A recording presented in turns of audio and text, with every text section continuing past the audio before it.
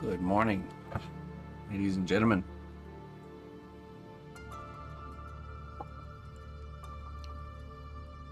How are we all doing?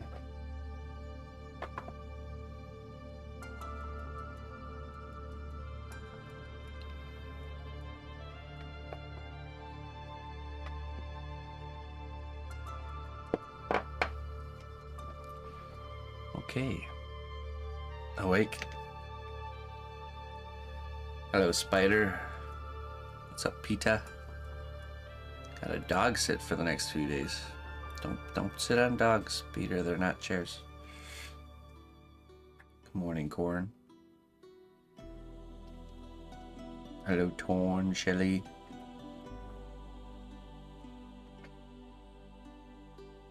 Baroma. Hello.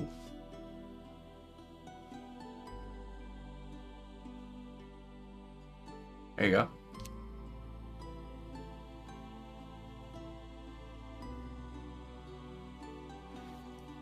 Some Manor Lords. I played a good amount of that game before I lost interest eventually, though. Once you kind of get your civilization to a certain point, then it's like, all right, I'm done.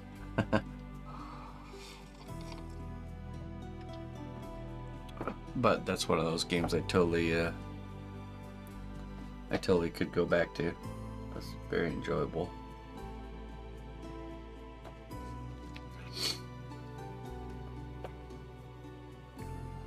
Okay.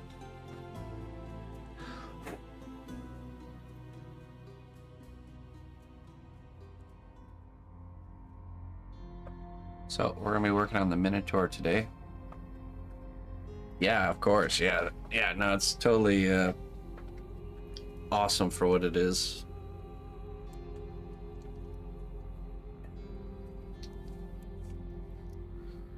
It'd be cool to see like the other, like your opponent, like actually building and stuff. You know, more of like a traditional RTS instead of just some random army showing up from off the map kind of thing. Won't be missing nothing. Yeah, right, Peter? It's coming, or so they say. Oh, okay, cool. Yeah, that's when it'll get fun, I think. Really fun for me.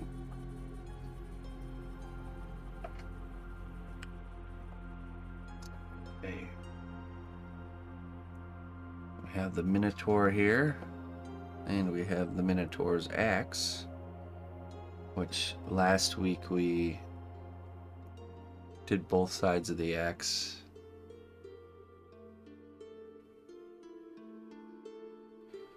So our next step is to do the handle.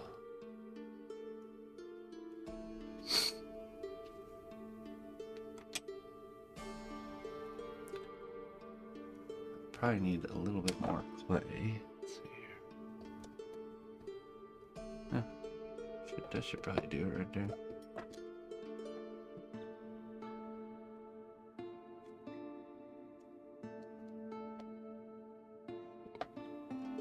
Yeah, we're ready to kind of do a lot of the upper body, but a lot of it's on hold because we need the axe finished so we can do the hands, so we can do the arms. So it's kind of where we're at.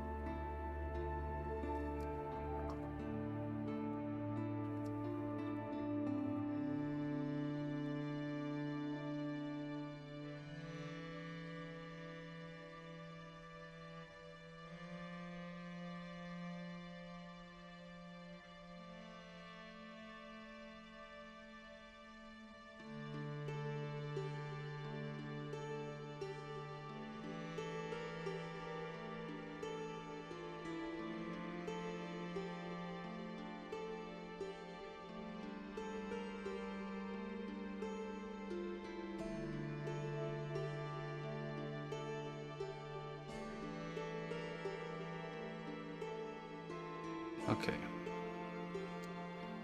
So I think we're gonna get this started. I'm gonna coat the handle with just a base layer of clay. Maybe put some just basic wood grain on there, and then we'll bake it, and then we'll just add layers on top of that. So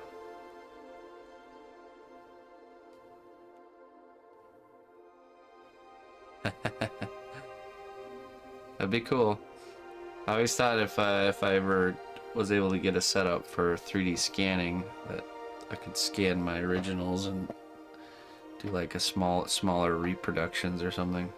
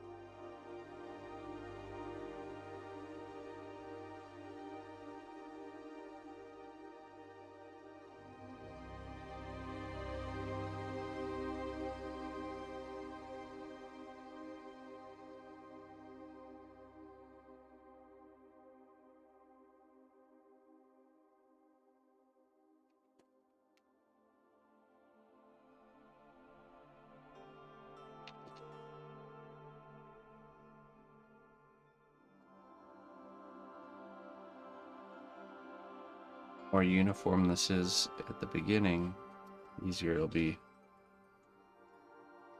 to have a nice uniform shape.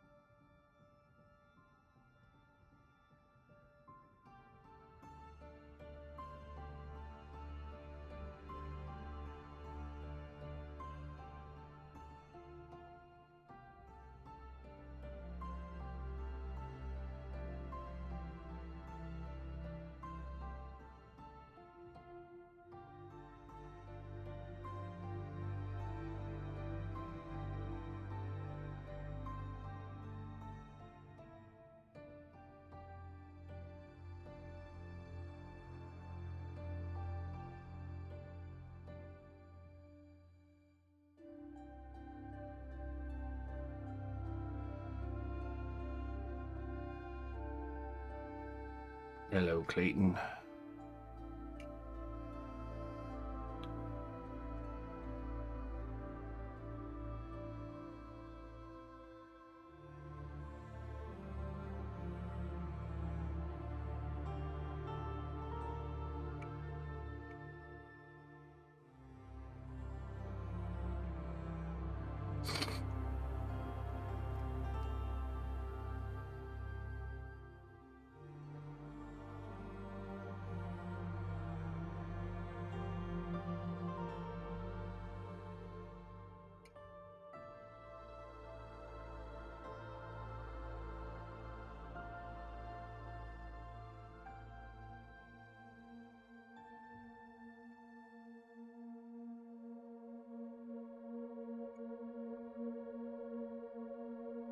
And my axe.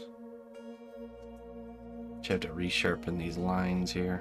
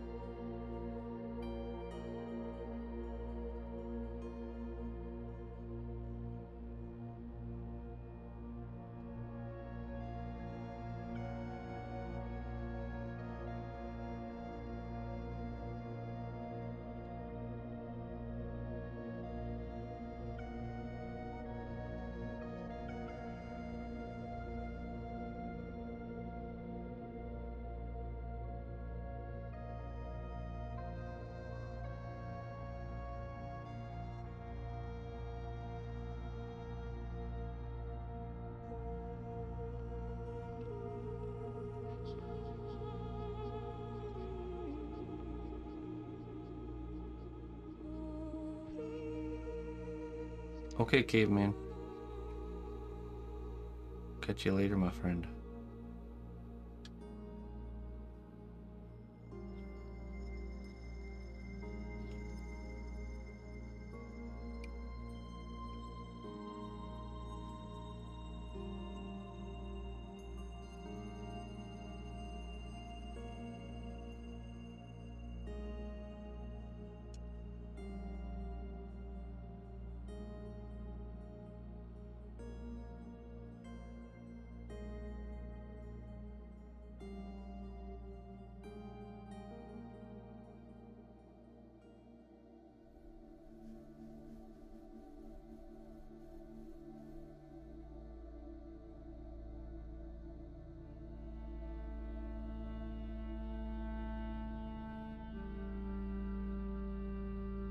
Hey, what's up, PB? Good morning.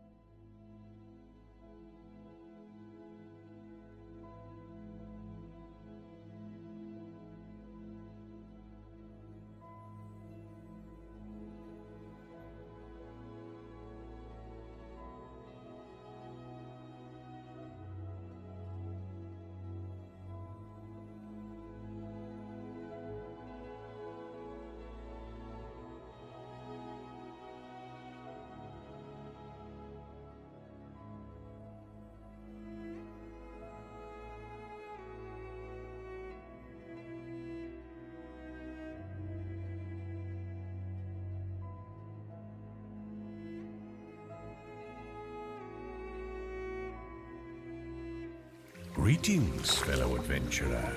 We've got everything you need to rest and refuel.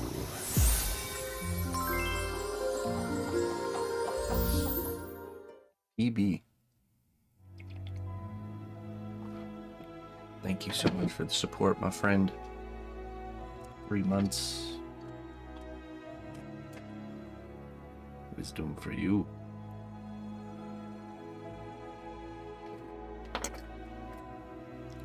Let's see what it says. Thanks for supporting what I'm doing here. I appreciate it. The road ahead may be long and winding, but you have the resilience to see it through. That you do. We all do. Sometimes the road is winding and long, and sometimes it's not.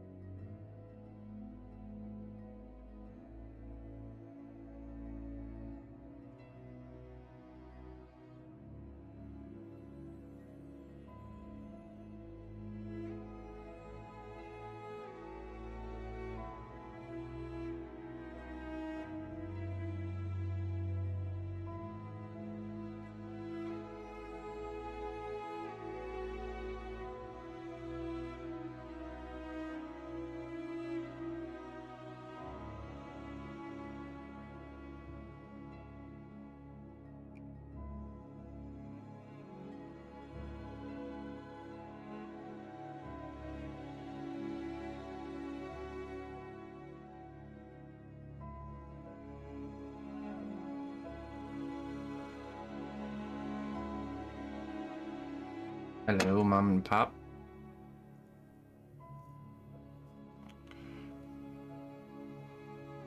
Look, I finished your scissors hand yesterday.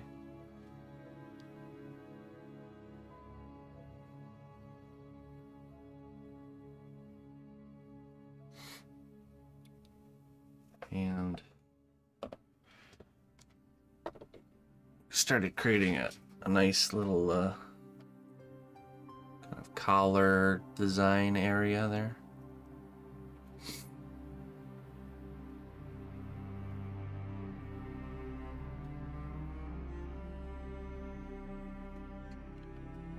Coming along. It's coming along.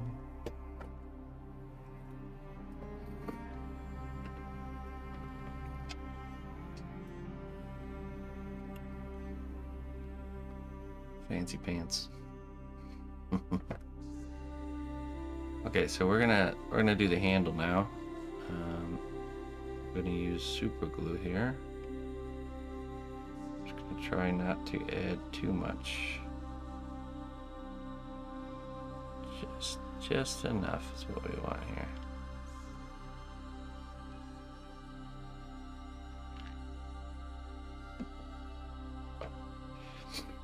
Oh, thank you. It's been a pleasure to bring this project to life.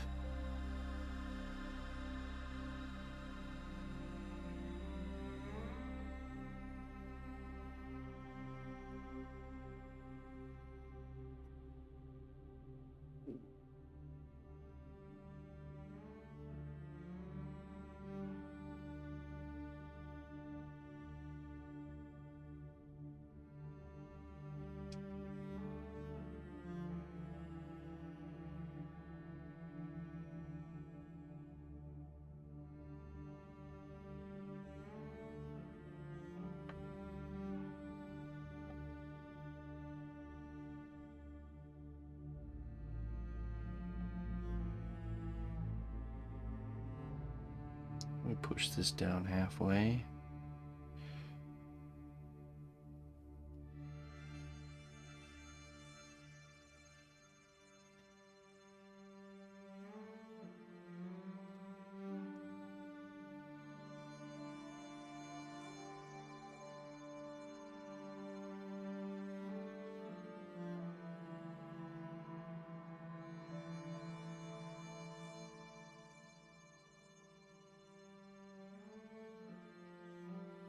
I think we'll do a second one and sandwich it in there.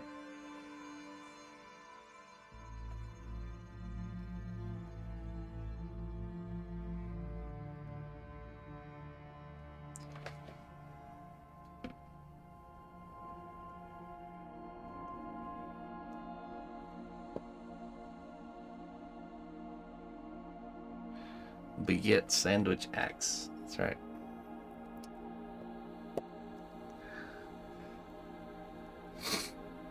Hey, how you doing, Aaron?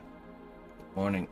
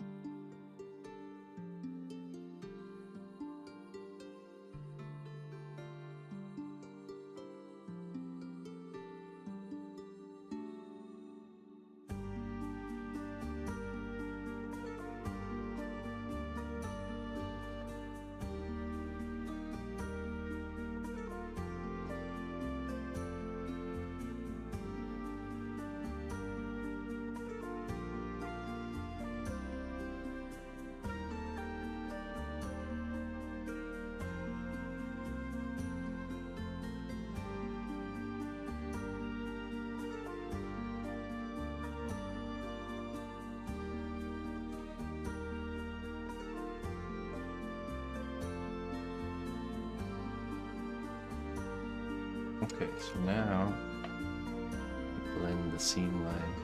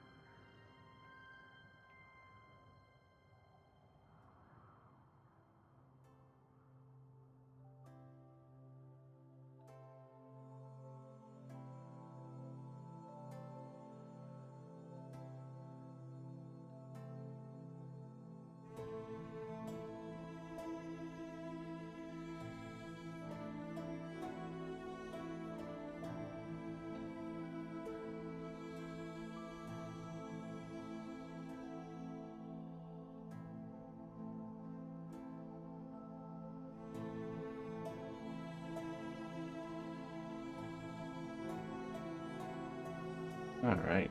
Seam line is smooth.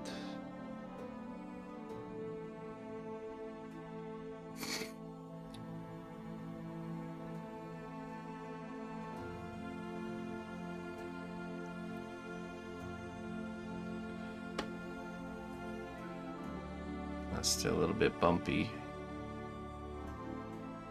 Let the smoothing continue.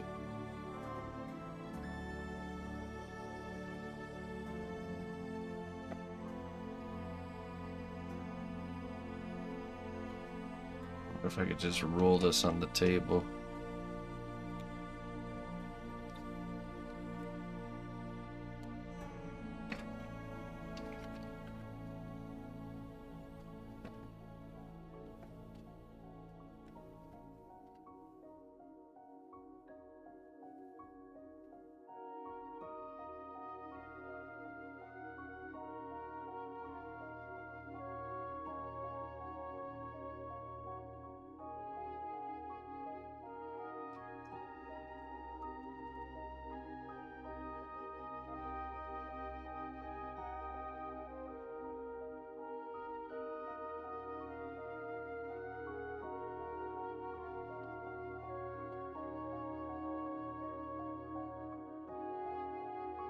Hey, what's up, Maggie?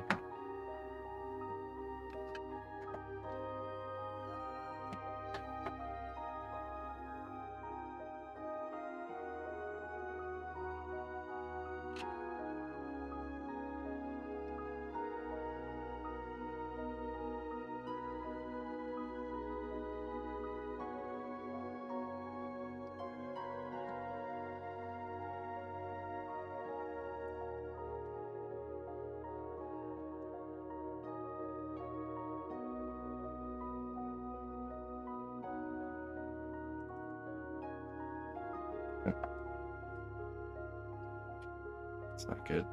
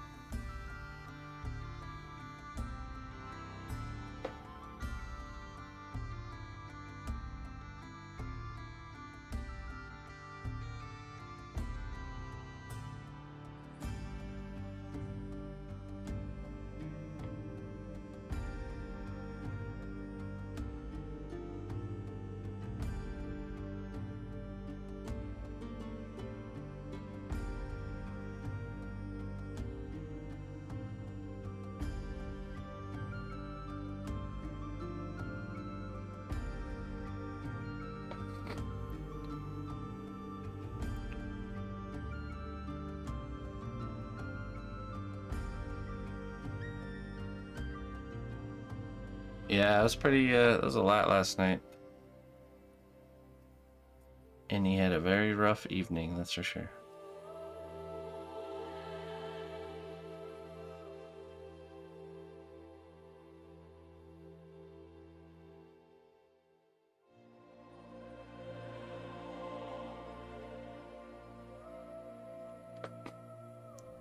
Okay, I'm gonna map out different sections, but I don't think we're gonna do any details on these sections just yet.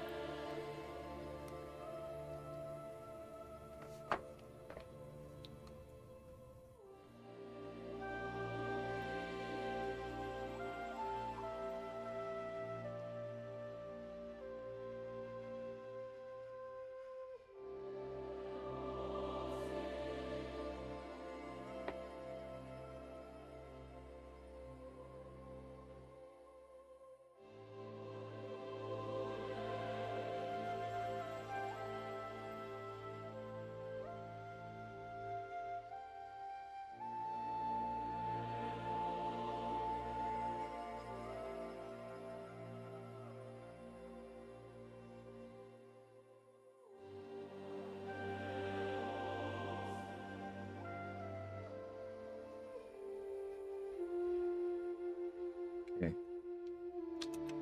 Let's do some wood grain here.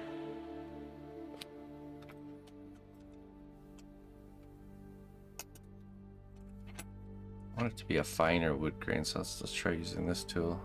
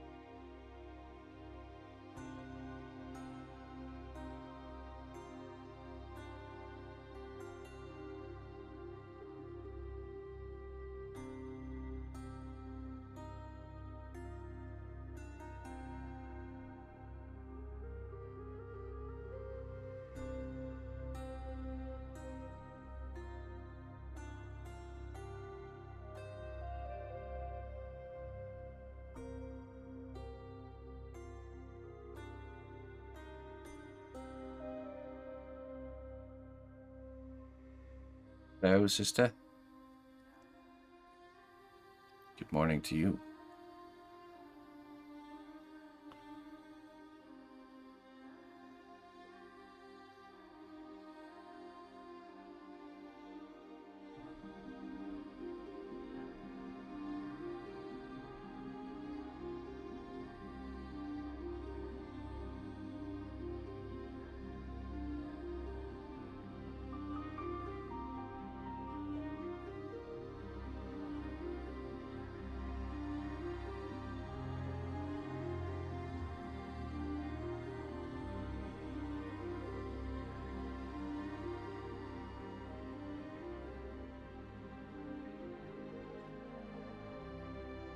Alright, now we're going with this tool, and we're going to make some deeper lines.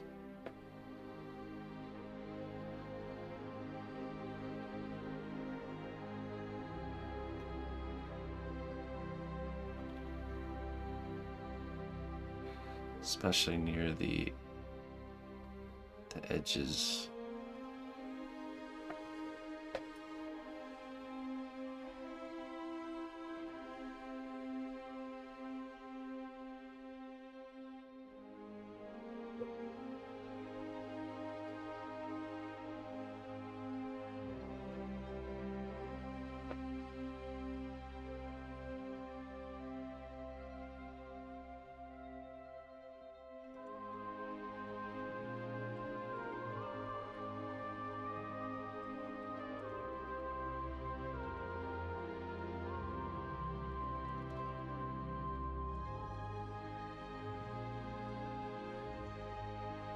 Hey, what's up, sister? There you go. Get to work.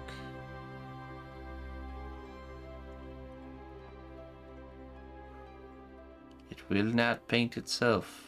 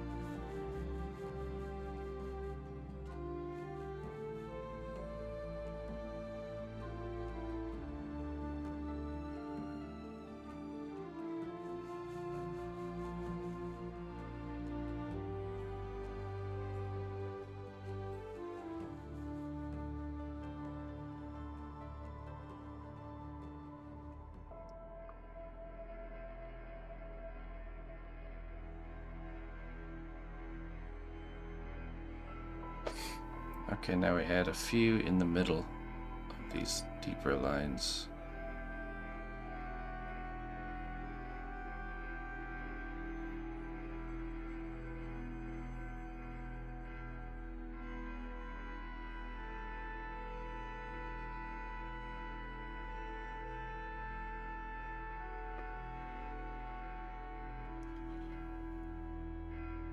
Hey, what's up, Lotus?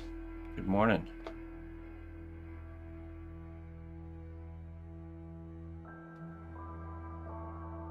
I heard you guys got some good news.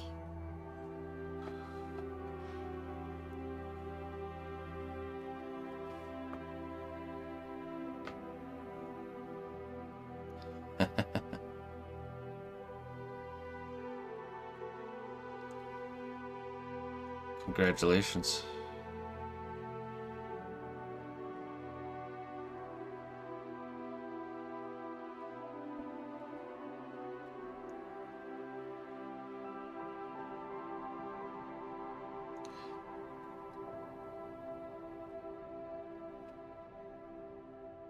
Hoping for twins? Boy.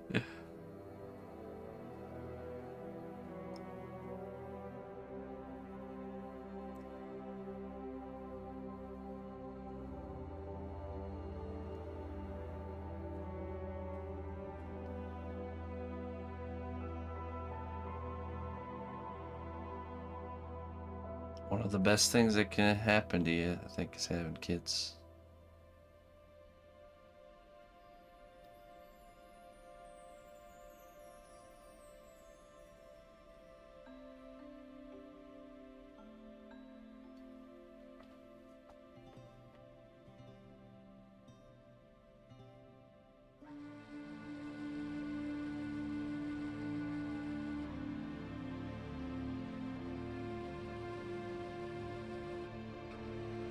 quite surreal, yeah. Well, there's no instruction manual, and there's you know, there's no way to be prepared and for it. You know, it's easy to get too like anxious, and you rise up to the challenge as it hits you, for sure. So don't worry about it. You guys will do great.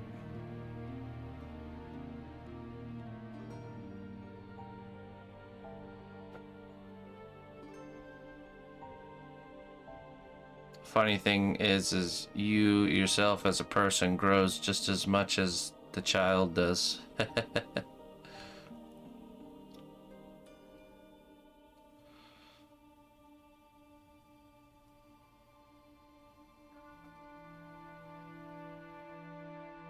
It's because the challenge of it, that's why.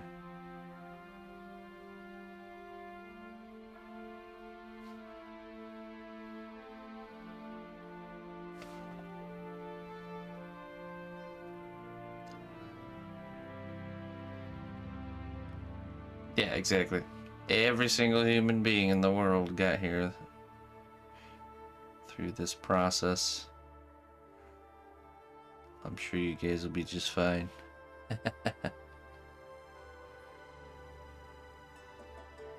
Oh, really? Oh.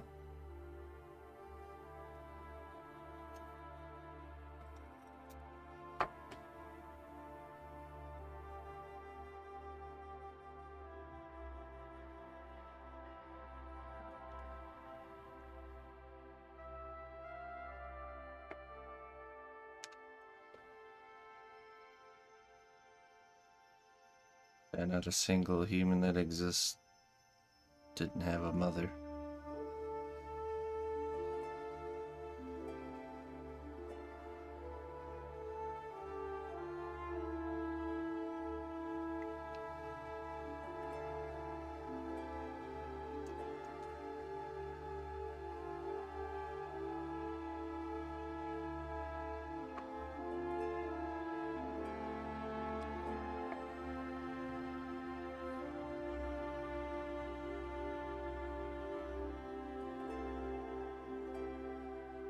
We're just getting this handle on this axe here.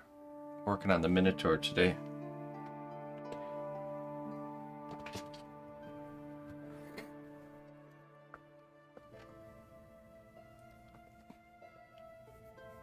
Just Dolly the sheep. Oh yeah, that's right. That was a clone sheep, right?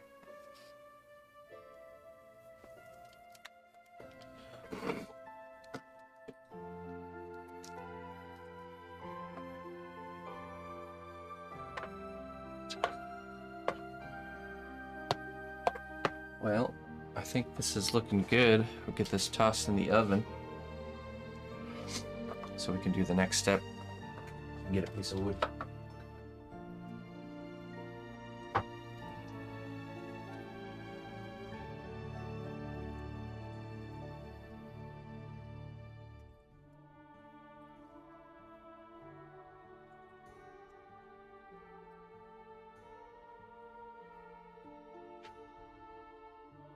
Here's my piece of wood, but the wing has glued itself to there.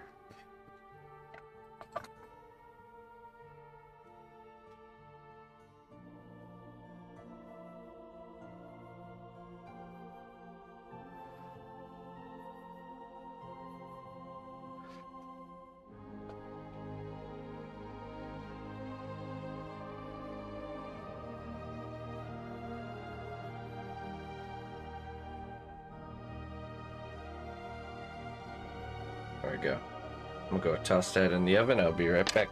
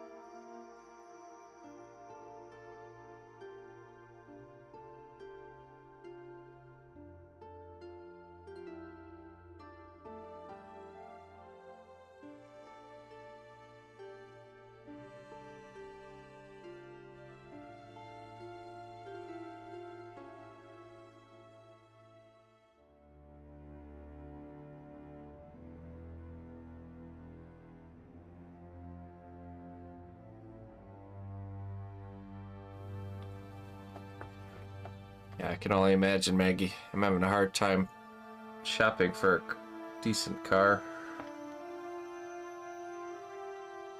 Buying land, I'm sure, is just as difficult. They're more so. Way more. Okay. Let's see.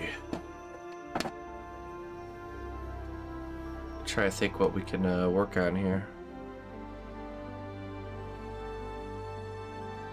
Hey, Sean. How you doing?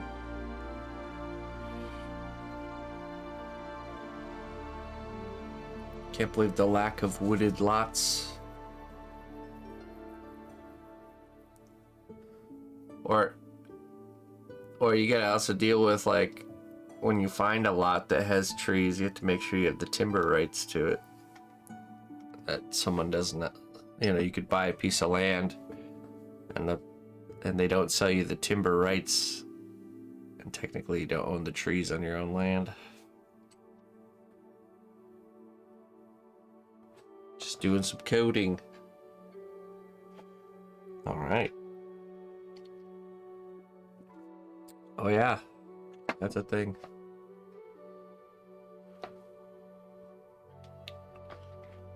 Yeah, I've looked into the ins and outs of buying land. Man, it's not easy. Not easy to find something that's decent.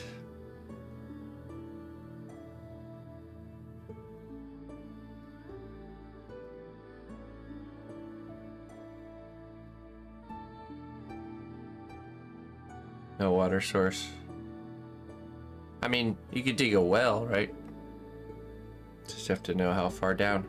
You just go out there with two little copper sticks like this, so as soon as they cross, you just dig straight down. It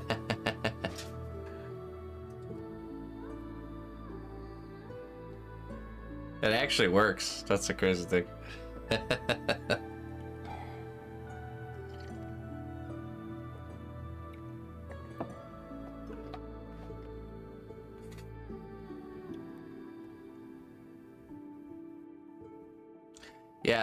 Yeah, well, that's another thing is, yeah, road access. A lot of plots of land don't have road access, so like the only way to get to your land is through other people's land. It's like there's like landlocked pieces of land. It's like, well, what are you supposed to do? I guess but get buddies with the neighbors, I guess.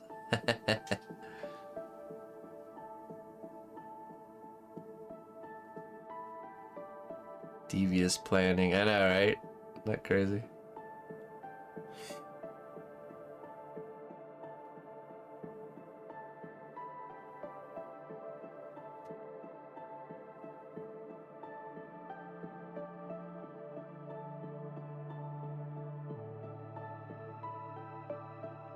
Yeah, that's true, Lotus. Yeah, I mean, sometimes it's good to not force things and kind of... Yeah, it's when you try to force things to happen at a specific timing, you know, and that's when you start rushing into something that's not good. I get it though. It's the way that system works with buying things. It makes you feel like we need to act on this now because someone else will get it, you know. But you can't make decisions like that urgently, even if everyone else is doing it. Who cares what everyone else is doing, you know?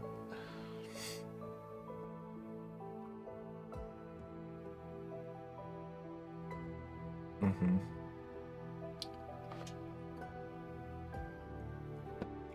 All right. While that handle's in the oven, let's finish up this. The pirate needs his second hand. Let's finish the sculpting of this hand.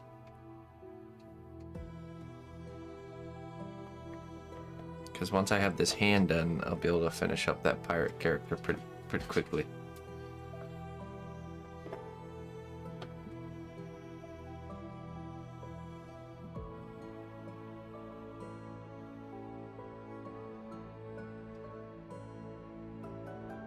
Let's give him a hook. Well, I would, but this is the hand holding his cards, poker cards, so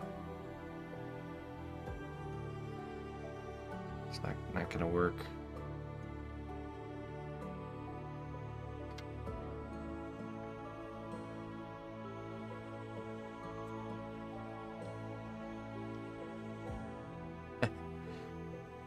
Yeah, you know how hard those are to find, Shelly?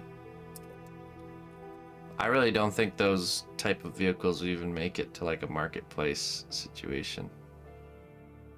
That's like you gotta know somebody that knows somebody.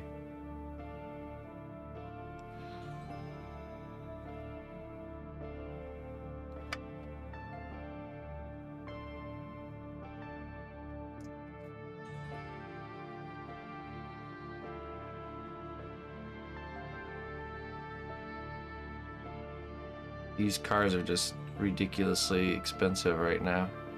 It's crazy, man.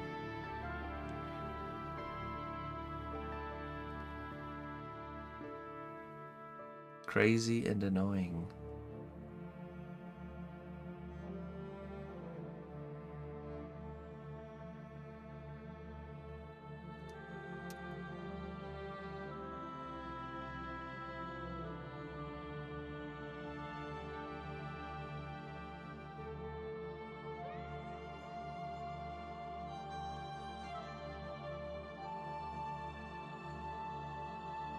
But just have to be patient.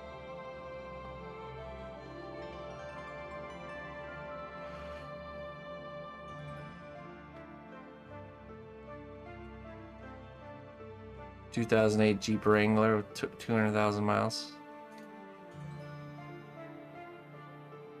Yeah, seems like anything decent I can find right now for the 5K budget I have is, it's like almost near. You're either getting something really reliable that's got 200,000 miles, or some make and model that's just like a lemon pretty much, that's got low miles and looks pretty good but isn't actually. The engine will blow it on, you know, or some other catastrophic issue will happen.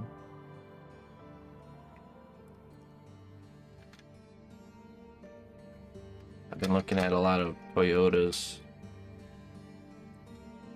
I think it's better to go with a higher mileage Toyota than anything else.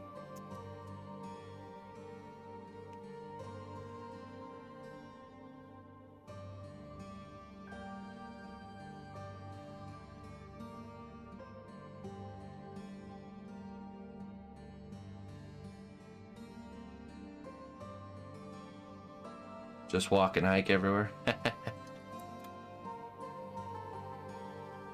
I've had phases in my life where I didn't have a car for a long time.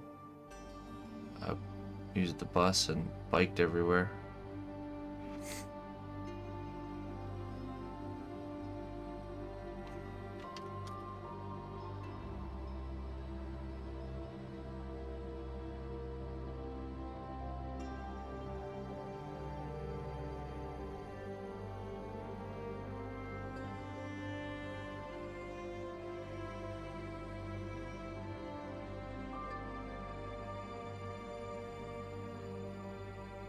Let's brush this really quick here.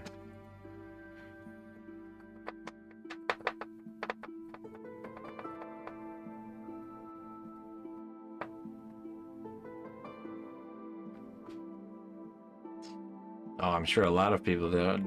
That's what I'm trying to avoid.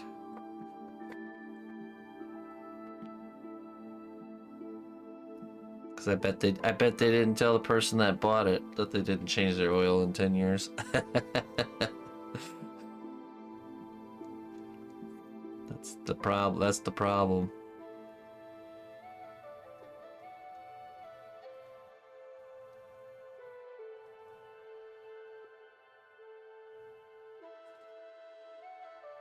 Hey, this is a type of polymer clay called Cos clay. You can do !point clay. It'll give you a link in the chat.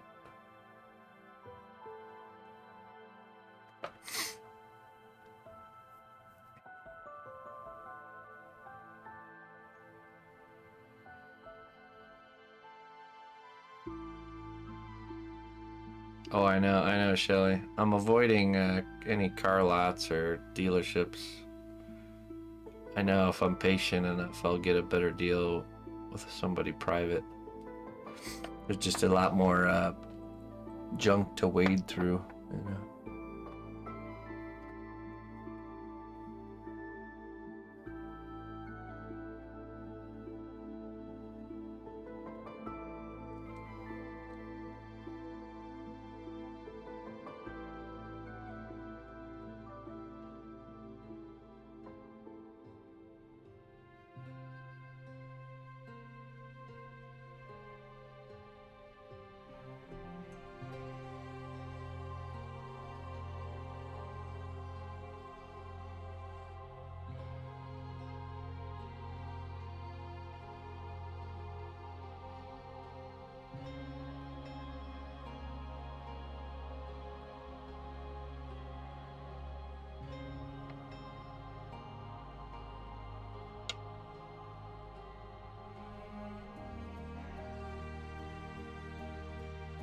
You're just getting into clay sculpting, any advices? Yeah, check out my free tutorial series on YouTube or Twitch. There's a whole playlist. It's a class where we create a woodland gremlin character, start to finish. And it's free. So just follow along and try your best and you will do well. Also join our Discord if you do end up doing that, and you can show your work there, and I do weekly review.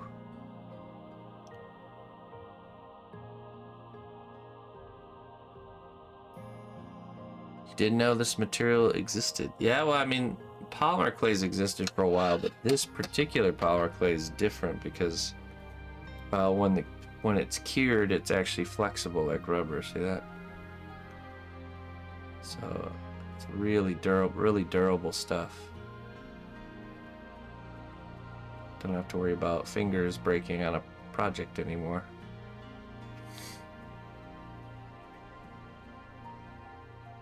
Yeah, Soulfort. Welcome, my friend. Feel free to ask any specific questions when you come across them too. On your sculpting journey, I'm happy to help you.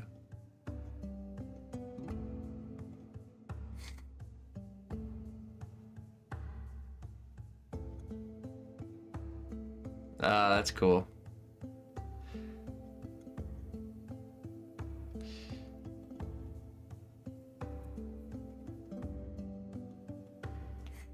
Yeah, do it.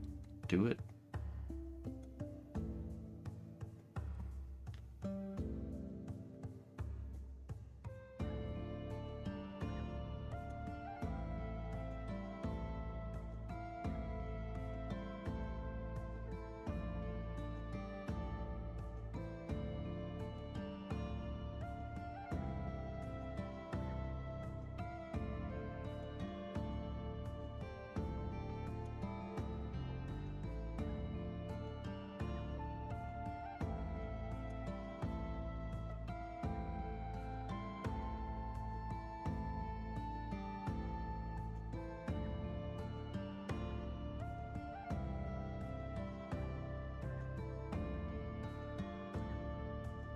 Yeah, I mean this stuff, it's oil based, so it doesn't dry out it doesn't dry or create residue or anything like that. It's very clean material, and it'll stay workable as long as we need it to until we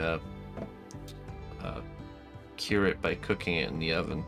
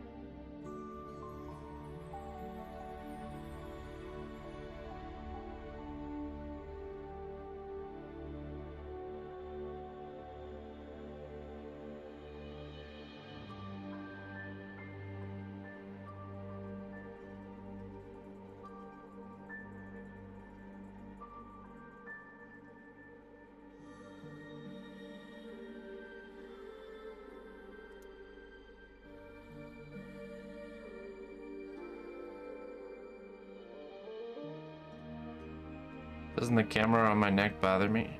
No. I've been wearing this camera on my neck for 13 years now.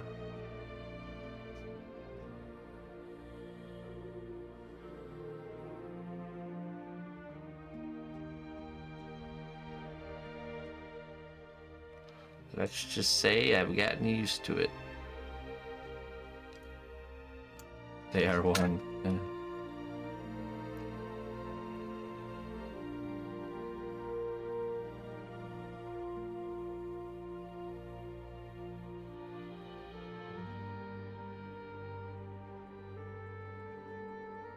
Been playing this game a long time.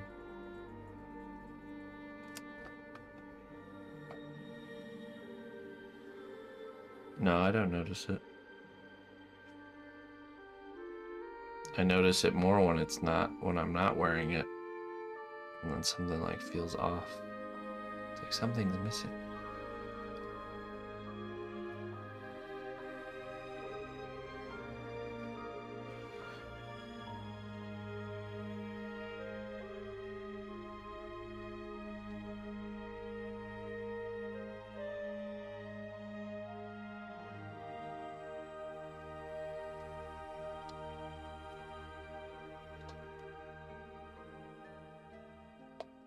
Hold on 1 second.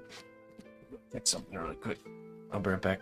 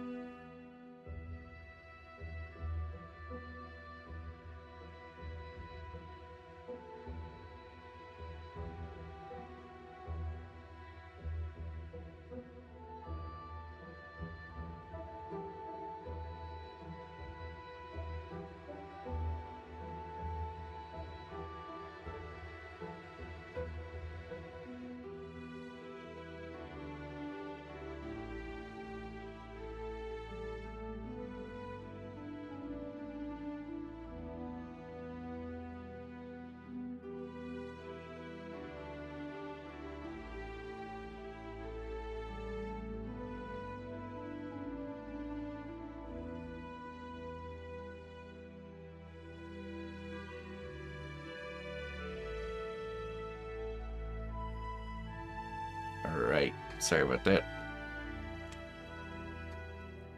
Any need to be let out. She ate something she probably shouldn't have eaten in the garden. Silly dog. Acts like she doesn't get any food.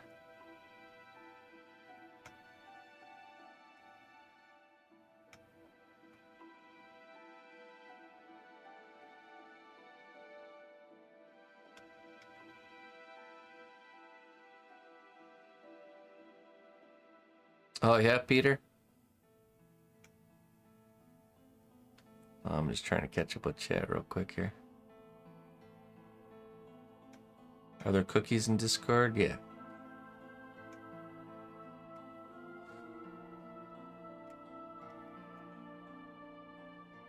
Yeah, new class starts. We're doing a dragon sculpting class on the 14th this month. It starts, and it'll be every Sunday. So.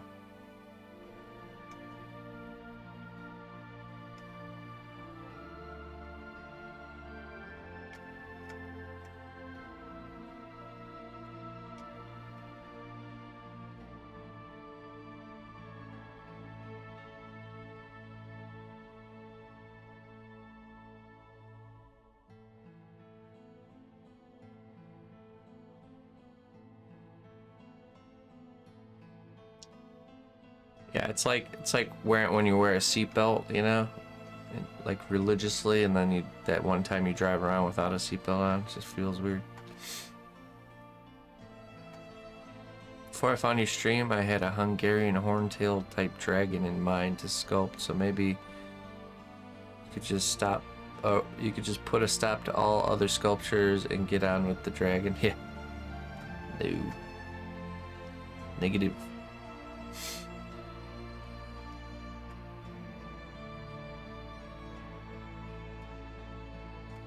Good morning, dragon.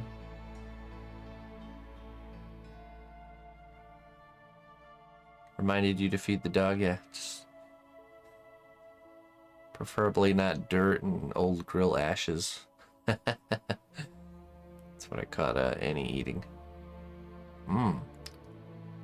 Grill ashes. Best.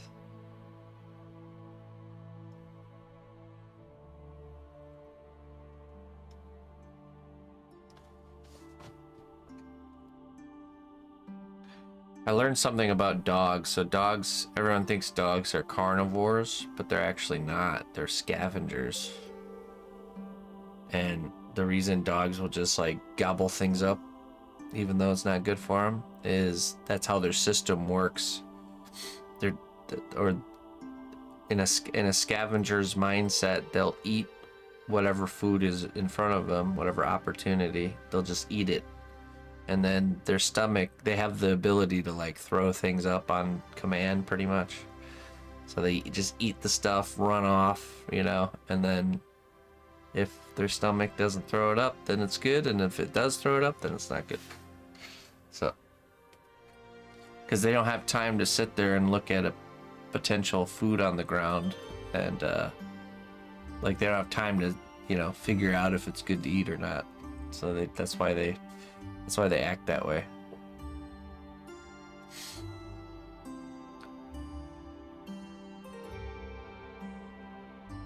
Oh, nice, Lotus. Yeah, we feed our Annie gets fed a raw diet, raw meat mostly. So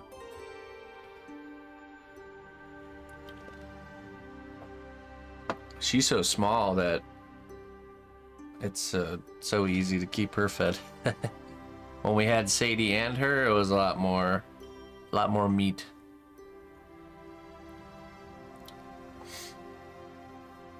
So like when I buy chicken, I usually try and get a whole chicken or just like bone in, skin on stuff. The less butchered the better, because all the scraps from me butchering it myself can just go to Annie. And also it's cheaper. So you get more and it's cheaper.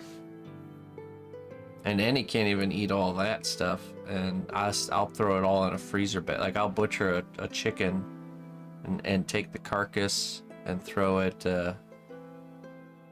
in like a bag in the freezer, and then once I got enough like chicken parts saved up, I'll throw those all in a big pot and make a homemade bone chicken broth. So harvest your rooster. It's time. Sadie passed away the day after Mother's Day, sister. Sadie moved on. Her stay in this world is finished.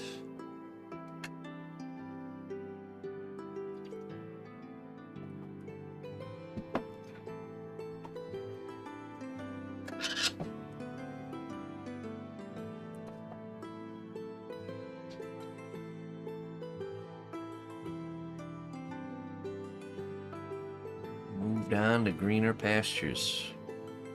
Greener indeed.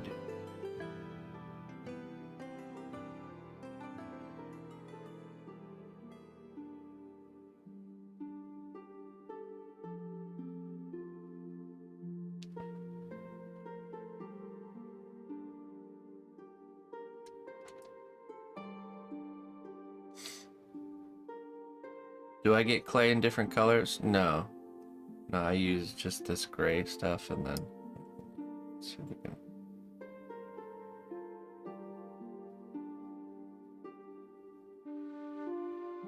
Yeah, it's not gonna work.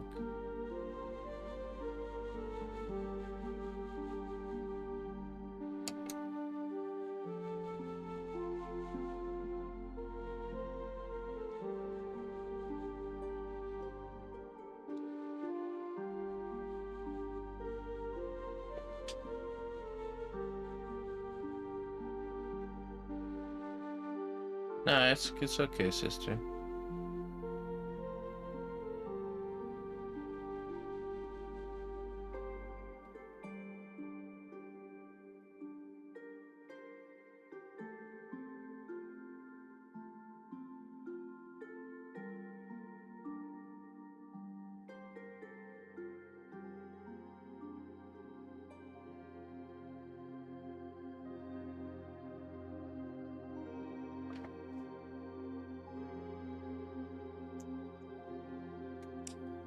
So we sculpt the pieces, and once they're finished, we paint them, just like a statue, or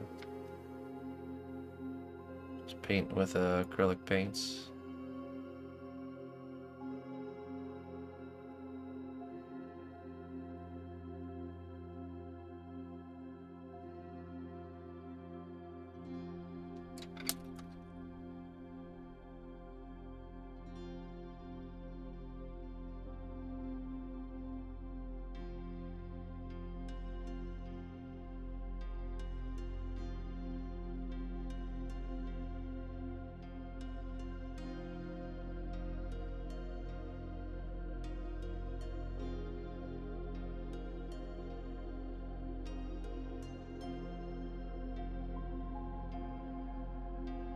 This is the pirate's hand.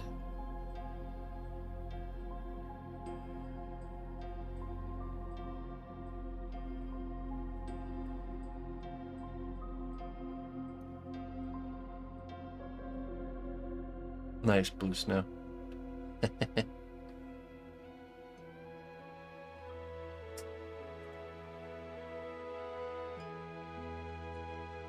Very nice.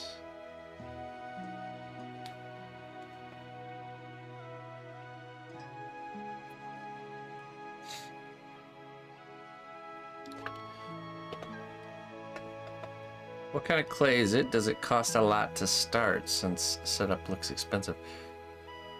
You have to imagine my setup is after decades of doing this and is not what you need to start. When I started, the only thing I bought was one box of clay. Everything else, so to start, it cost me $15. All the tools, I use household items. The armature wire, I untwisted wire coat hangers from my closet. And the piece of wood for the base was an old Employee of the Month placard that I recycled into a sculpture base. So I started with as minimal as you could possibly get. The only thing you can't really source without buying it is the clay. So it's not expensive at all. Doesn't have to be.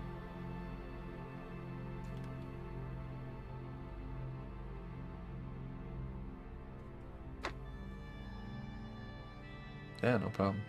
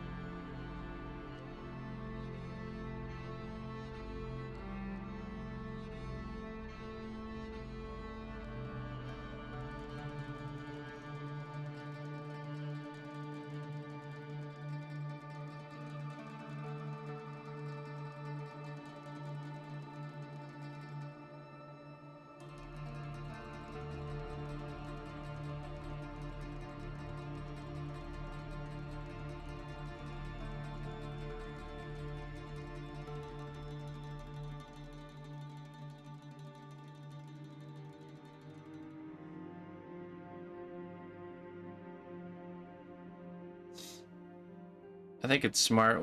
Any hobby that you're setting out to do, there's always going to be other tools that aren't needed but are nice to have. You know, every trade has those tools, and you shouldn't feel like you need to have that stuff at the beginning. What you do is you just start with whatever you can get, however much or however little, and then over time, if you're sticking with the craft, you can justify getting more things, more tools, or different materials.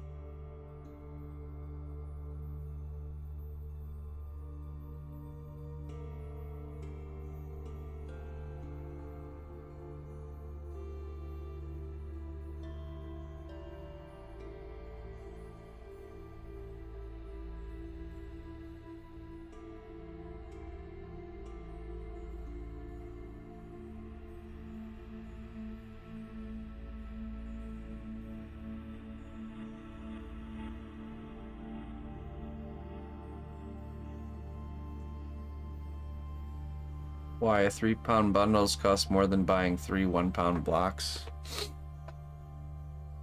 That's a good question. I have no idea. I'm sure there's a reason.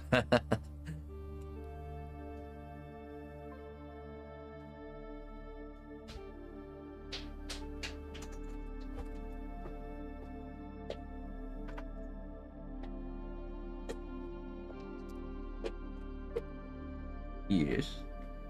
Can I sculpt with you? Yes. Okay. I know why, because I did sculpt seal yesterday. That's right. So today you can. I would let you sculpt with me every day, then I wouldn't get any work done. But I just didn't sculpt you tomorrow because you didn't let me, right? Yesterday? Huh? You didn't ask yesterday. You just already knew that I wouldn't let you, so you never even asked. And that was, well, it's because I want to sculpt you different times. Different times? Sometimes. Right. Because I know you need to get it work done. Look at this hand-holding scissors. Isn't that cool? Is it for him? No, it's for her back there. Her? And the lady in the dress. But this is hard to squish for me. I cannot. The Minotaur barber.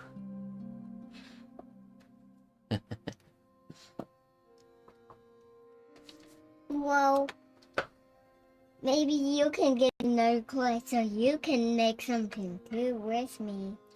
Yeah, I could. Just grab another fresh pack. Fresh pack. You know why I'm letting you sculpt with me in the workshop? What? You know why I'm sculpting with? You're letting me sculpt with you? Yeah. I think I'm letting you sculpt with me. That's what I think. But you let me sculpt with you, so I'm letting you sculpt with me. Really? Uh-huh. Maybe I'll make Well- another thing. Well, that's very nice of you. Mine will be a secret. Okay. And what was your will? Mine will be a secret too.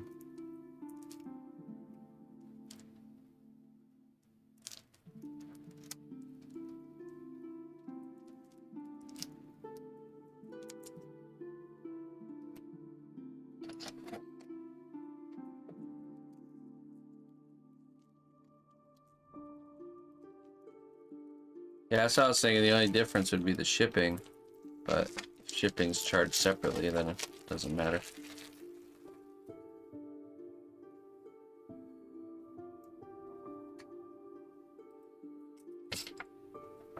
See? These little things, these are is for the pond. Oh. You want a piece of wood to build on so you don't have to scrape it off the table? Yeah, sure. Here you go. But I still need to get it off the table. Well, yeah, but at least now you don't have to take the whole thing off.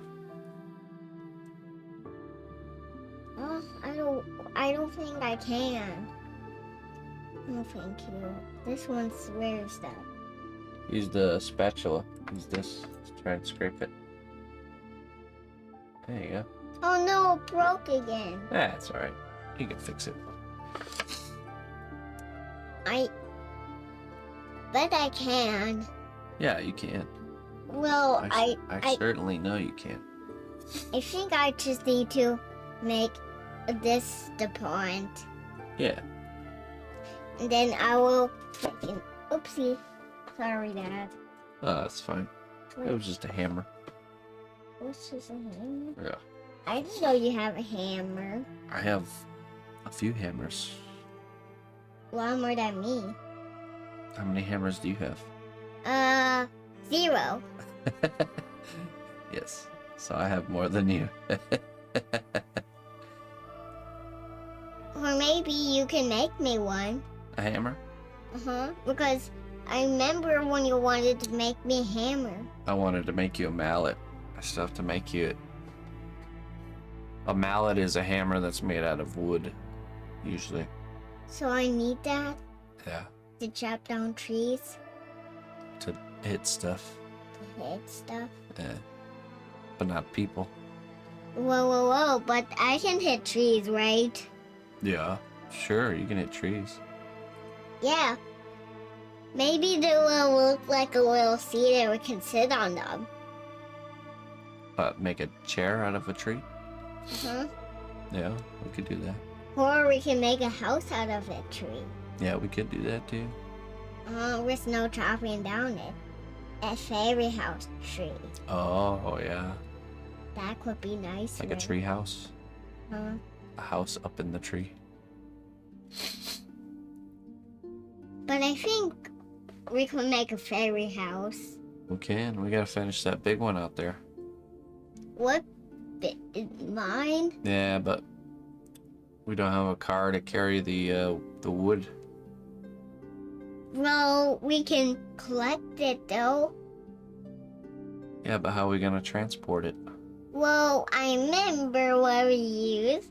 We used a pack and we close with a button, and then we carried the sticks with it. Oh yeah, you're talking about the big stick carrier, right? Yeah. But we're gonna walk. We would have to walk really far with all that heavy wood. Well, then we can put it back. Then we can put it in the car, and then we can collect again, and then do it over and over again. Yeah, but we don't. The car that we used to have is the one that fit all the wood, and that we don't use that one. It's broken. It's broken. Yeah, Well, we have to get a new car first. you remember you remember soon we will go to Deutschland, and then we will drive, and then she will drive us in her car, right? Who? Uh, Mom? no. You Opa? know, no. Oma? Yep. Oma will drive us? And Opa can take a break in the other seat. Yeah. In the passenger seat.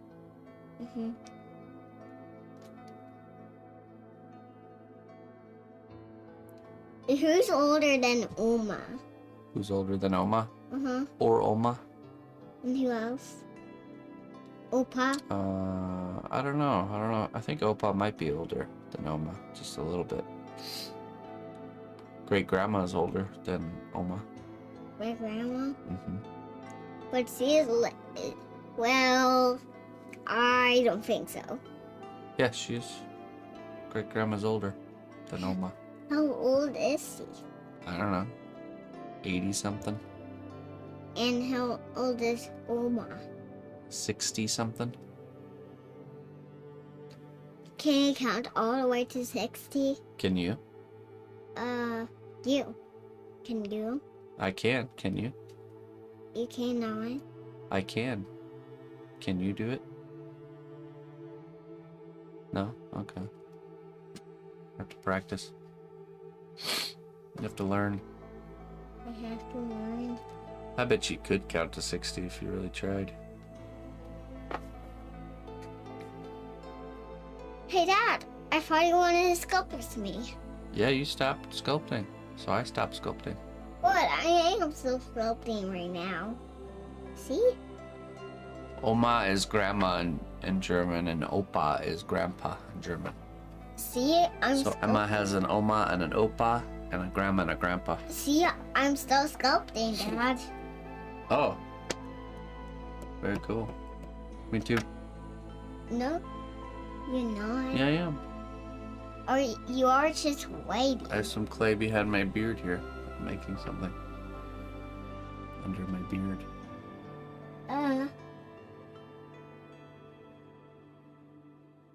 I don't see any clay under your beard. Yeah, it's in my hand. I'm making a little character in here. Nope, can't. I don't see it. Nope. It's a secret. I don't see any clay.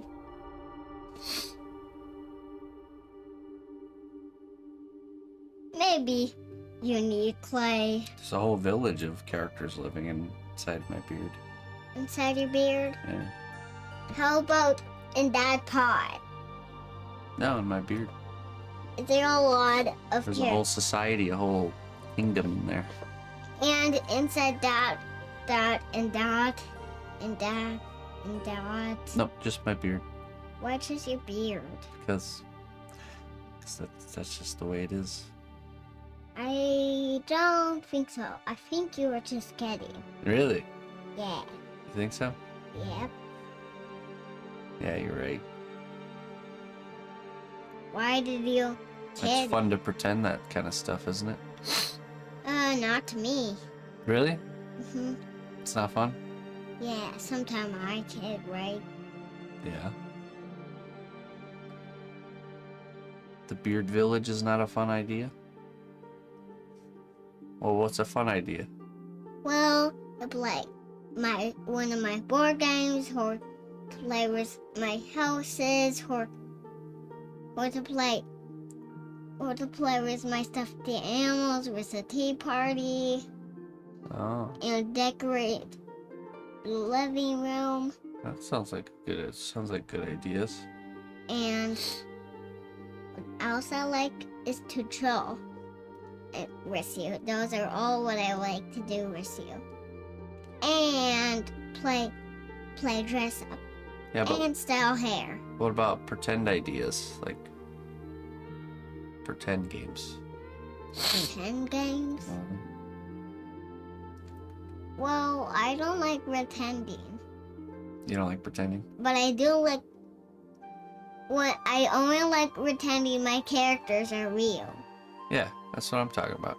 That's a pretend game. Well, not very. I just like doing the ones in my box. In your box? If they're pretending they're real. In your hangout area? Under your bed?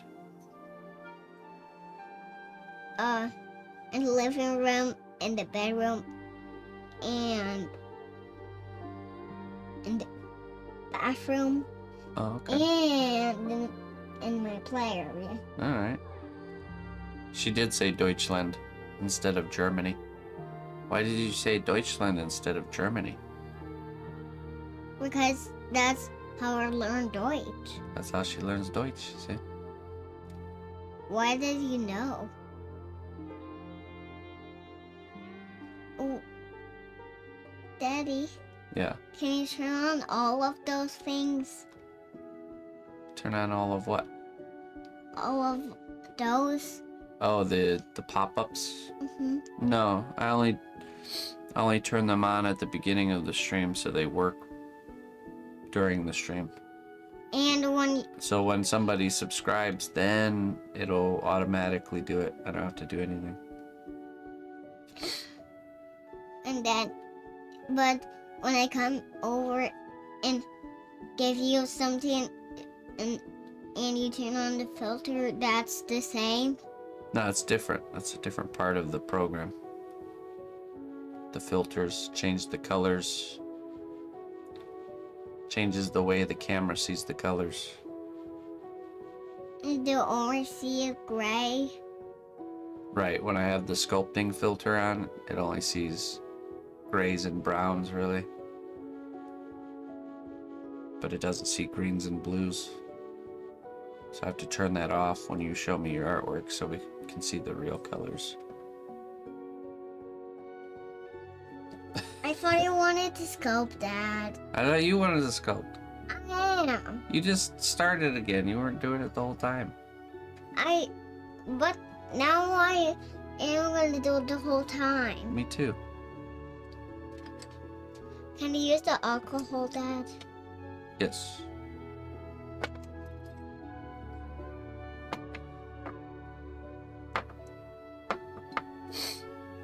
I need to make this a little smooth.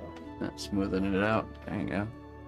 That's better when we do that, right? Some pretty nice, like, rock formations or something. Well, Or what is that? that is rocks. Rocks? Right now we're making rocks. Making a sculpture base? Yeah, these will be rocks for inside, and then I will make the grass on top. Oh. It's a good idea. And then I will flatten the rocks, and then I will make them into grass. How are you gonna make the grass? Have you figured that out yet? No, but I'm just making the rocks for a second. And Right now you're making the rocks, yeah. You'll figure that out later when you get to it. I need to The grass. use up the clay. Yeah. To do that. I need to fill up with here, and every place. But yeah, Emma's mother is from Germany, Deutschland. Yeah. So Emma's Now I need low. half German, half American. Half German, half American. Yeah. That's what you're made of. That's what I'm made of. Yep. Well, Half. I'm made of skin. Well, yeah, but you're from half German and half American. Because your daddy is American and your mom is German. So I'm half. So you're half. Now I need to make some more rocks. Just don't do it in your beard again and kid again. Huh? Just don't do it in your beard. What? Do it on with your hands. Oh, my sculpting, yeah, my beard is making the sculpture right now. Let's put some clay in there and then it sculpts something and then it comes out. The finished sculpture comes out of the beard. I think you're just kidding again. All the beard hairs are like little fingers and they just sculpt away. I think you're just kidding again. Say hi from Deutschland, Emma. Blue says. I think Blue is from Deutschland. Corin's in chat too. Remember meeting Corin in Deutschland? Corin? Yeah. You remember Corin? Nah. She totally messes with you. You don't remember giving them pretzel sticks like over and over and over again? I do remember Sarah. You remember Sarah? I know you remember Sarah. Okay, I do remember Corin. You do remember Corin? Yeah, that was Yeah. funny when I gave him pretzel sticks every time. Uh-huh. Remember he has glasses? Yeah, Yeah. And darker colored hair. yeah. And we shared all of them with everyone, right? Yeah. Hello, Dr. Schnuggles. Speaking of which, we are going to Deutschland for a month from October to November. October 13th to November 13th. So we'll probably try and set up some sort of a meeting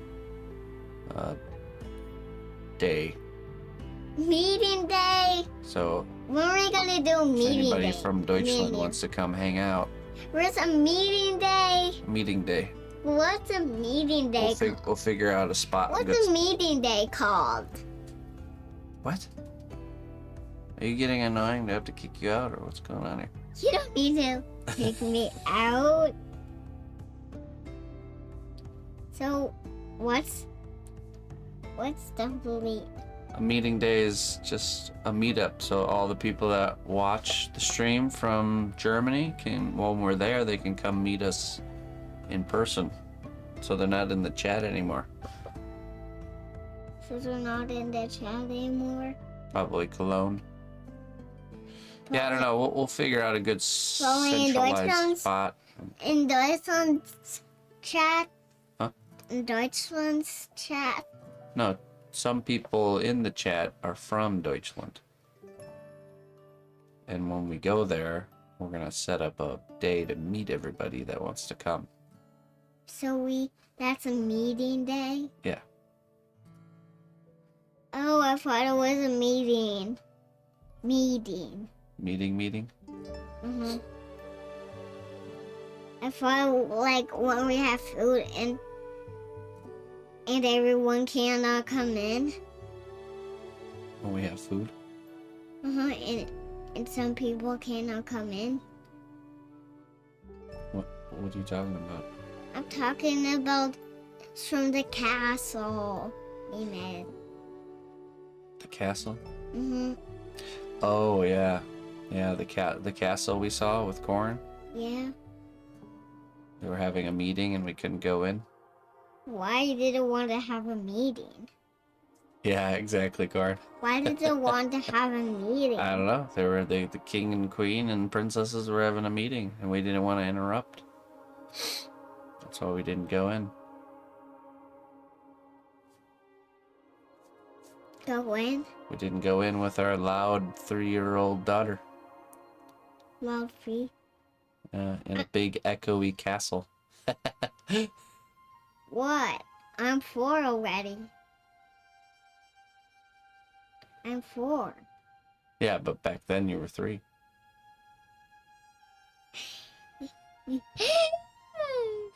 That's funny. Yeah. All right. Well, Daddy's gotta get back to work. Wait, Daddy. What? I'm not finished. I'm trying to sculpt this. All right. Well, grab some clay and take it with you. Okay. There you go. One, and then. Yeah. Okay. Yeah, you can rip off a piece. There you go. Keep ripping. Keep ripping. Or maybe use that knife and cut it. And cut it. One knife. This one. Oh, okay.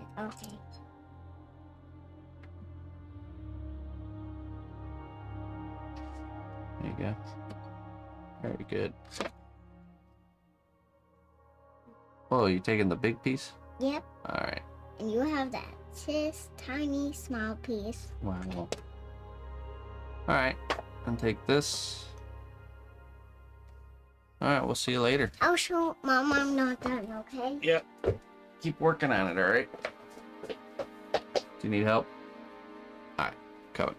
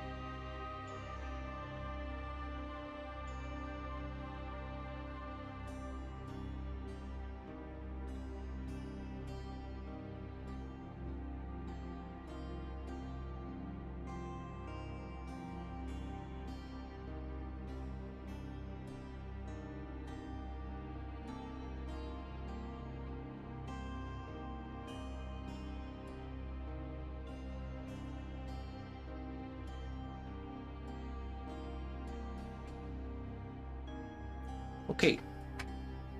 Let's get back to work, shall we?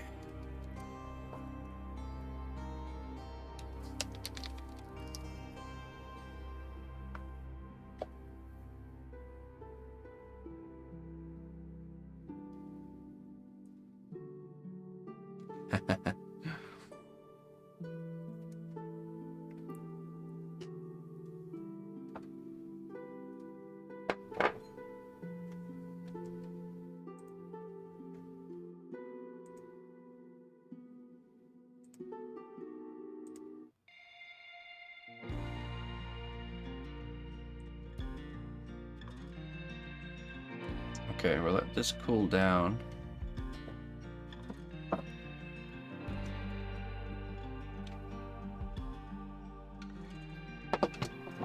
While that cools, keep working on this hand. And we'll switch to it once it's cooled down.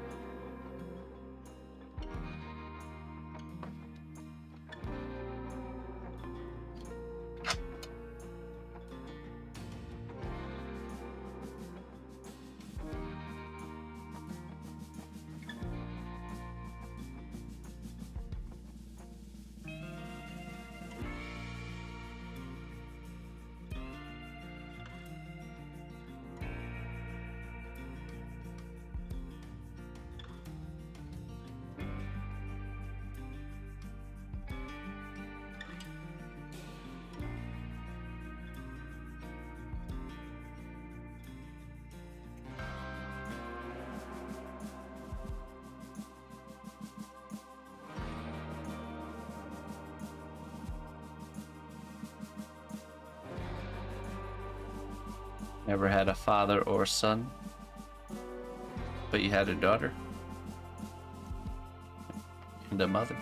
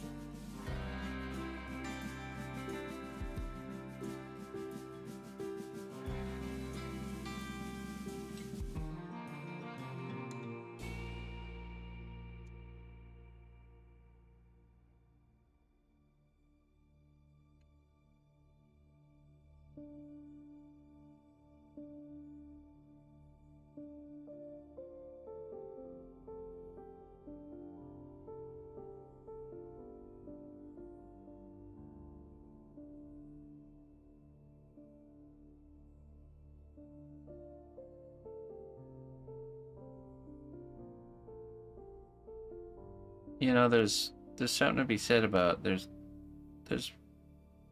everyone can have close relationships with people. You know, we're all surrounded by people.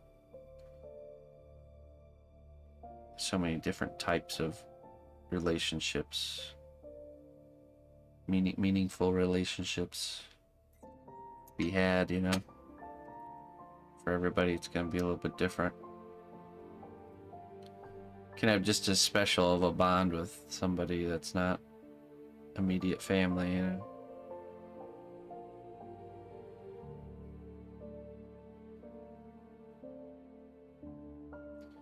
All boils down to spending time with folks.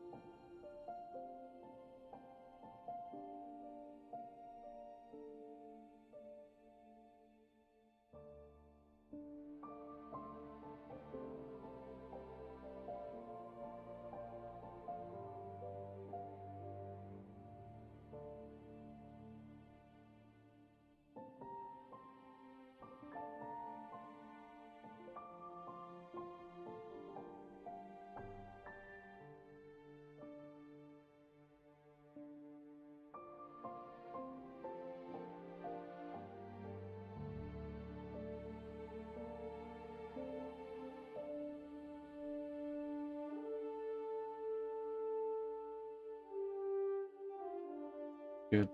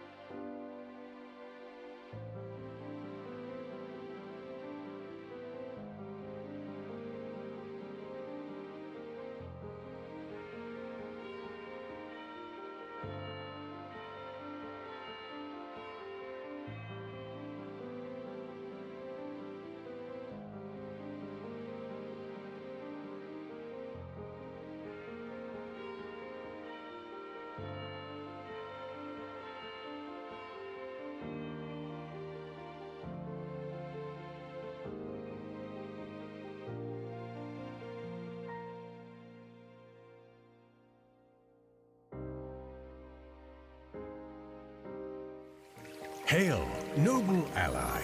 Please accept these treasures as a gift for your unwavering service to the kingdom.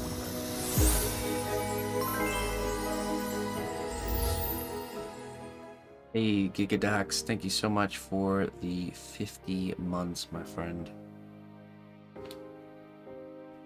I appreciate that. Got some dried mandrake here. 50 months, that's right. Just getting started. Gigadox is just getting started here. Let's see what the wisdom has for you this month. When in doubt, consult a wise wizard or a good tavern barkeep. Both have valuable insights and plenty of ale. That's a good one. Except for this wizard, I don't have plenty of ale because I have drinking it all.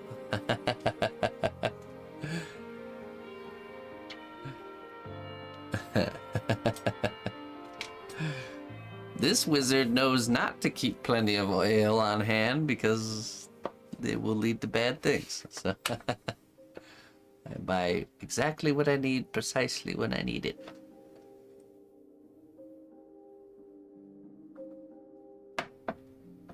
But I can at least give some advice. Thanks a lot, Gigadox. Thank you for supporting my work for so long, and I appreciate you continuing that.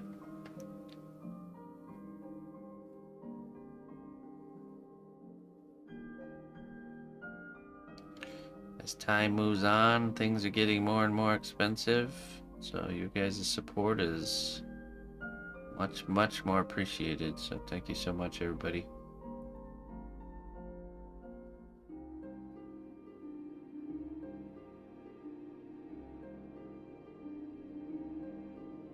I wouldn't be able to make it without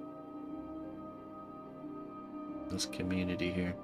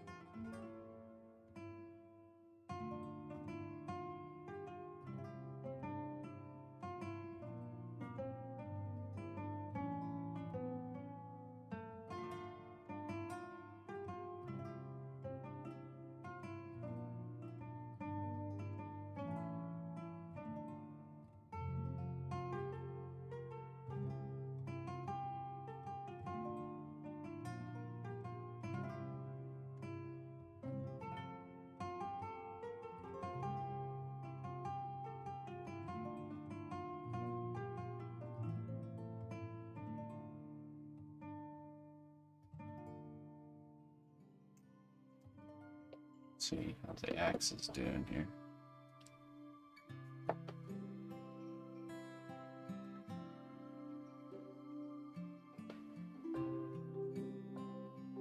Alright, so we can start the next layers here.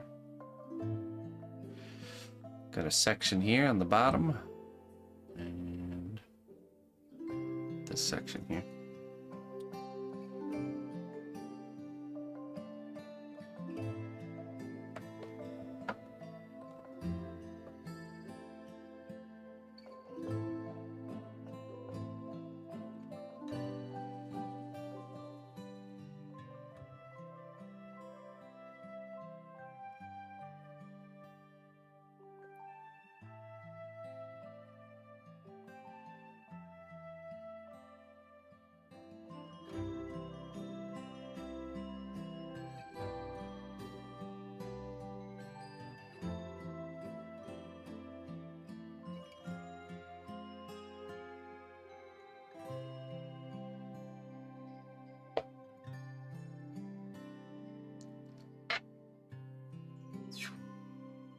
Looking good.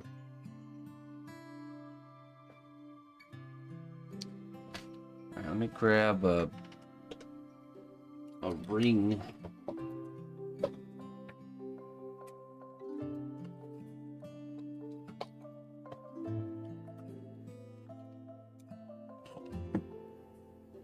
I'll put this at the bottom.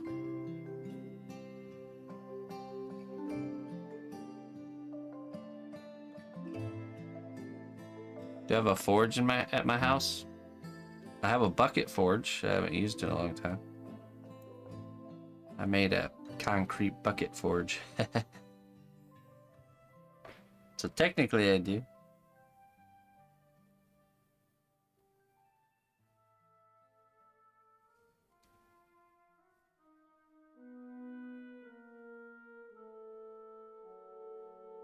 Okay, let's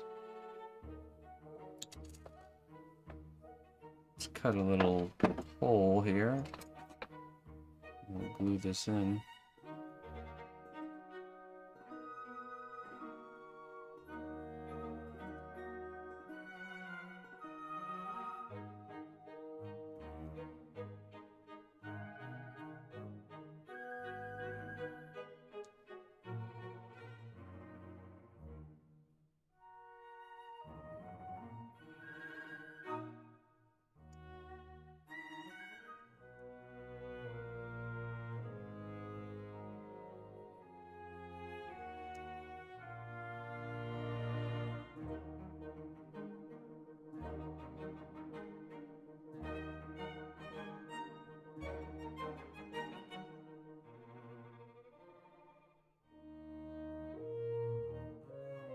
We don't forge in our house? No.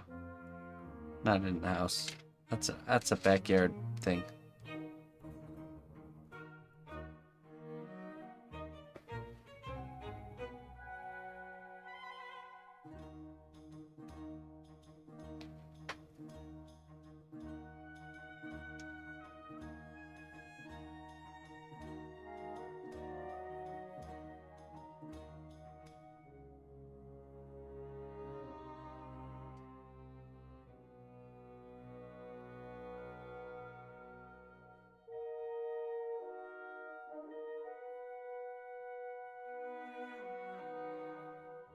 All right.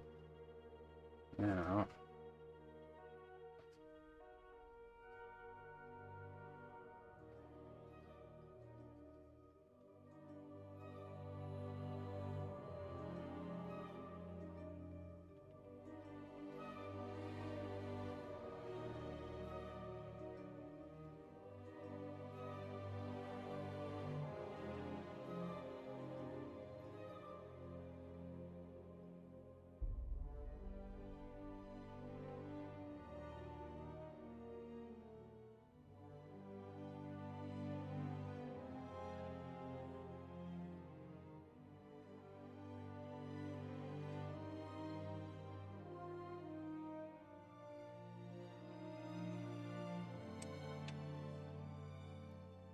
thanks, Froggy.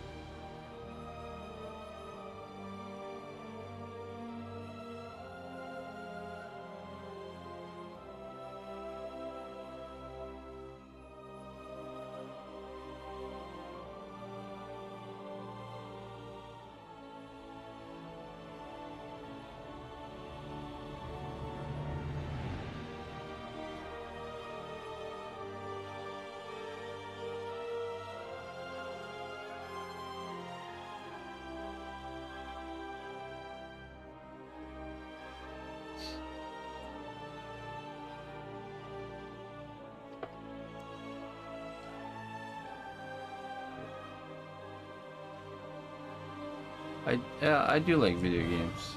Yes. I don't play many video games right now. I do like them.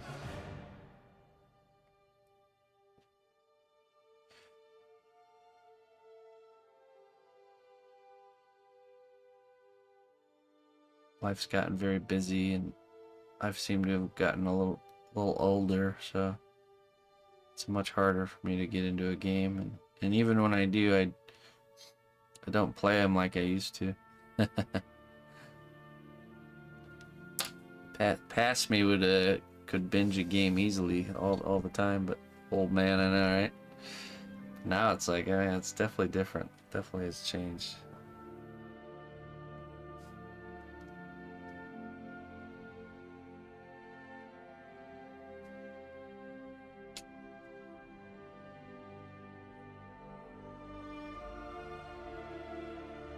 I don't know if I have a favorite game, to be honest.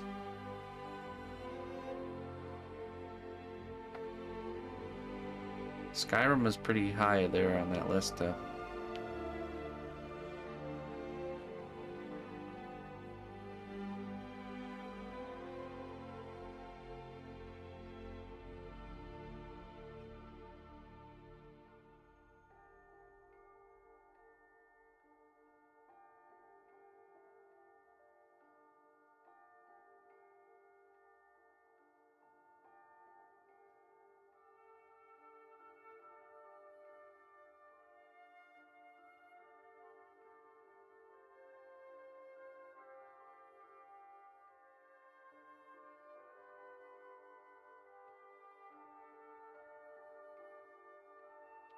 Favorite games and nostalgia games, yeah, right?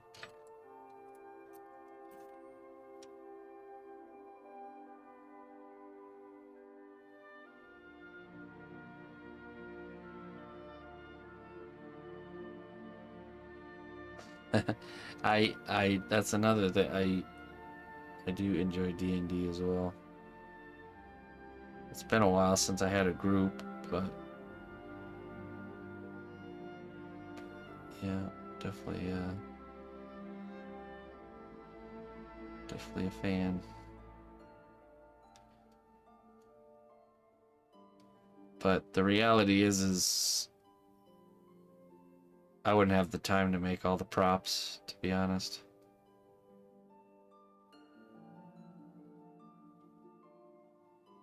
Even though I'd like to.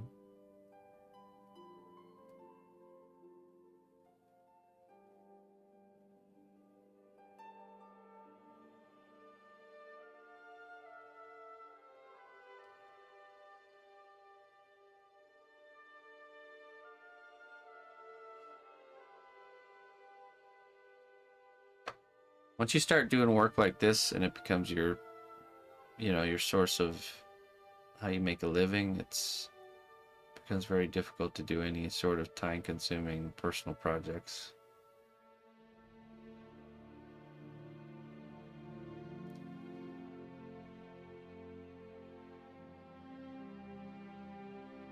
Yeah, the only way to really do that is to be financially ahead. And I don't think I've ever been financially ahead.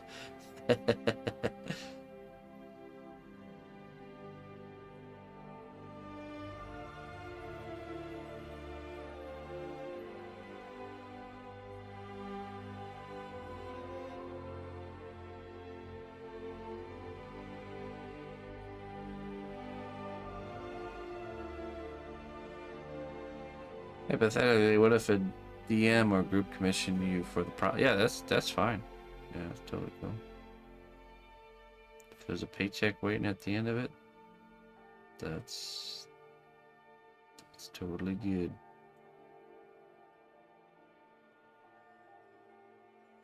I mean, the blue dragon is for someone's D&D room. This piece right here. And he's probably gonna get something else made as well.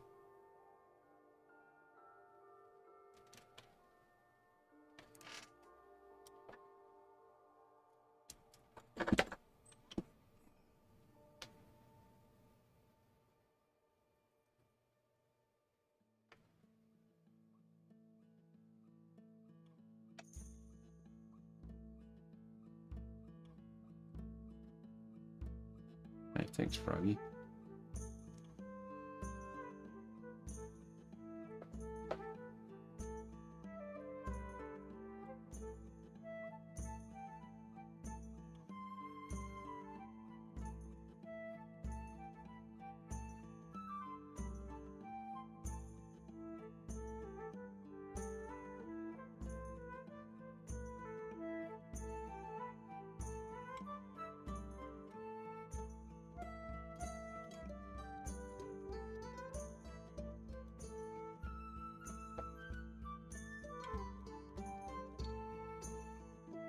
Need some vitamins. I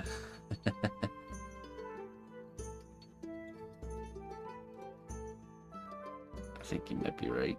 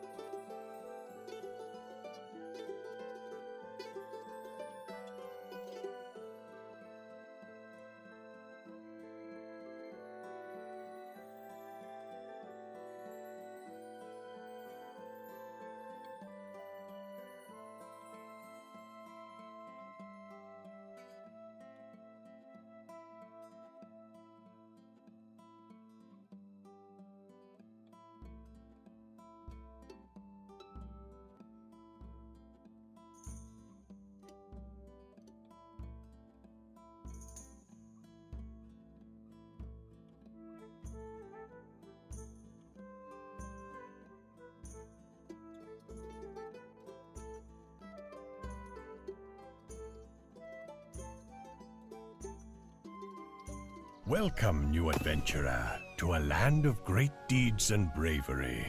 Thanks be to our recruiter for their wise choice. Hey. Sorry about your face. Gifting out 6 months of subscription to Foggy Winds. I totally called you Froggy earlier. Oops. Hey, thank you very much there. Hey, sorry about your face. How you doing, man? I appreciate that. Thanks for all the support, brother. And welcome, Foggy Winds. Welcome.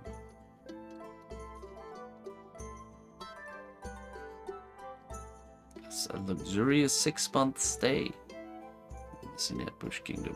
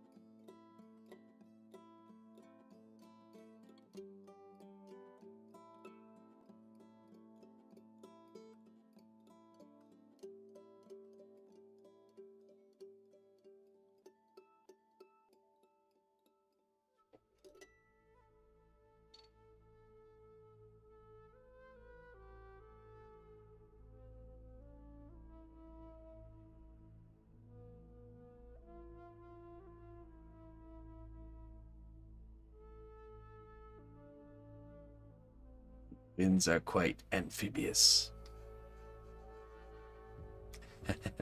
These winds, they're quite amphibious.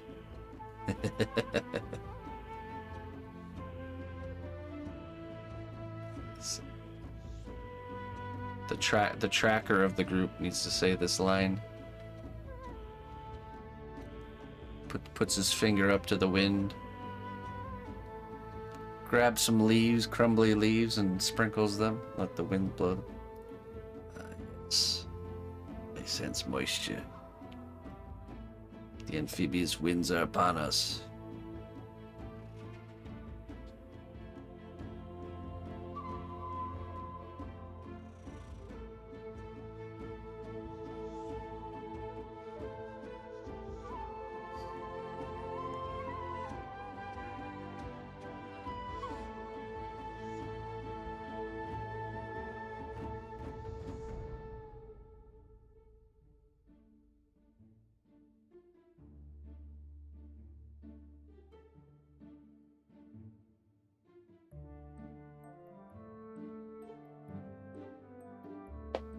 Do this one, it's a little bit smaller.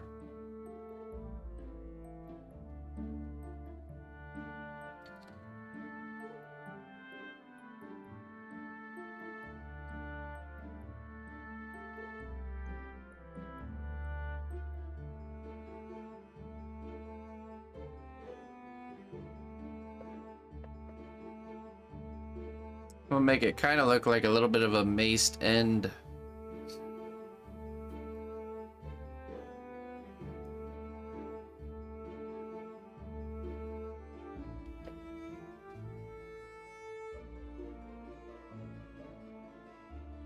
The blunt end of the axe. One end for killing, and the other one for killing with blunt trauma.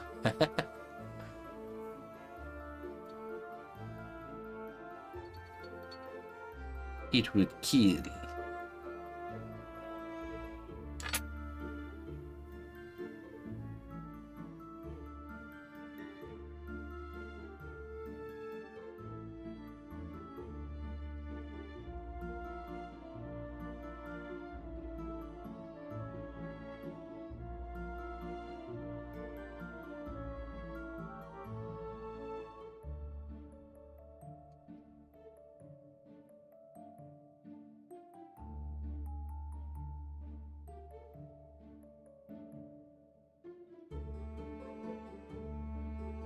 One for chopping, the other for popping. Chop and bop.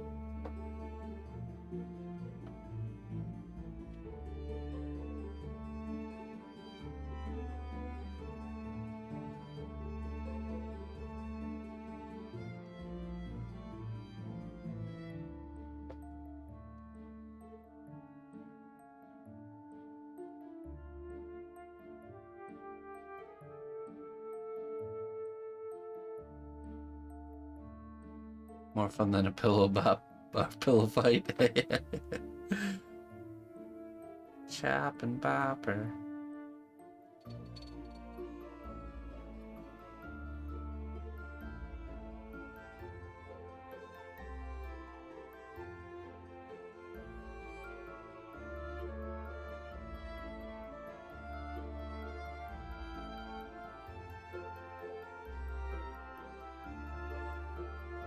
Hey. Small. How you doing?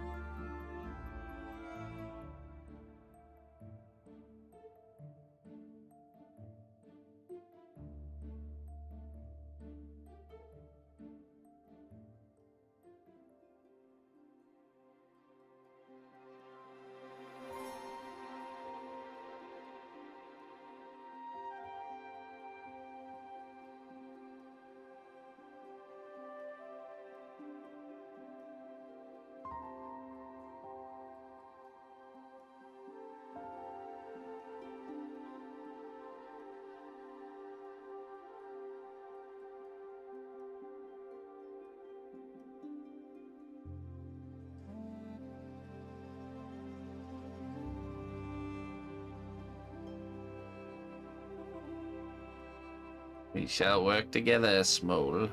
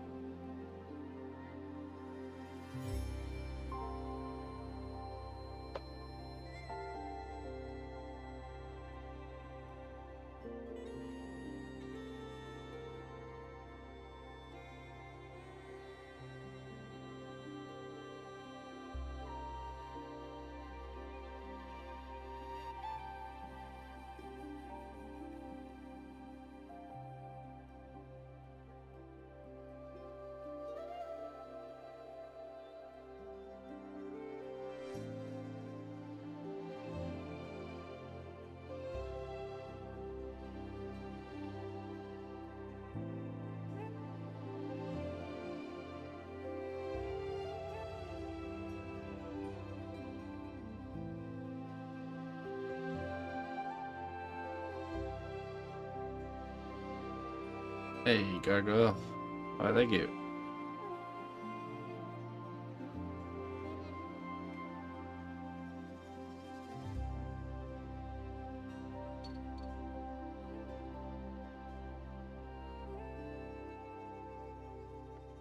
Good morning, Colleen.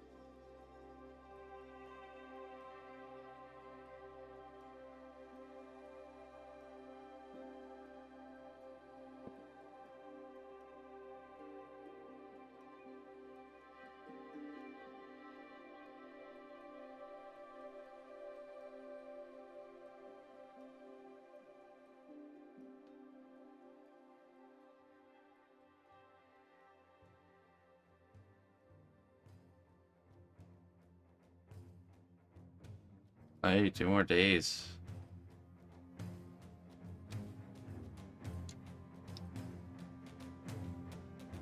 It's exciting.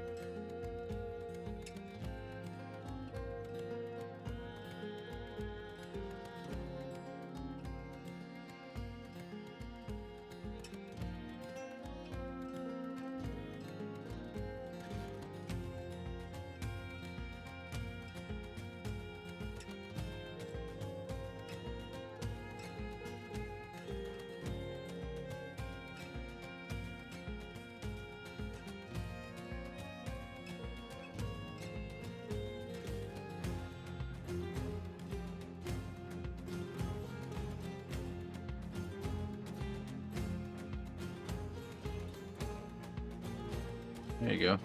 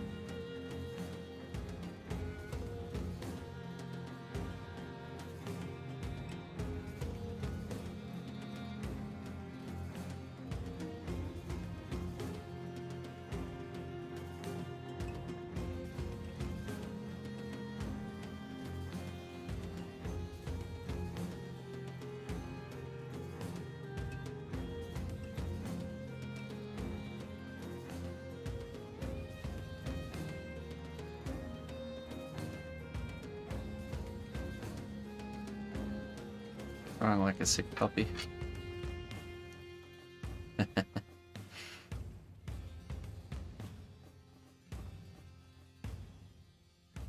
So you're saying you're pretty strong. All right.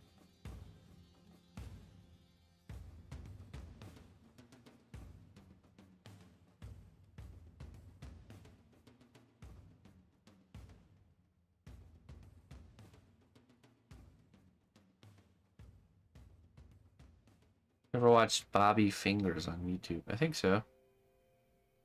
Name sounds familiar.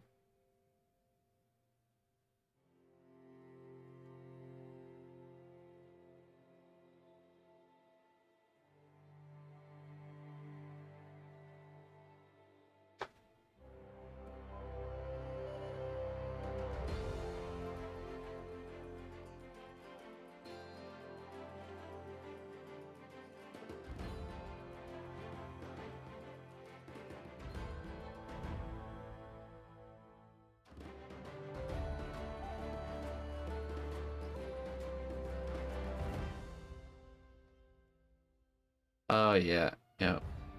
I think I saw the what's his face?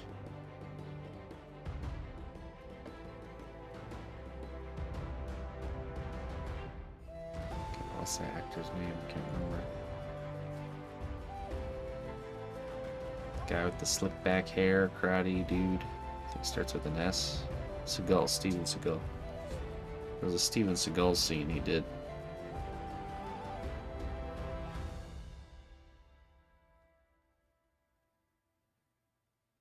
I think I've seen that one.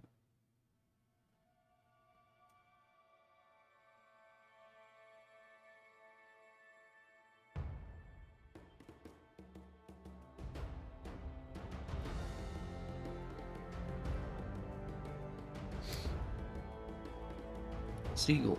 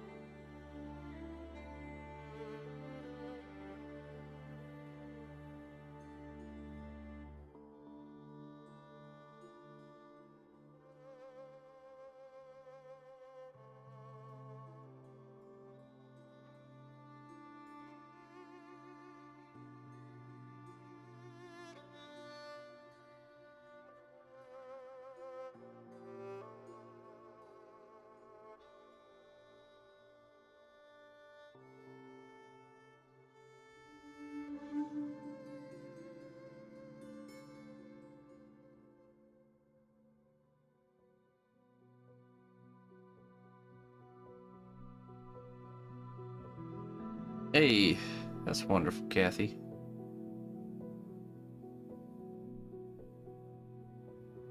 It's always nice to hear.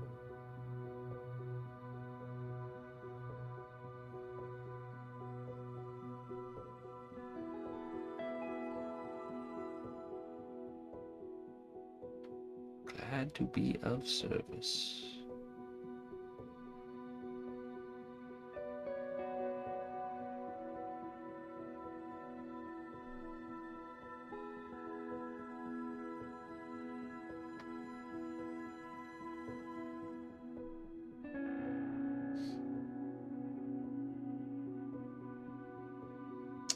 How you doing, 18 Vix?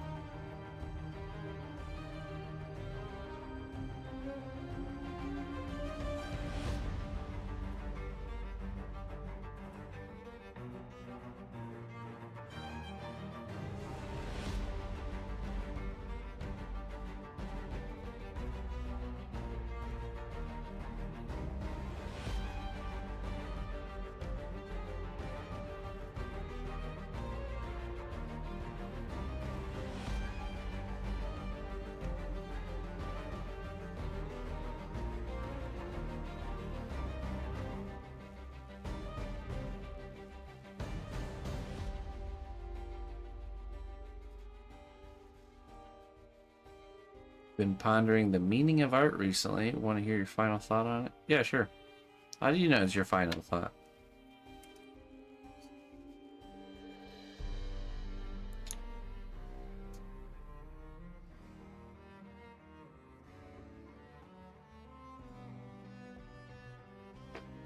Maybe we'll say final thought for now.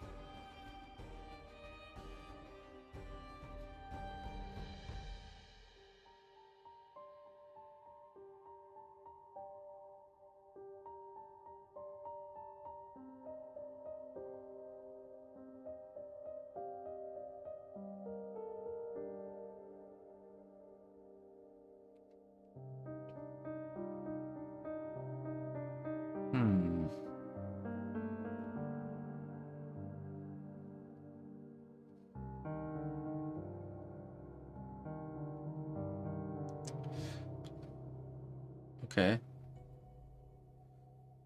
So basically, good art should use symbolism and narrative to discover and express patterns beyond the physical.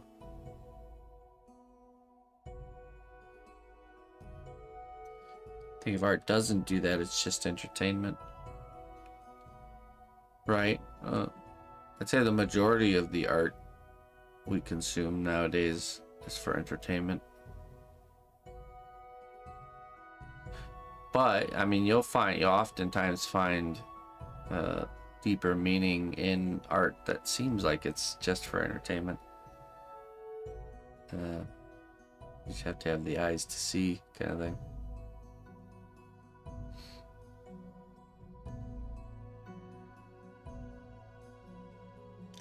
It's all about intention and perceived intention, you know what I mean? Like, what is the artist's intention? And how does the viewer perceive it? You consider modern art as entertainment mostly. There's a lot of symbolism and hidden messages, especially in like movies and stuff. Quite a bit. It's actually hard to watch something that isn't loaded with little in between the line messages.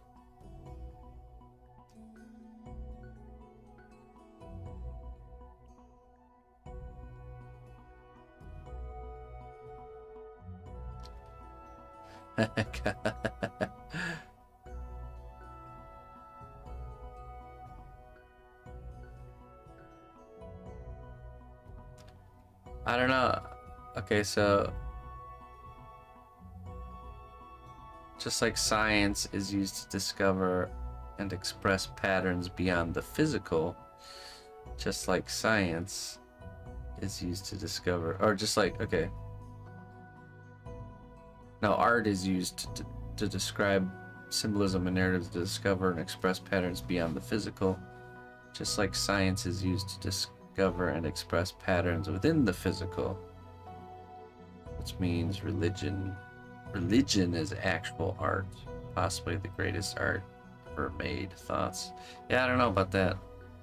I don't think that's the case.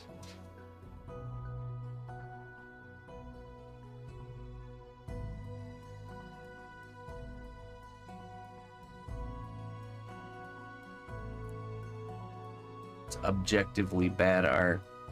Okay. If something is promoting murder, then it's bad art. All summed up by Castleface.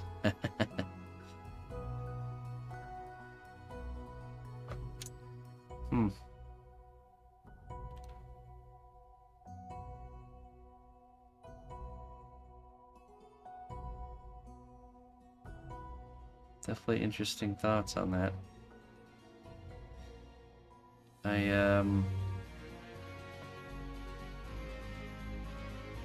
From a creator standpoint, it's participation in creation, or creation of something.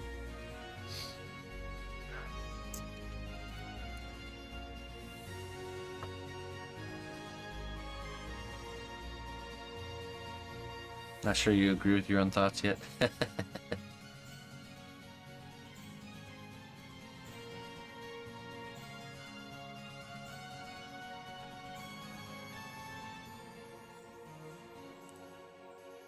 I mean, when you think of like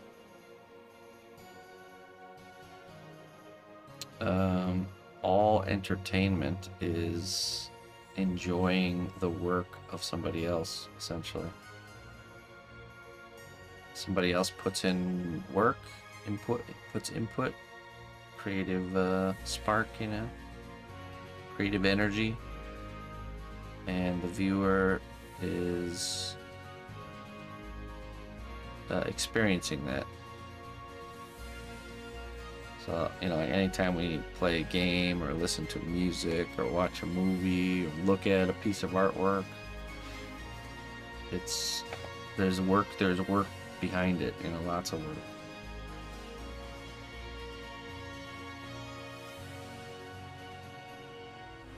It's like the same idea of like why going out to a restaurant is so appealing. Because that's, I mean, that's just another, it's all the same, you know? It's enjoying the work of somebody else.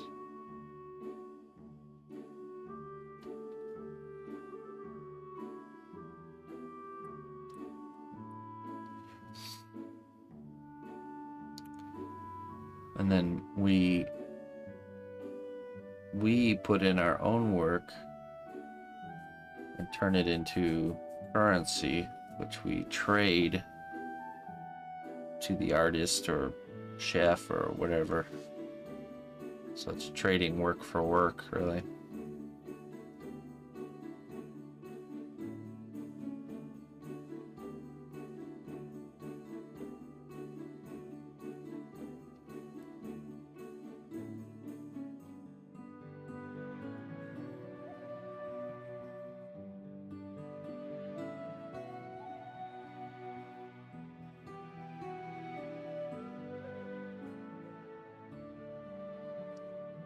Art's not as subjective as people say. Well, yeah, of course. We all look at the world around us through some sort of a lens, and I think depending on what kind of lens you're looking at the world around you through determines what things you think are beautiful or not beautiful.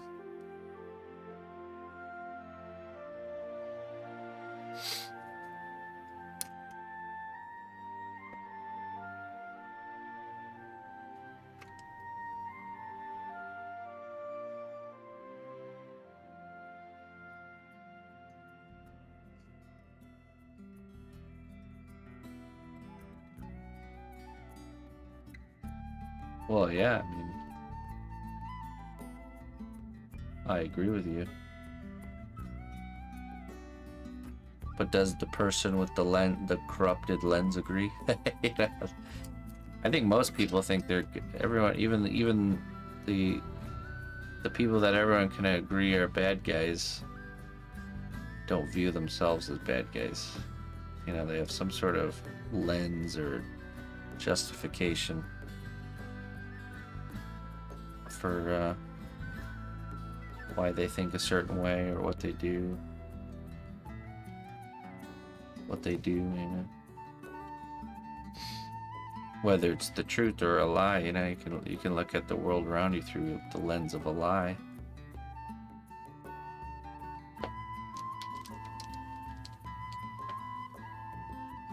I think it's very rare for someone to be what we would call a bad person,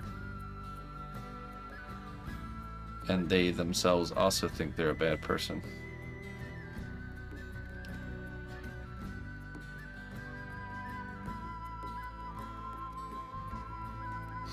We all know those people that try to, they do something that's obviously wrong, and then they're looking for justification. Someone to agree with them, you know, like desperately, that what they're doing is fine.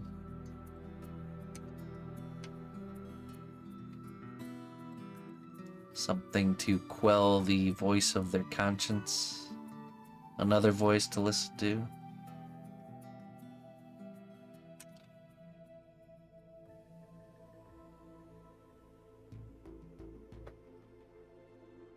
It goes along with that saying of the way the road to destruction is paved with good intentions.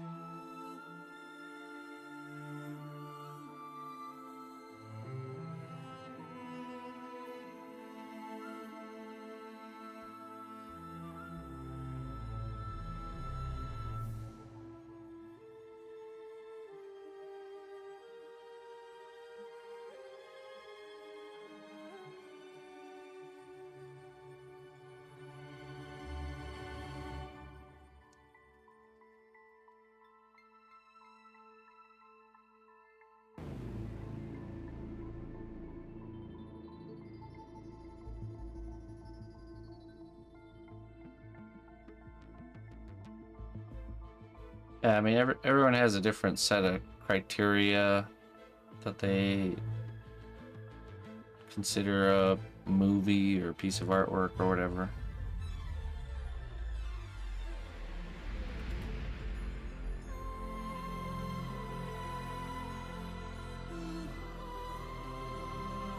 And then, of course, the lens, the worldview lens effect.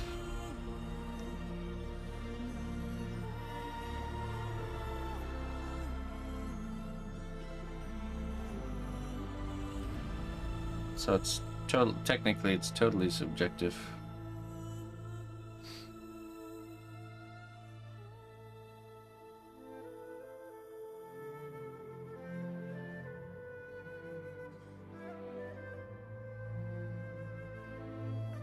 Toast. I've been smoking this piece of toast for 25 hours. It's gonna be delicious.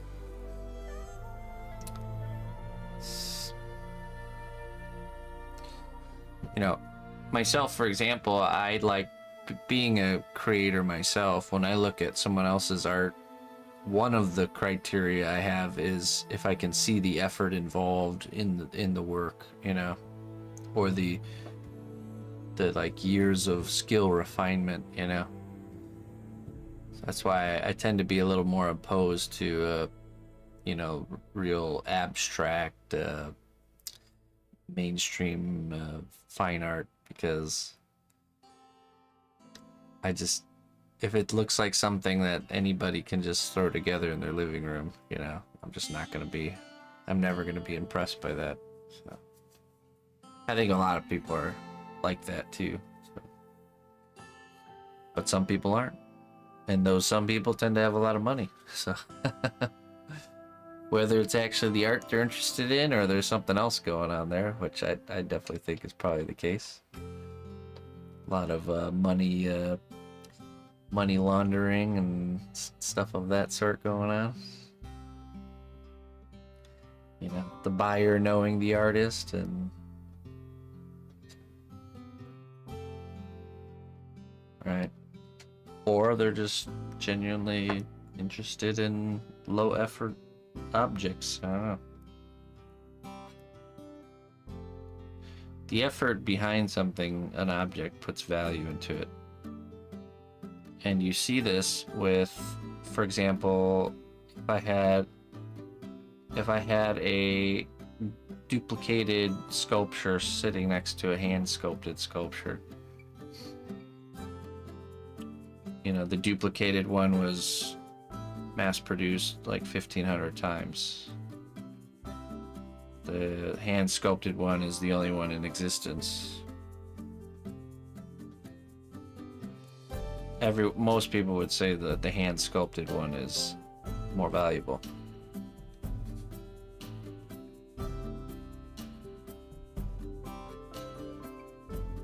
But that's not just because of effort, that's also because of rarity, you know.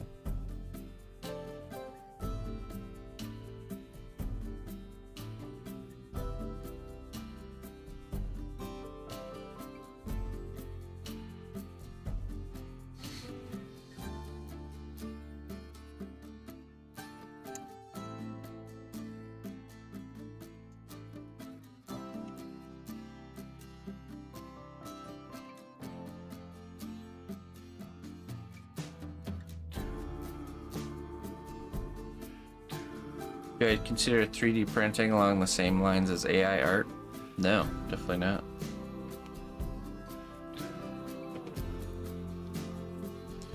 .3D printing is, I mean, there's an artist that has to sculpt it digitally, and that's the real artwork. It's just they're able to take it out of the computer and put it into reality through 3D printing. So. But I would say, you see the same value measure going on between, like I said, a hand sculpted clay sculpture is still more valuable than a 3D printed sculpture. Because even if they only 3D print it once, there's still this idea that it could be printed again, you know. And also, it's relatable to people when somebody's sculpting something with their hands. The effort behind it is relatable and builds value. So, whereas a machine or a printer doing it is not as relatable. So, and then of course AI art. Even though AI art produces really awesome quality stuff, again, value-wise in people's minds, it's very low. It's because of the effort behind it is, you know, minimal. If anyone can do it, then it has no value, right?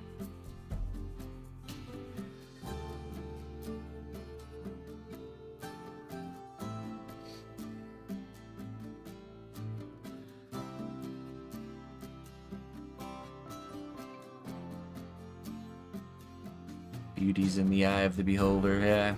Yeah, exactly, Colleen. Yeah.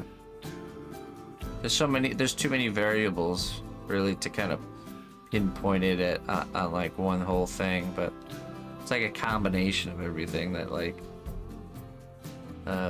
determines whether somebody thinks an object is beautiful or not.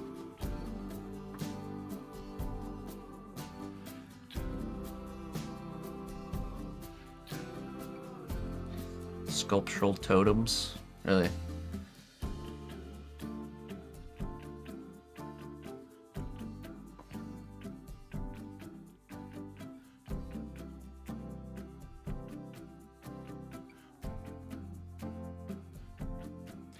That's true, Colleen. I mean, you see it happen. We've seen it happen real time with the fading away, you know? You guys remember NFTs? It's like something that's good will last. Something that's not good and just kind of hyped up for whatever reason will fade, usually pretty quick. So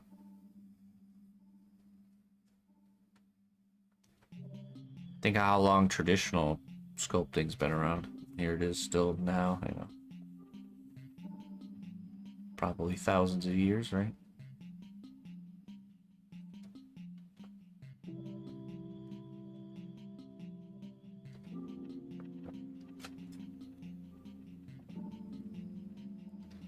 I actually think it's not in the eye of the beholder. Beauty exists externally. So like there's an objective beauty standard. Some sort of objective beauty standard. And there just happens to be, you know, this is something people like to do is there's the exception and then there's the rule, and a lot of people like to look at exceptions and say, see, look here, it's not a whole wide thing, you know, because look, this one's different. It's like, yeah, but that's the exception. There's always exceptions to rules, but we should look at the rule of things, not the exception to define something. Yeah, so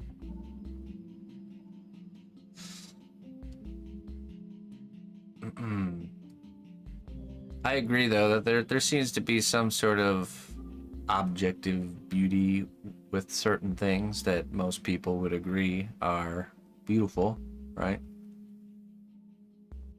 I mean, I guess old school artists were trying to get to that point with like golden rule and the what's the spiral one called?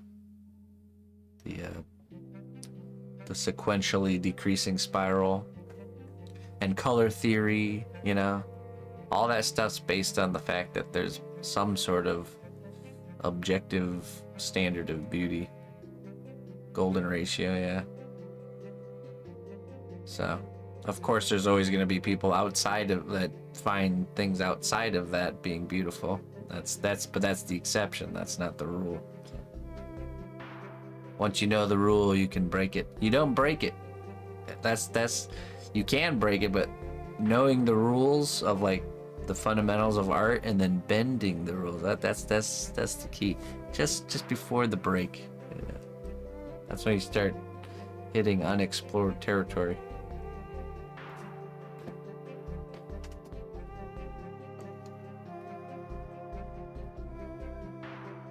Okay, we gotta clean these up with the knife now.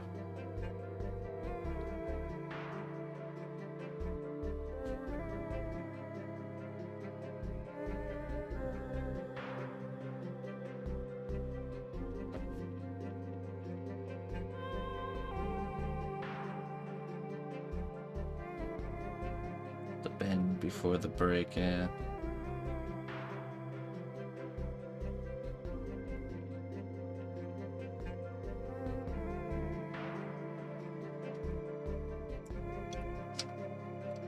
All right, Gargoyle.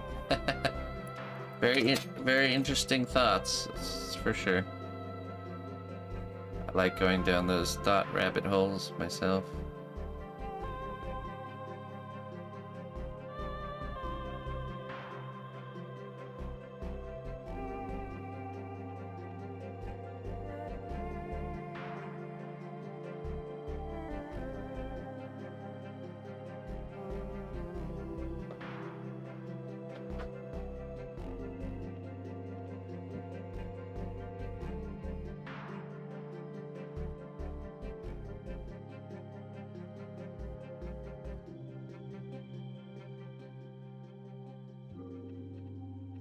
I'll see you later.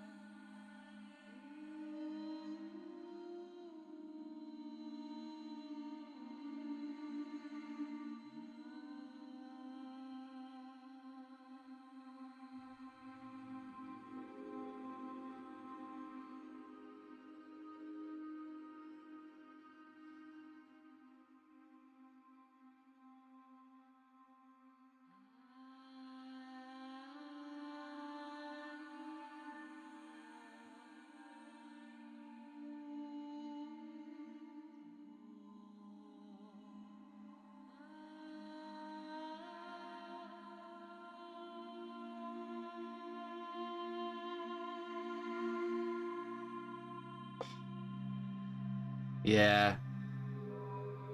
Yeah, I know. It's it's you know, it's just like it's like the same position I have with trying to pick favorites of things that there's too many choices of. Some things just are too big to put into a small box, you know, and that's definitely one of those things. We're such small individuals in this big, huge, crazy world. So how can we possibly get our minds around such big things, you know? I don't think it's possible. It's fun to try, but some things are just too big. A lot of things are.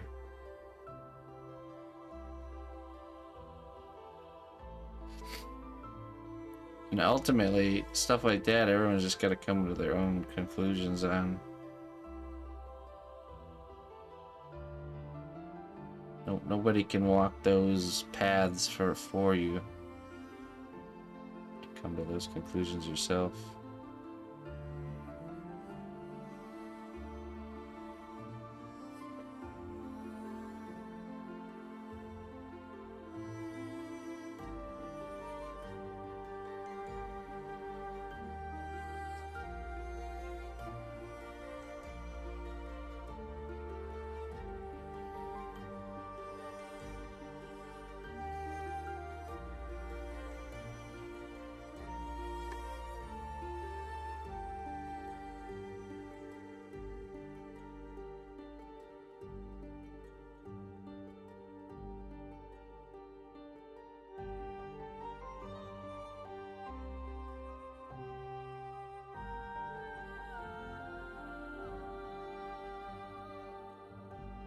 That's true, yeah, exactly. Just because it's something you don't like and you don't want to buy doesn't mean it's that the value of it is zero, right? Objectively.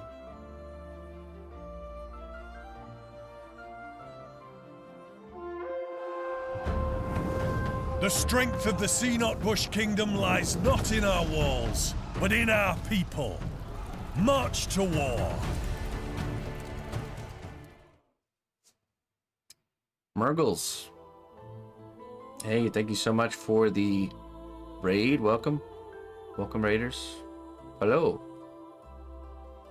How was your stream there, Murgles? Welcome in. We're working on a weapon for our Minotaur here. If anyone's new coming in, my name is cnotbusch. I make one-of-a-kind custom sculptures. We're working on this axe. We sculpted the handle.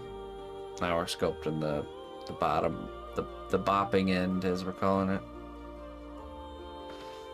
Here's the Minotaur so far. Be holding this, something like that.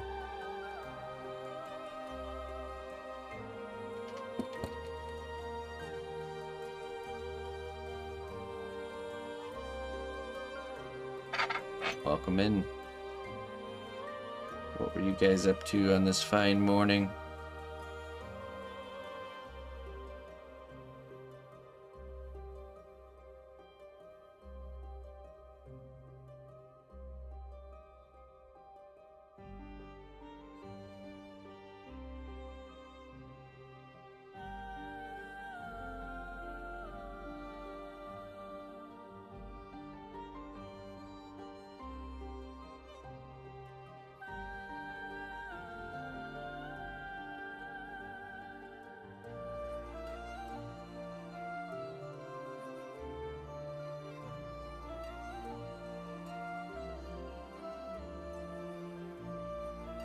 Nice axe combo.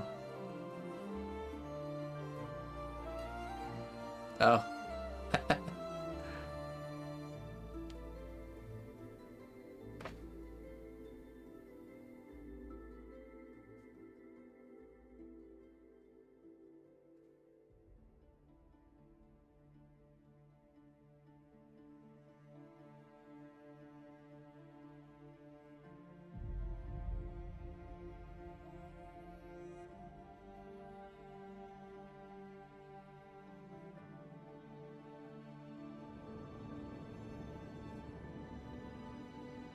Some storyboarding, some animation. All right.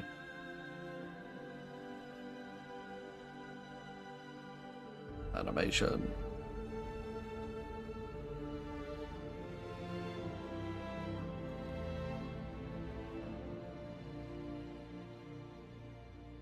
Oh no. My headphones just died.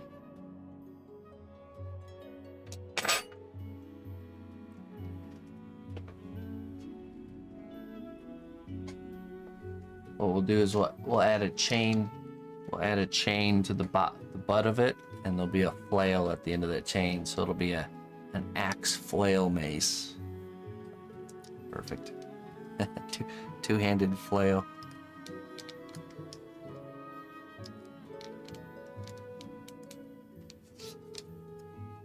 I think I do plug these in. I think either this charging cable isn't working very good, or that just the battery life has gone down on the headphones.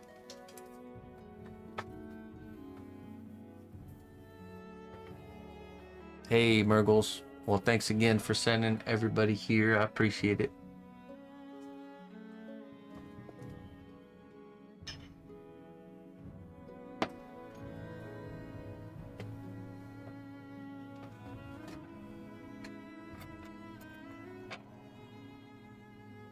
Just trying to get all these planes nice and smooth, and then we're gonna go make the cut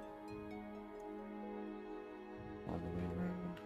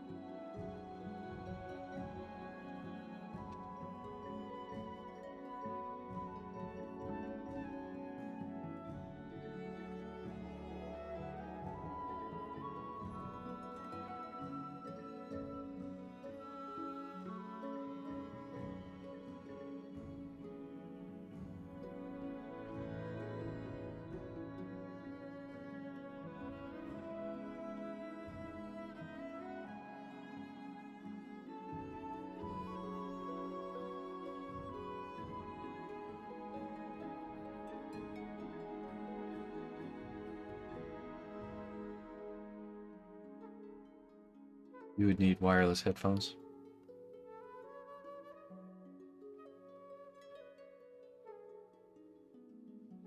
I've been wanting to get a nice corded pair just for the workshop. Definitely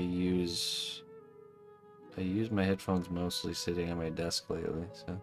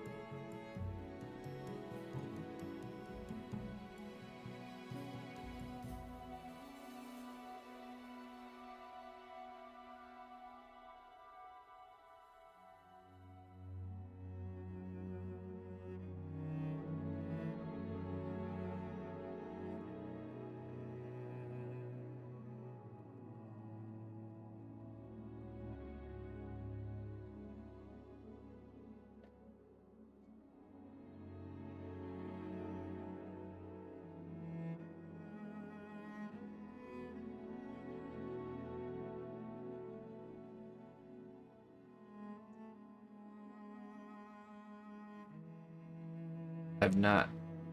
No, I mostly work on commission work, so it would take somebody to commission that to make it happen.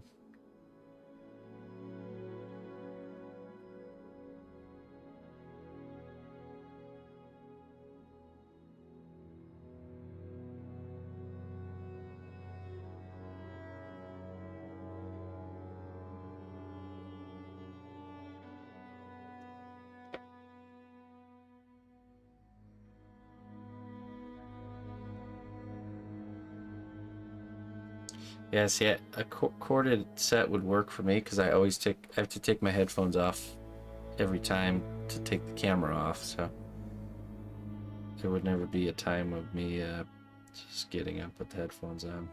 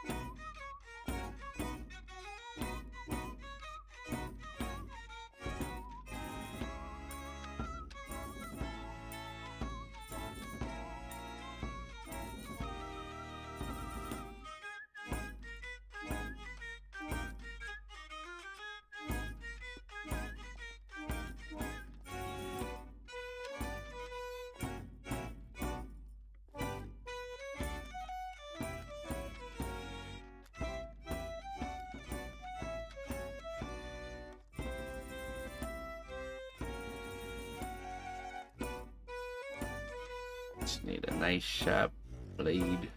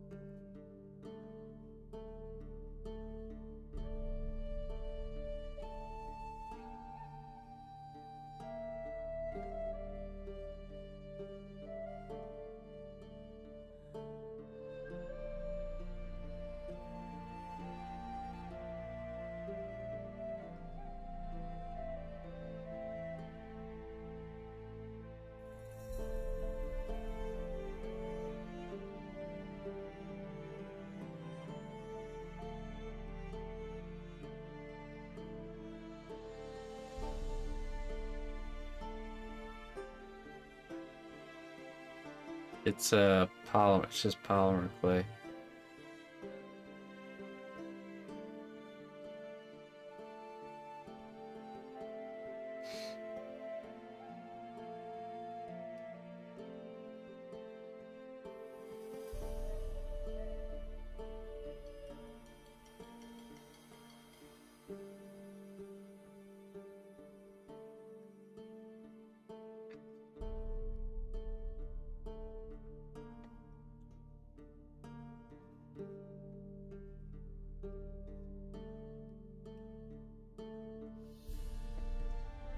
Okay. Let's texture this area.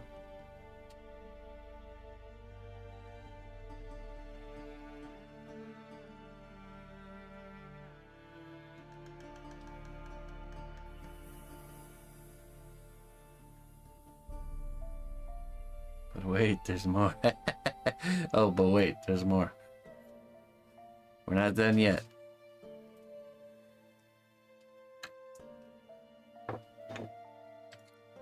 Hey, what's up, camcorder? How you doing today?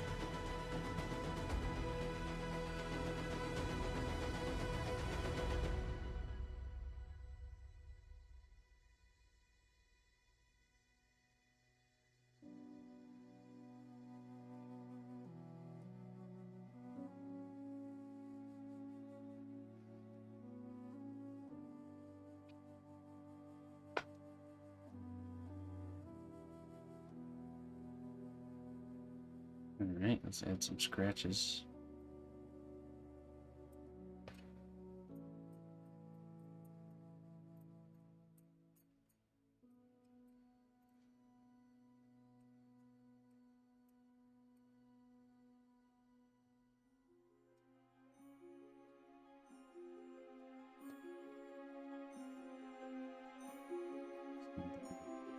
Dense.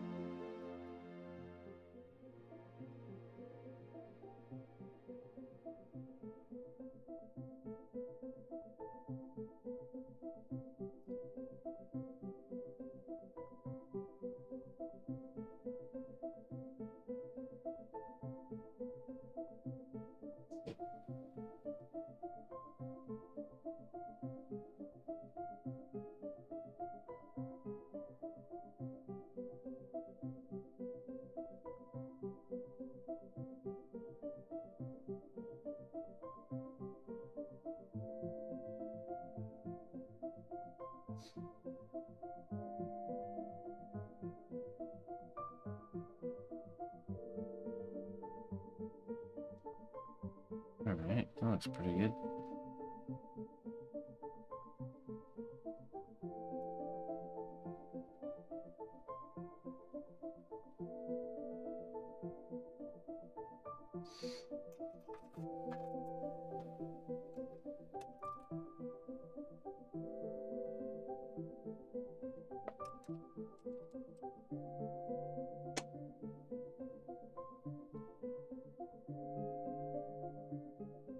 But wait, there's more.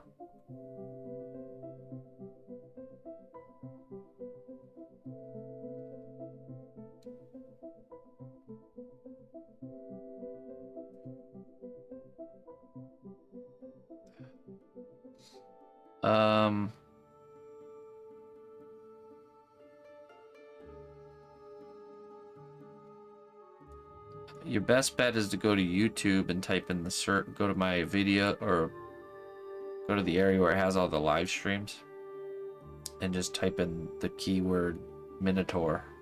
That should show as many days as we have. I'm not sure if we started streaming on YouTube yet at that point, because any of the really old stuff's not going to be there because of Twitch only holds VODs for what, like 90 days or something like that.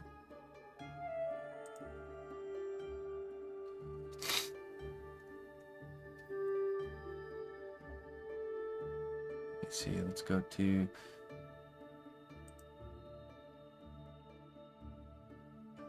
live.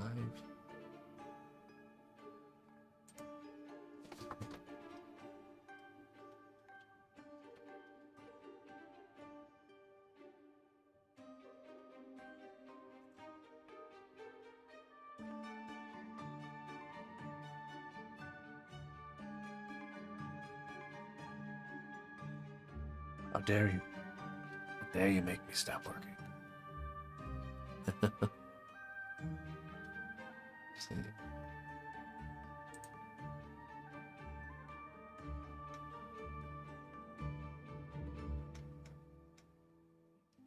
Looks like, oh yeah, okay.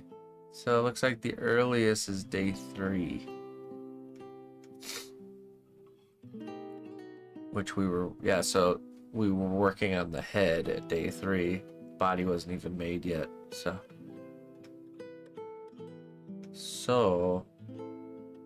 Looks like the hoof and stuff was like day 7 and 8 is when it started. And it's there, so.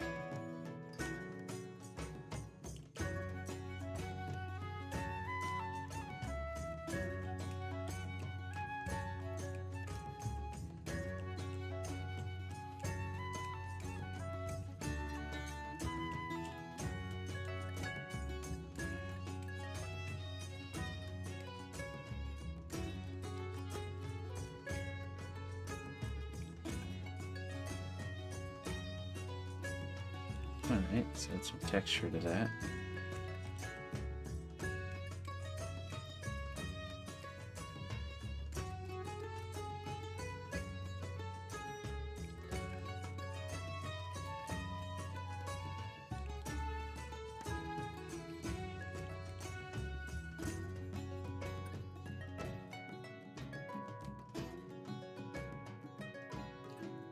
Hello, good old nostalgic music, right?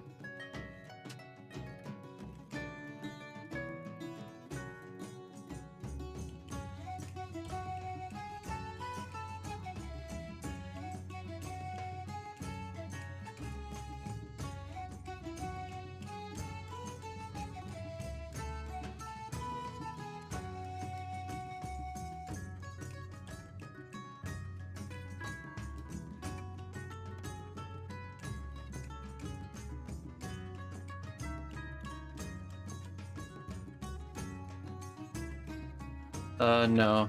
I'm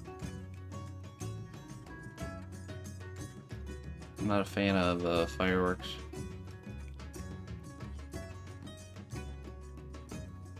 Or holidays.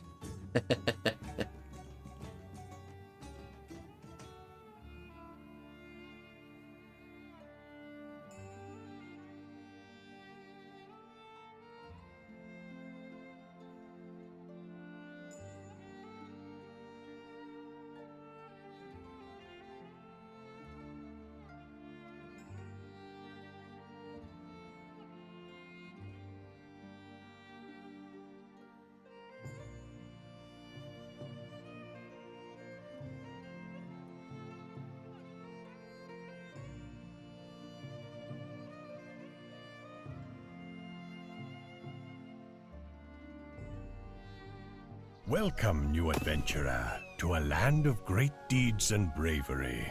Thanks be to our recruiter for their wise choice.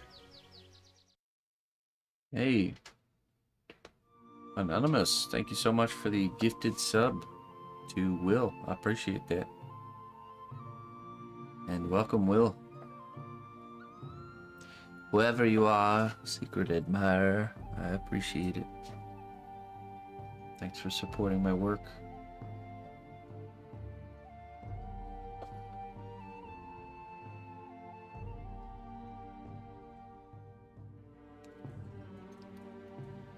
Alright, I think that's looking pretty good.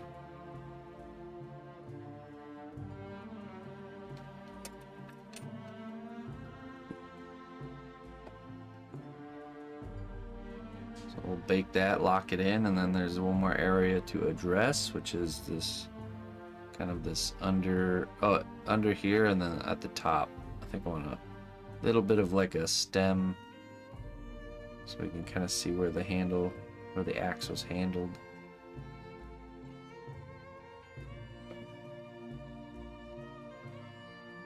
Looks very Minotaur-esque to me. Alright. Let me go get that tossed in the oven, and we'll keep working on this, getting this pirate's hand finished up while this is cooking. I'll be right back.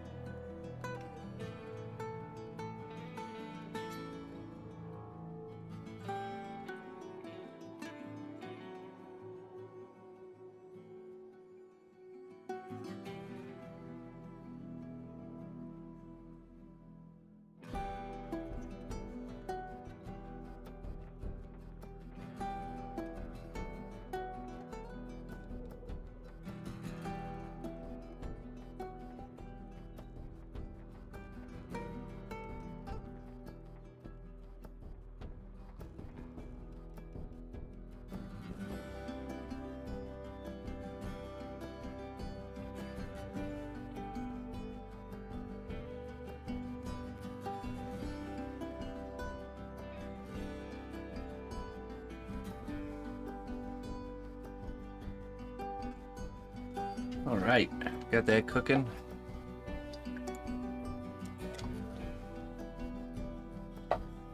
Let's work on our pirate's hand, shall we?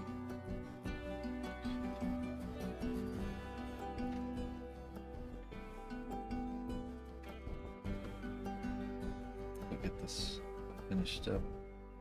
I have a little bit of a hard time because the wires are poking through the fingertips a little bit, making it very, very difficult to sculpt.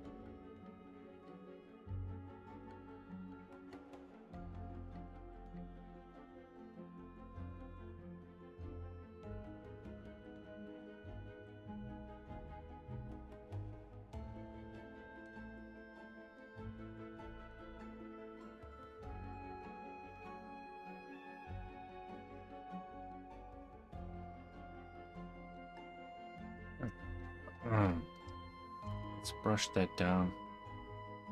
There's a little bit more work to do here, but it's going to be easier to come at it after it's been cured. Just maybe do another layer on the hands.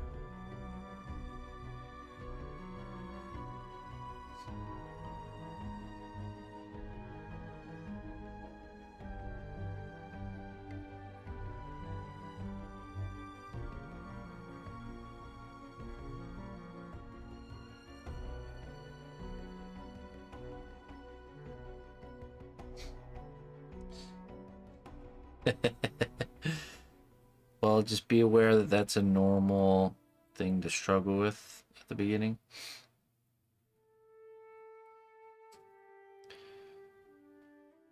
Pretty much you want to lay down a layer of clay, like from the pasta machine onto the foil, and it's going to be super bumpy. And so what you need to do is you need to fill in the deeper areas with some clay,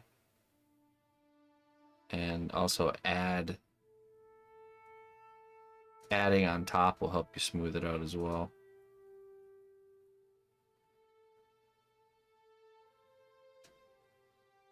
But the key is to make the tinfoil layer like a much skinnier version of the character.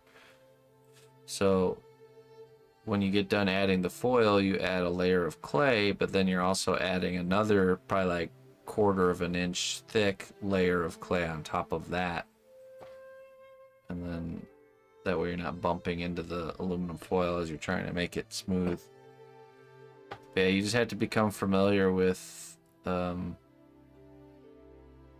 really reading the surface and deciding if you need to smooth things out with what clay is already there, or if you need to add more, or if you need to subtract some, you know. It just takes a lot of back and forth and time to figure out how to do that effectively and when to do which one.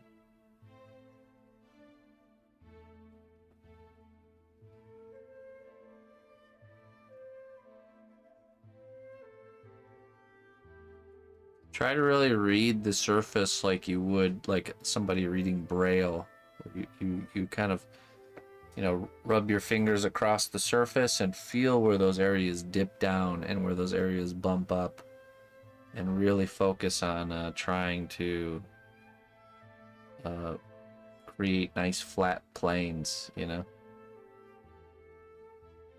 Because you're trying to figure out the planes. Everything's made up of planes, which if you don't know what a plane is, it's like a flat, it's a bunch of flat surfaces.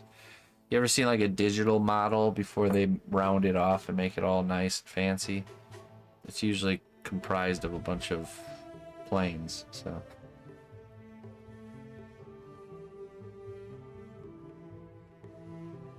Just gotta figure those out.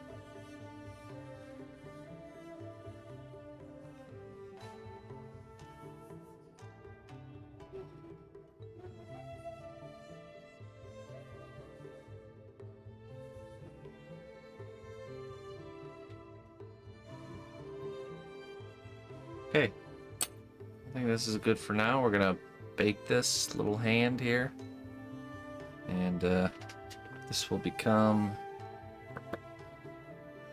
a hand for the pirate. And we'll just poke around at something else while we wait for the axe to finish up. Probably needs a few more minutes, probably about 10-15 more minutes, and we'll pull that out. I'll be right back.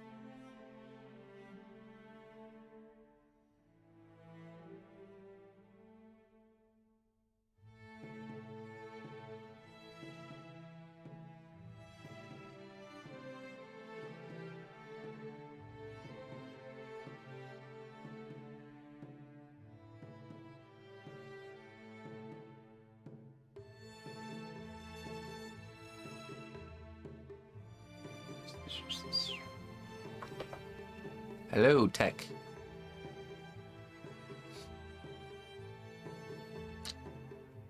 Life is good, my friend.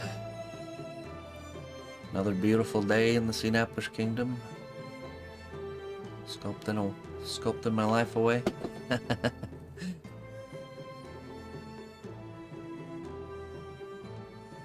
Not the worst thing to spend one's life doing.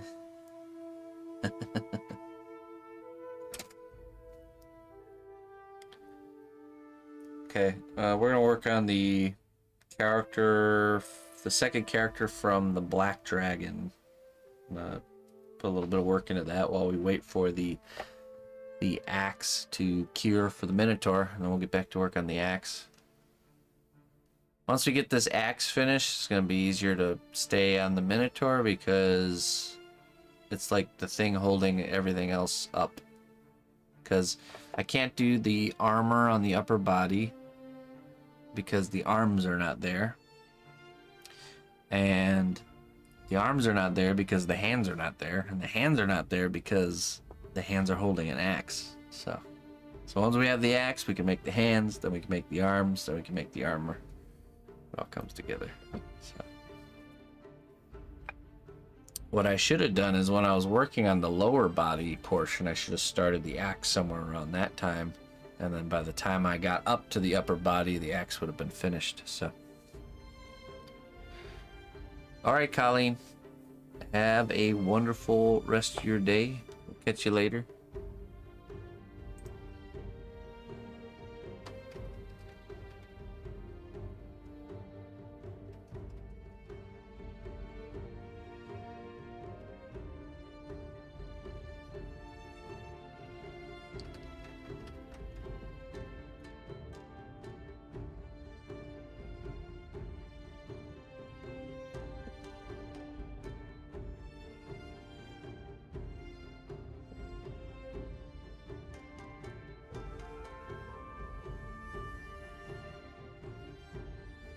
Everything is incomplete without tools.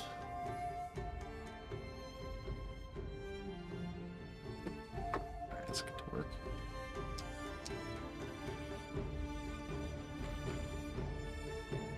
Let's see, I need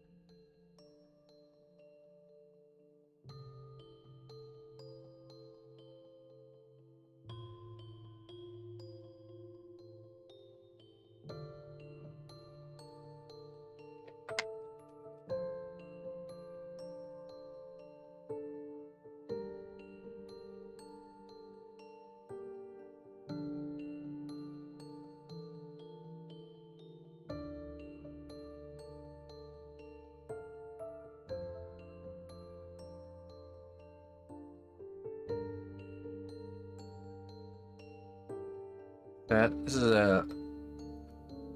it's like a little mage character. It's gonna be the victim of our black dragon.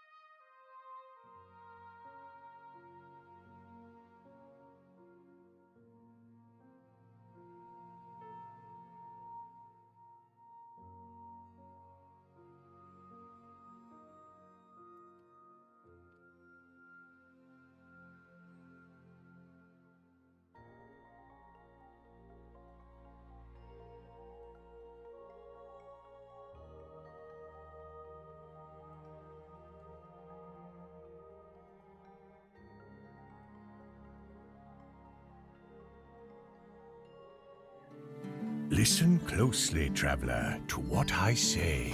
Twitch Prime does not even cost a dime. Hey, the sock cat. Thank you for the 9 months of Prime. I appreciate that. Thanks for your support there, sock cat. Appreciate you very much. This guy, he's not very big. Maybe 2.5, 3 inches.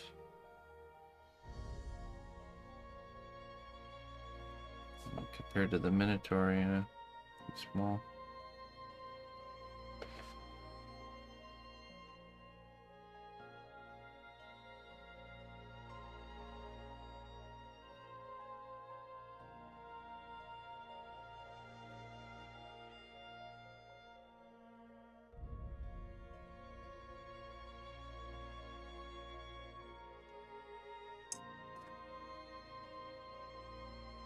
The dragon, oh man, 20, probably like 16 inches right now, without the wings.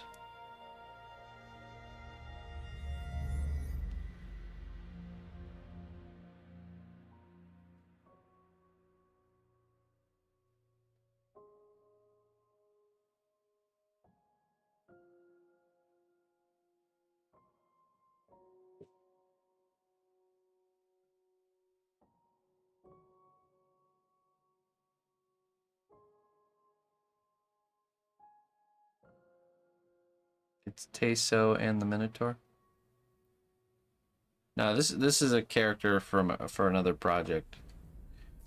We're working on this while we wait for the axe of the Minotaur to harden in the oven.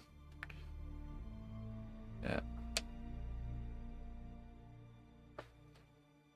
That's it. This is like a little novice mage that's found himself in a very bad situation with a black dragon.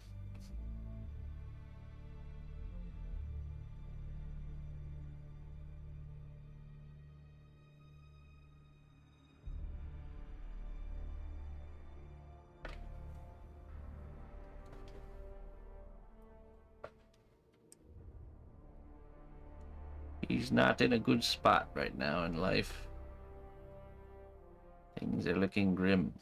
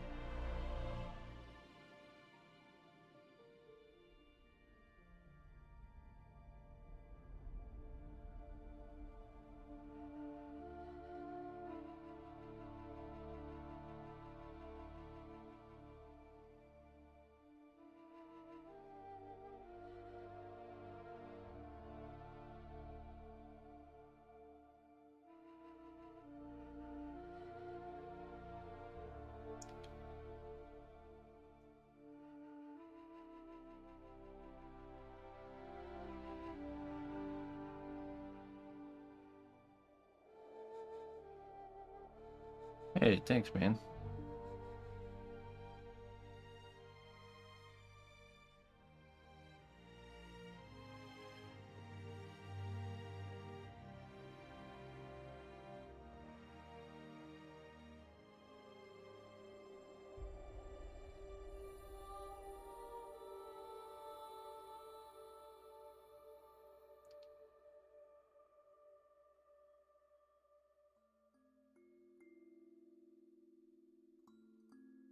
I need a little ear.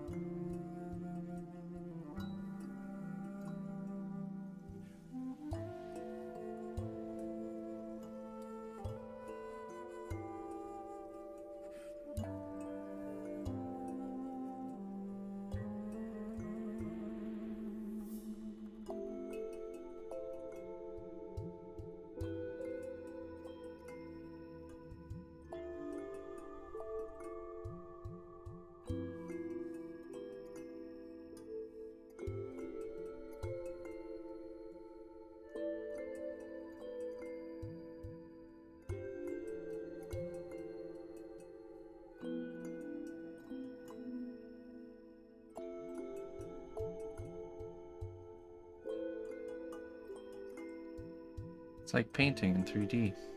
Yeah. Or drawing.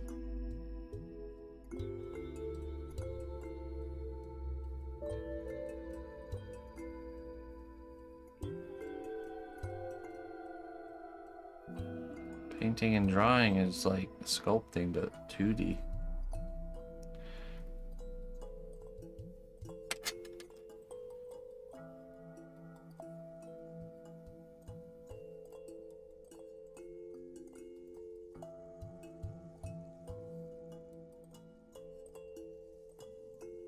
I mean, really, sculpting is drawing. You're just drawing all the dimensions at the same time.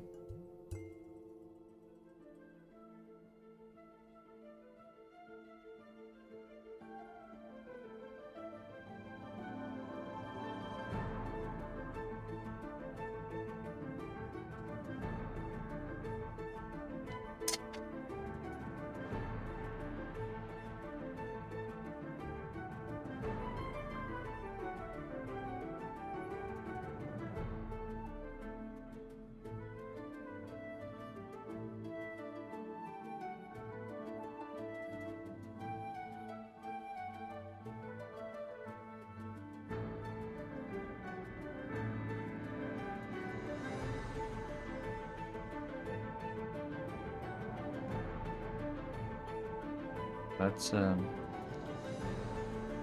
use a brush and clean up his face. With this little guy, because he's so small, I want to try to do as much as I can before the first baking.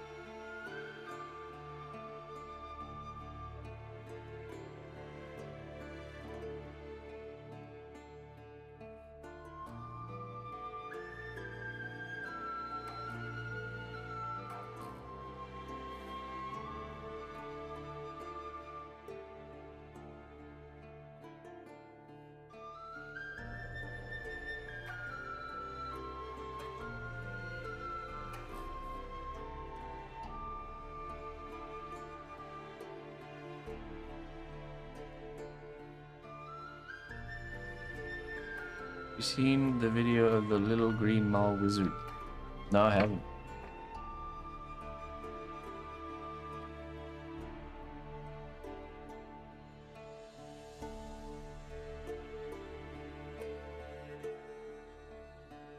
Odo? I don't know if I know. I don't think I know that character.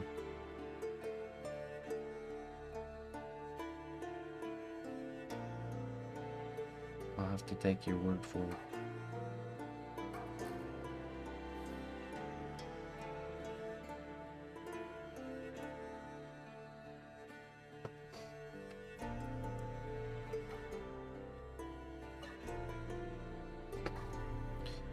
No, I never got into watching Star Trek.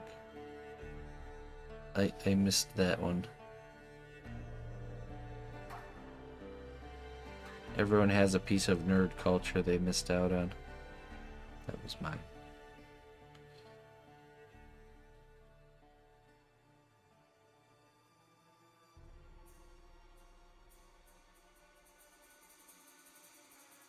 It's just like when I meet those people that are like,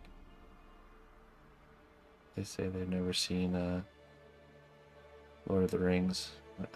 What? You missed out on plenty? Okay. Let's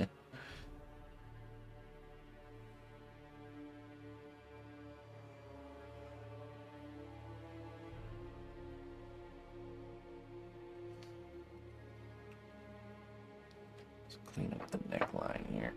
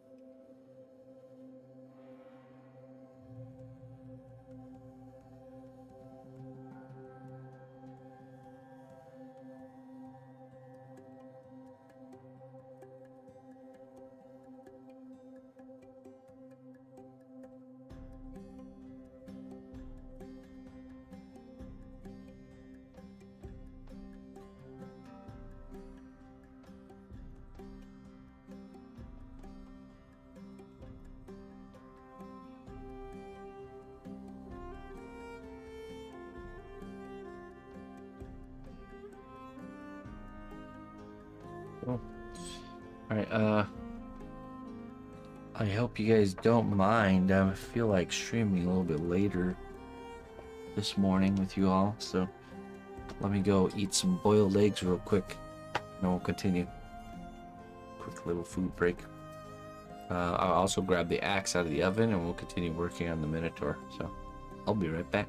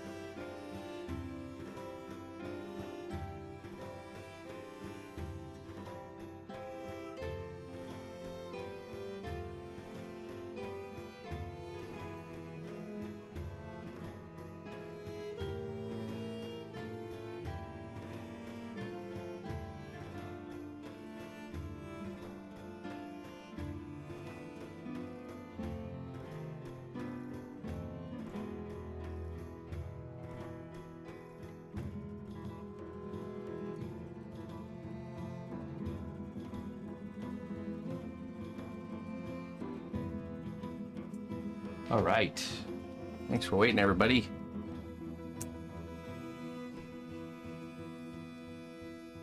Welcome, new adventurer, Hey, Looney to Lorna. a land of great deeds and bravery. Thanks be to our recruiter for their wise choice.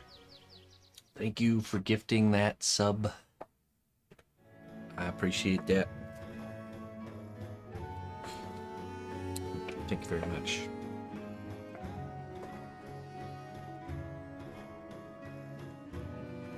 Okay, so we are...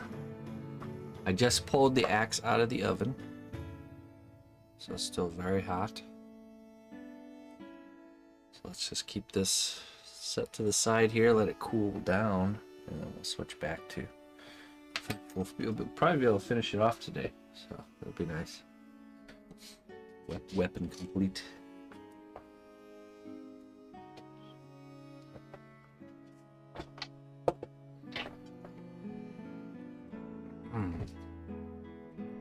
So let's just work on this guy a little bit longer.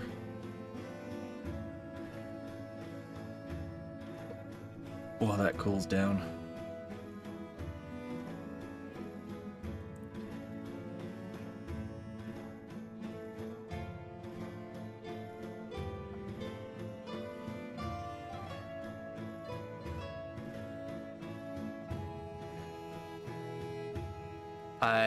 No, I'm 100% self-taught.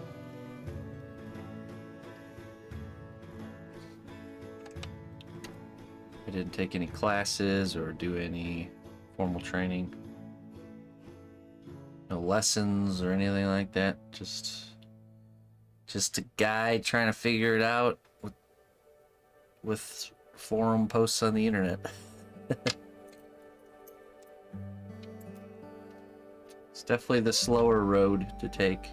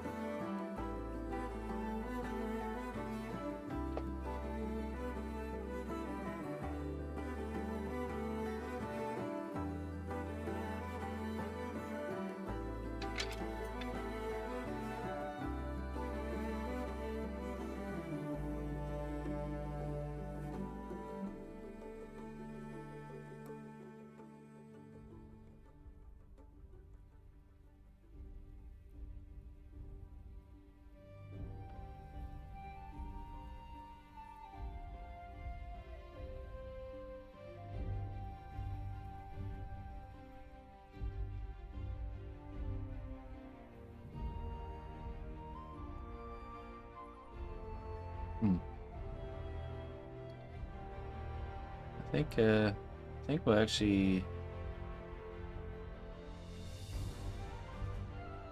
cook this.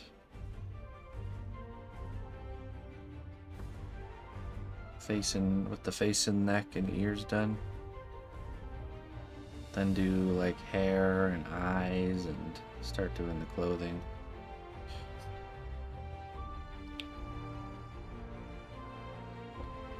Let's just double check our anatomy, make sure everyone's doing okay.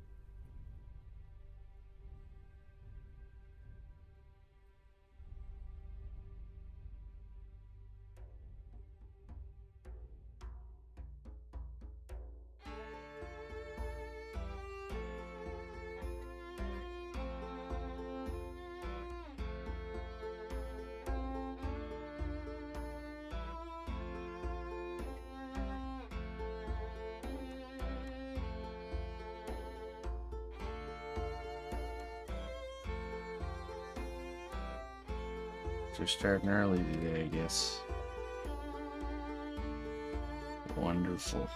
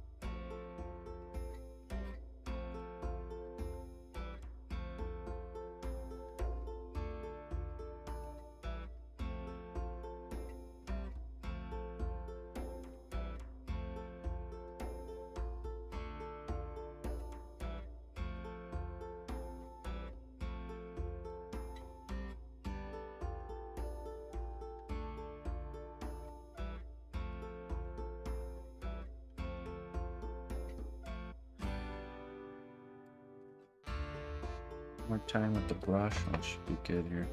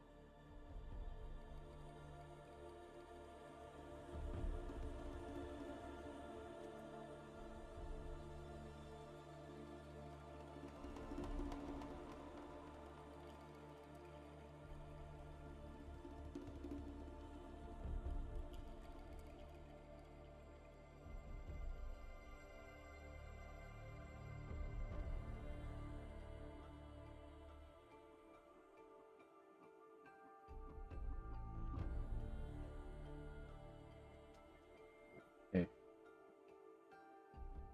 I'll toss that in the oven later.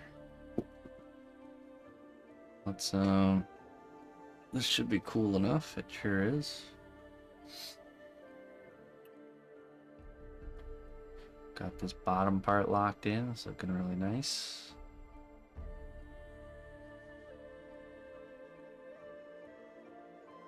Middle wood texture looking good. Now we're just gonna do this section right here under, and then this section up top.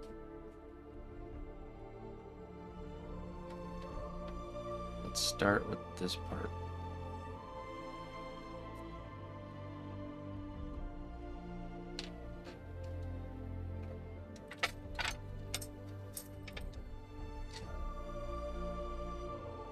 Cut a little slot first.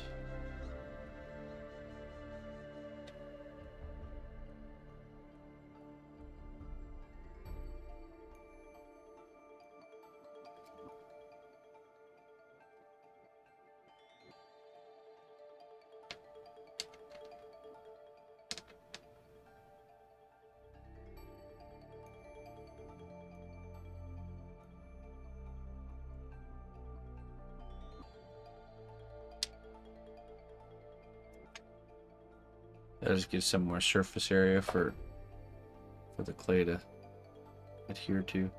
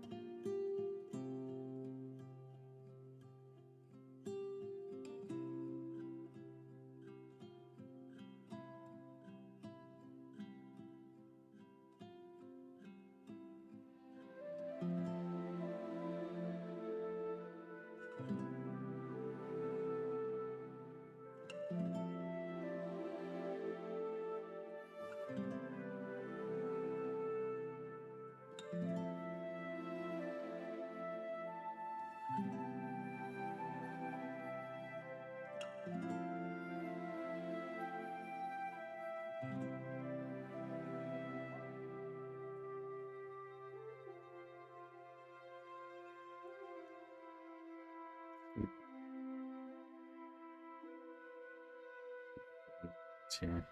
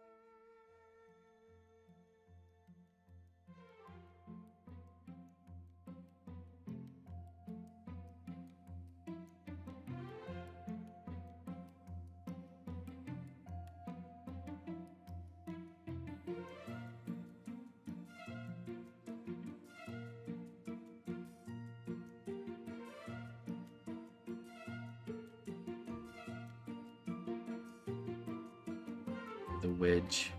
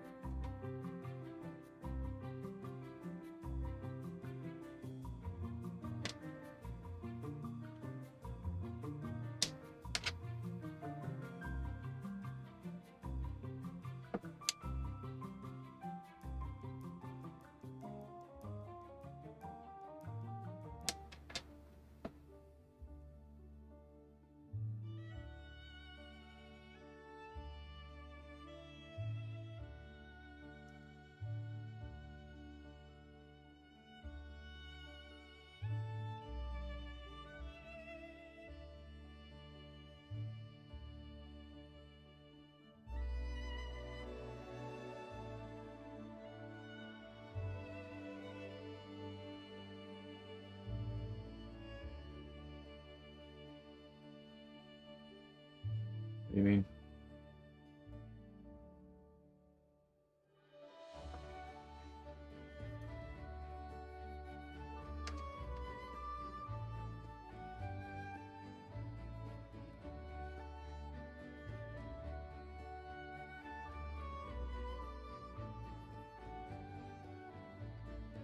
Oh, there should be.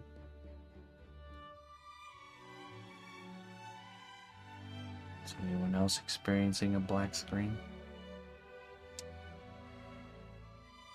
Oh, okay. Weird.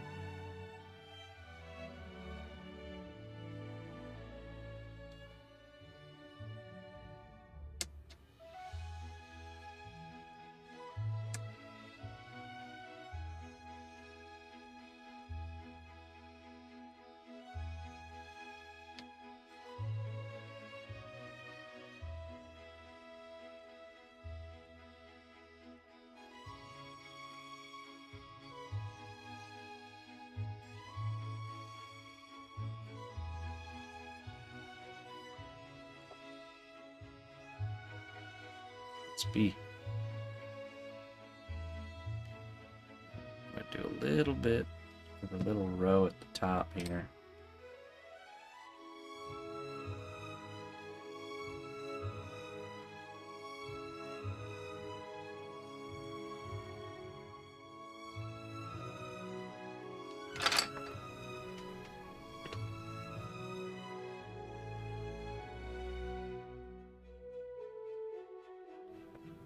Wow, excuse me.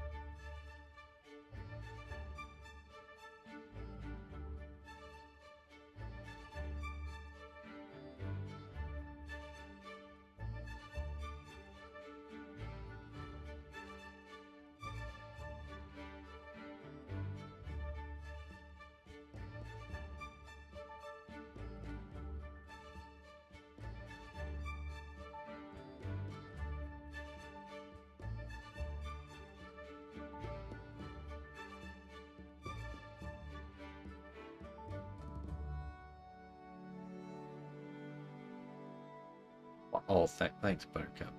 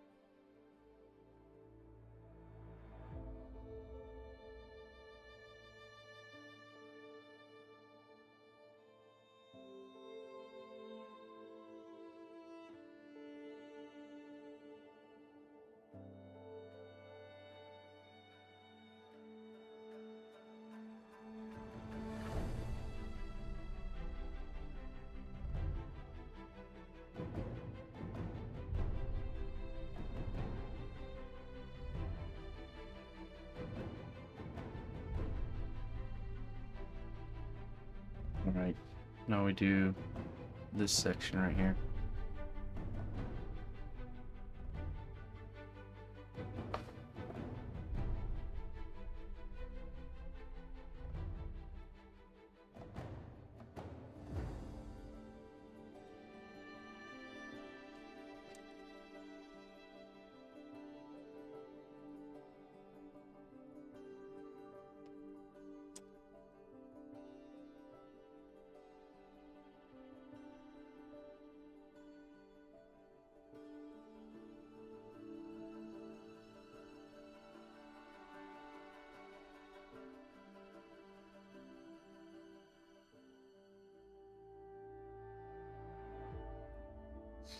Yeah, I'm just gonna make it look like leather wrapped almost.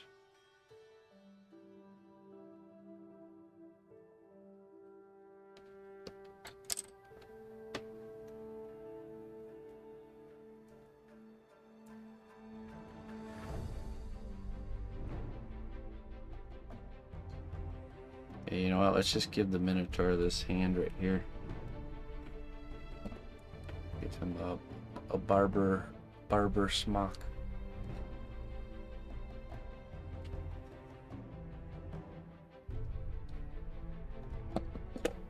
Will it be permanently attached? I think so. It'd be, well, I mean, it would be nice if we can make it detachable, but so we'll see.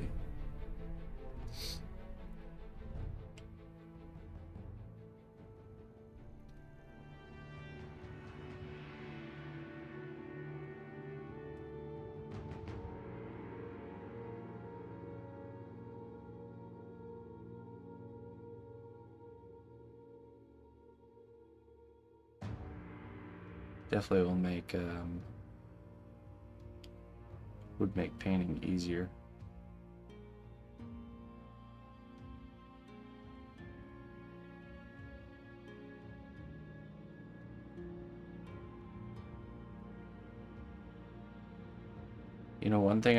One thing we should test is if we use the C1 separator, if it will stop steel stick from sticking. That would be interesting.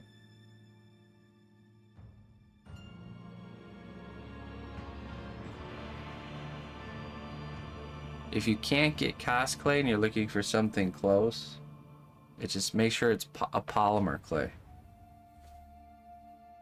So.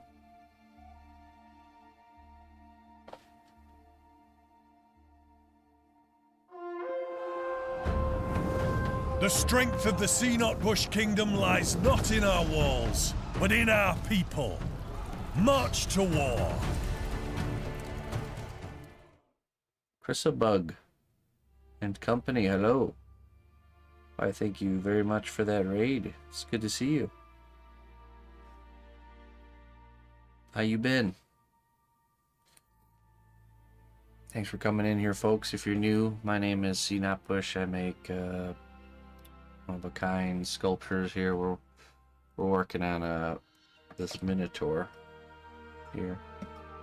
We're working on his weapon of choice. So wait, but yeah, that's what we do here. Let's make things start to finish process here. What was Krissa up to? Krissa Bug.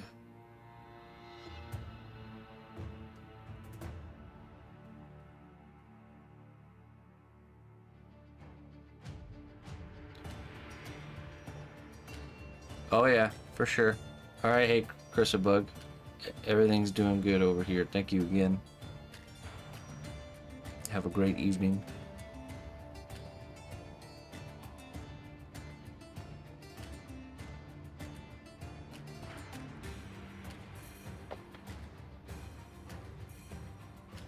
I shall take care of the chatters, or they will slink away into lurk mode. Probably more likely.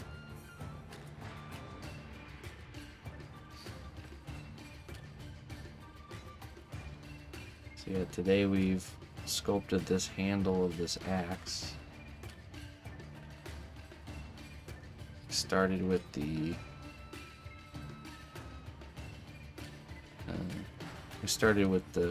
this handle part in the middle, and we cured it, and then we did this bottom part here. Cured it again, so it's hardened. Can chatters take care of you? Yeah, they can. There's a lovely little subscribe button down below that takes care of me.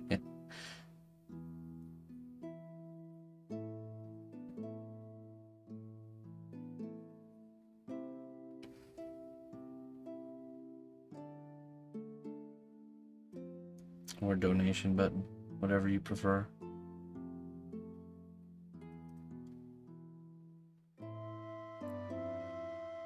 Nice. There. Okay, so what are we doing here? So we gotta find out. I could almost see one of those like fur or raggedy fur wraps or something. Let's browse the reference. That's a good idea. That will get some ideas flowing.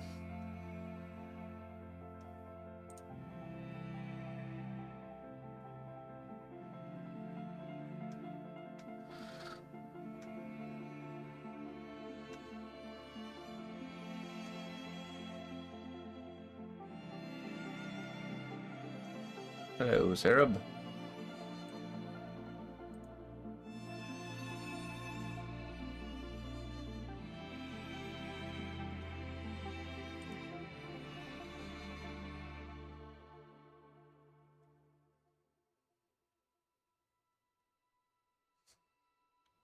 Right. Well, we want to be careful with any loose strands because it's not attached to the character yet. We don't really know the direction of the wind and the flow or movement, you know. So if we want to attach little strands, we would wait until after it's been attached to the character.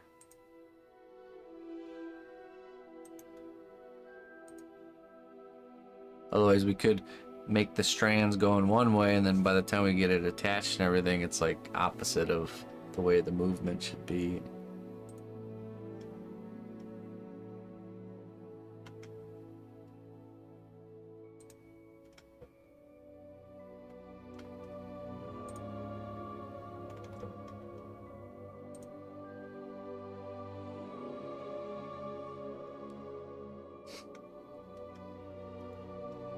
Surprised and not surprised all at the same time, huh?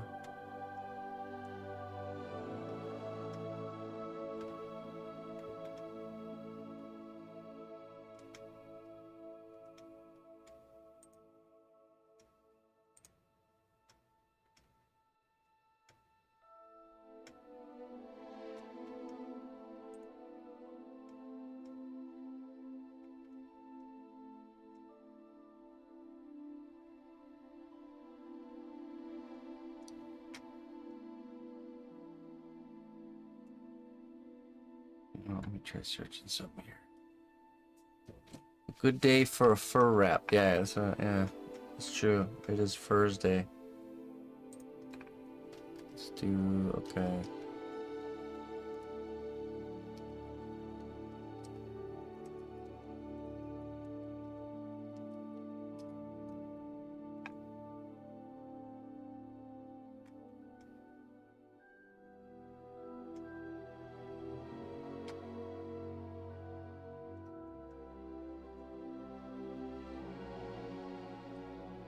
Looking for something a little more rugged.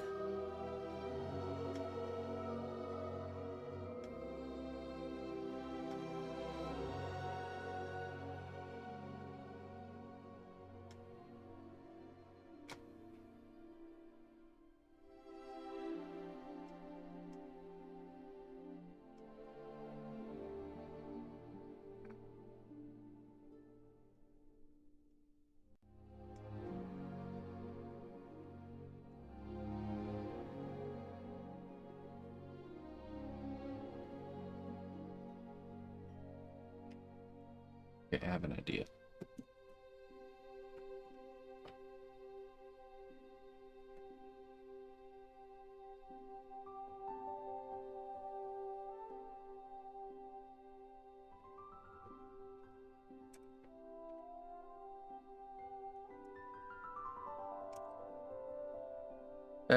It's a commission of someone's D&D character, so there's a few, like, you know, the client provided kind of like a general outline of the character, then I've gotten to design the character fitting inside those outlines, you know. For example, like the character has a battle axe, but I got to design the battle axe. The horn style was kind of picked out of the Minotaur. The armor kind of style, not style, but like type was picked out, but I got to design all that. So that's kind of my favorite, one of my favorite kinds of projects, where the client has a very vague, rough idea and then uses me to establish the actual details of the idea, which, you know, really common scenario, I think, is a D&D character, because most people, when you're playing D&D, you think about the overall character idea, but you don't really know, like, how the pauldron looks or something. You know he has pauldrons, but you don't know how the pauldron looks. So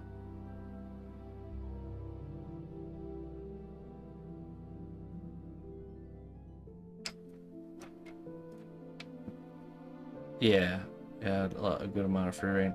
I started going on this theme. Usually a theme gets developed, and the theme we got for him is that there's these almost like you know, human characters always have human skulls all over their armor. So I was just thinking, I was like, why doesn't the Minotaur have a bunch of like Minotaur skulls, you know? And so he's got them kind of all over, mixed into his armor.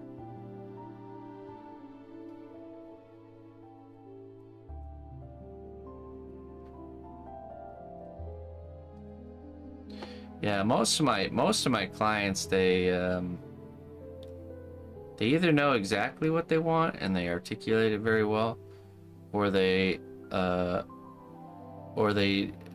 most of the time they have a vague idea, and they allow me to just kind of do my thing. So, where it's like they know they want a certain character, specific character or whatever, but they don't care so much as far as like, you know, they let me pick the pose, they let me design things, stuff like that.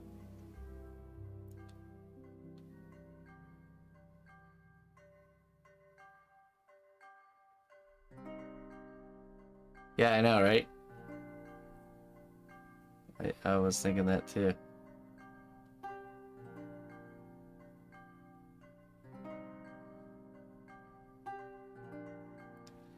Worked out great. I love how stuff like that comes together sometimes.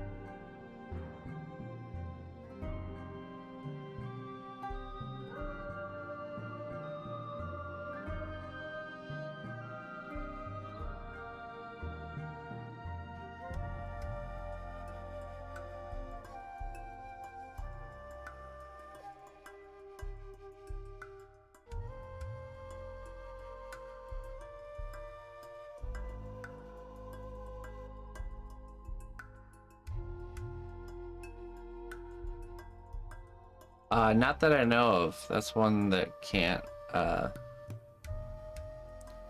only way that I used to use to make things as seamlessly detachable as possible was, you know, like tightly wrapping a material like aluminum foil on the surface, and then you just kind of sculpt on that, and then you bake it, and then you remove the foil layer, kind of thing. But as far as something you can paint, a substance you can paint on that does what C1 separator does, I have no idea.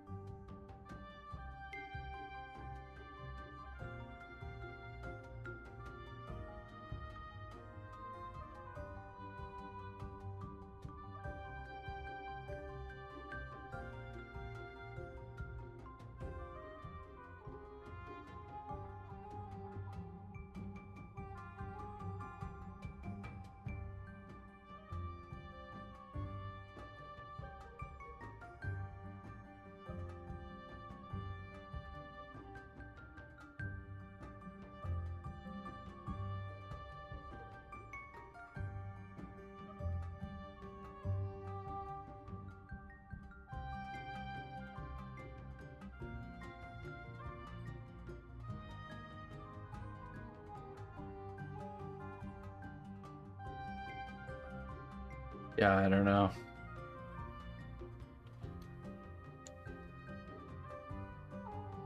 You know, all my years using this material, I've never encountered anything in it.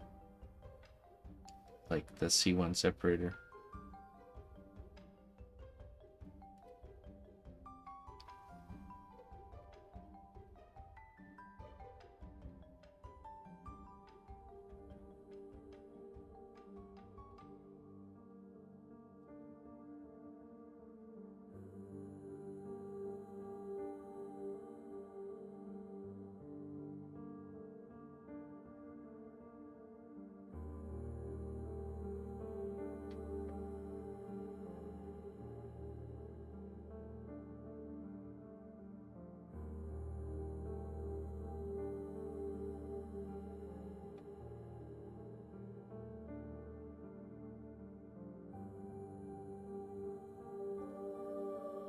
Yeah, I mean, I've been using that same bottle for, I don't even know how long now. Probably over a year. Still got probably a quarter of the bottle left.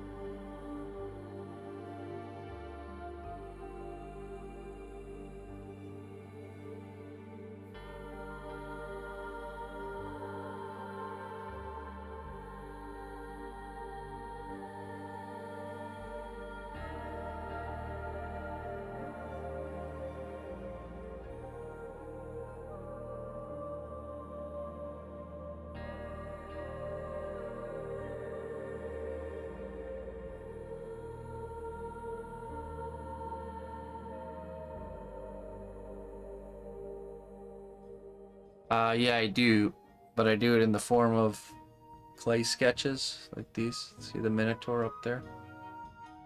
So I sketched him first before I made it the final version.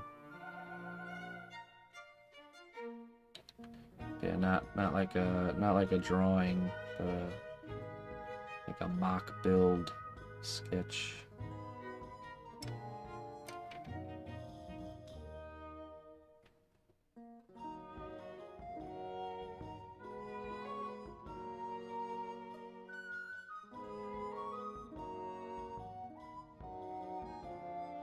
Yes, indeed.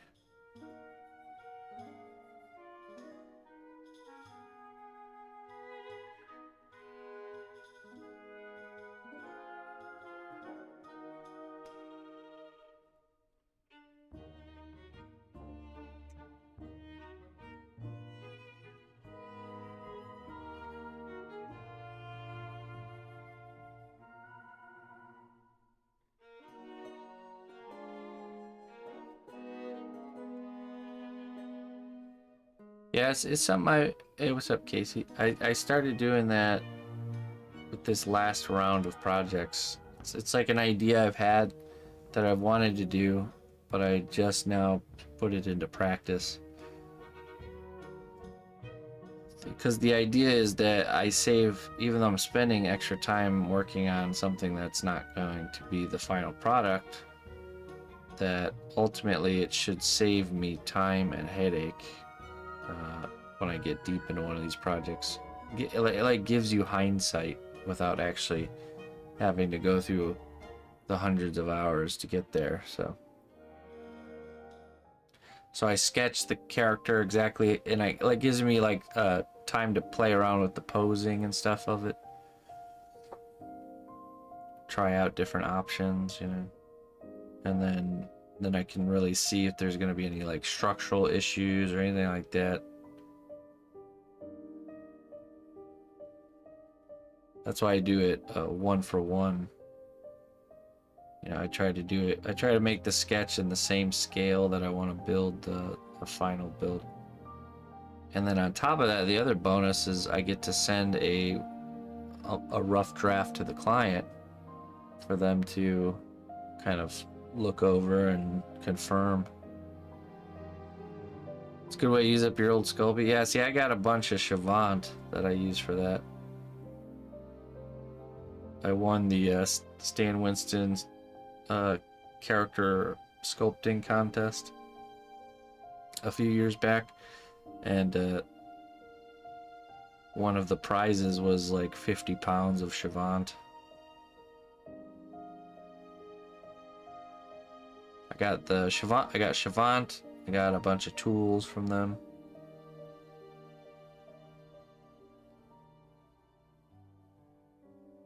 Hello, Sembem and Rima.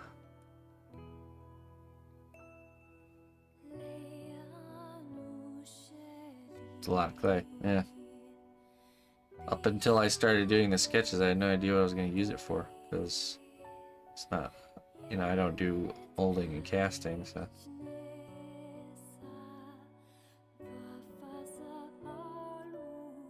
Hey, thanks.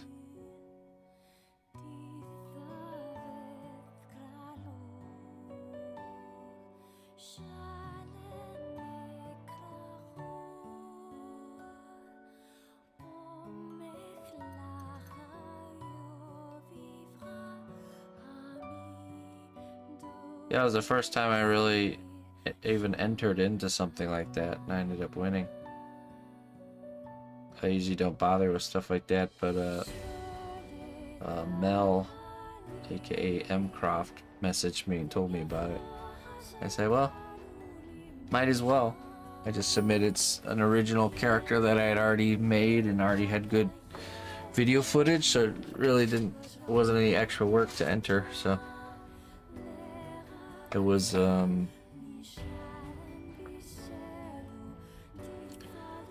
one was it? It was this one. Hold on.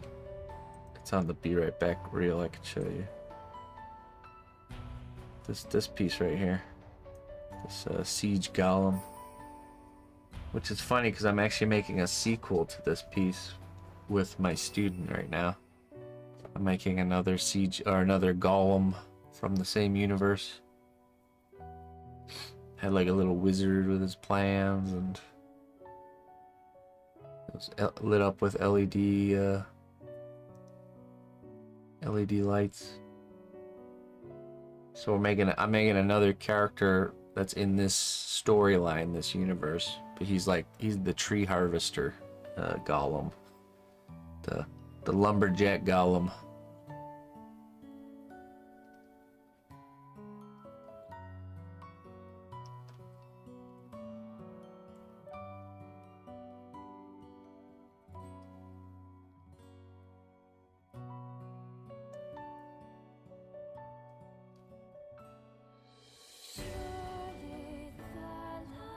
Is that available to watch? I think if you go to on Twitch, there's a sculpture showcase. And hey, thanks a lot, Mike. I appreciate it.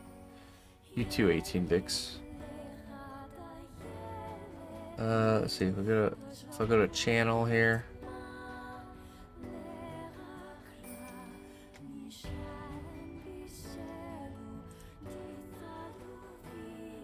Videos. Let's do this.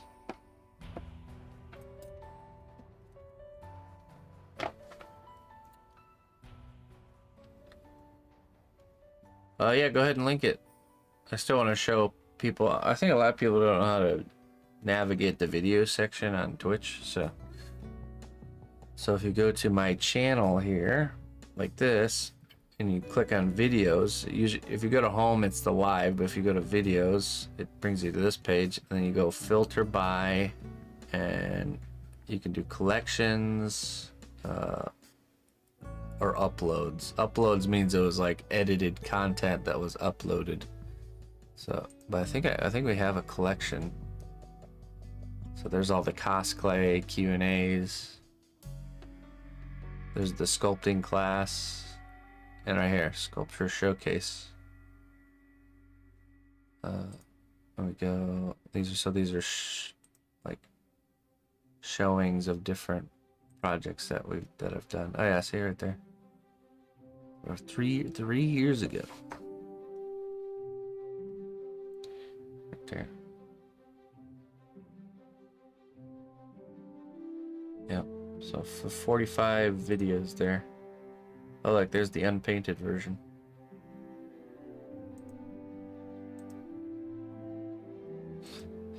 It's funny to look back and see how things changed.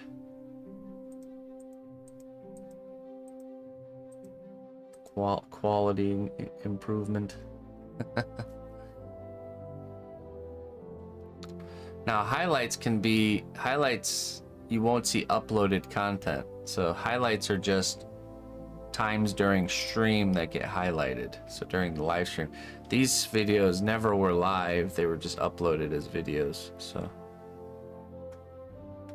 yeah, there we go. That's how you do it.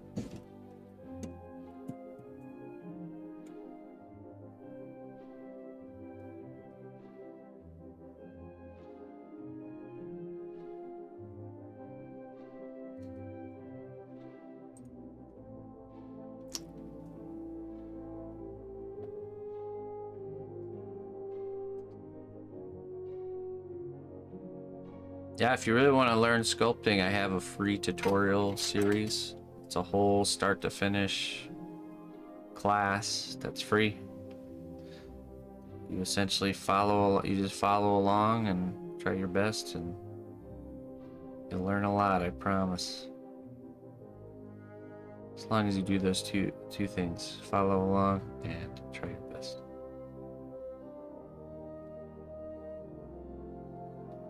It's 100% money back guarantee. You don't learn a lot.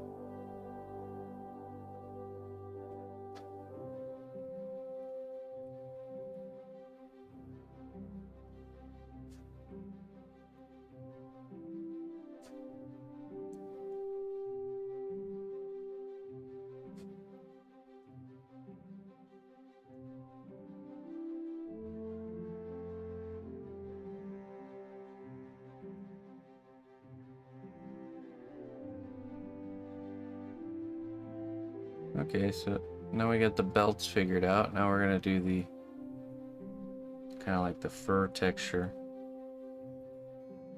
I'm just gonna try and pull it out here.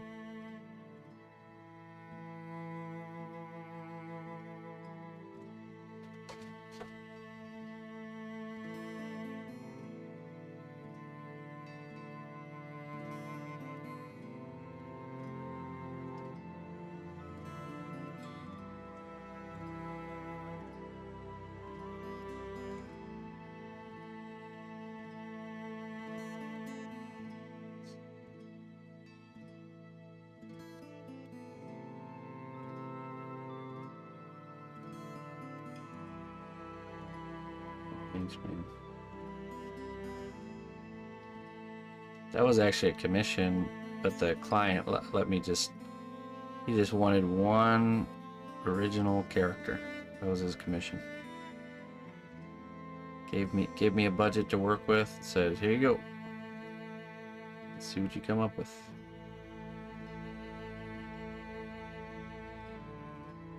Now he already had a collection of my work, a few other pieces, so when I designed that piece, I was keeping that kind of like that in mind, so it would kind of go along with the other pieces he had, which were a little bit more darker themed. So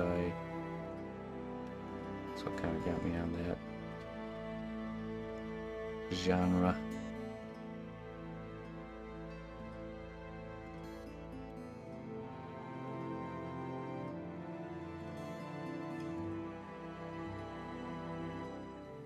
Listen closely, traveler, to what I say. Twitch Prime does not even cost a dime. Double. All right. Waiting for it to pop up. Oh. Guess it's not gonna do it. Yeah, we'll do that again. Listen closely, traveler, to what I say. Twitch Prime does not even cost a dime. Hey, thank you both so very much for the subscription. I appreciate that. It's is it Agan and Anik? Agan and Anik, thank you both for the Prime sub. Thanks for supporting my work. I appreciate that very much. Thank you very kindly.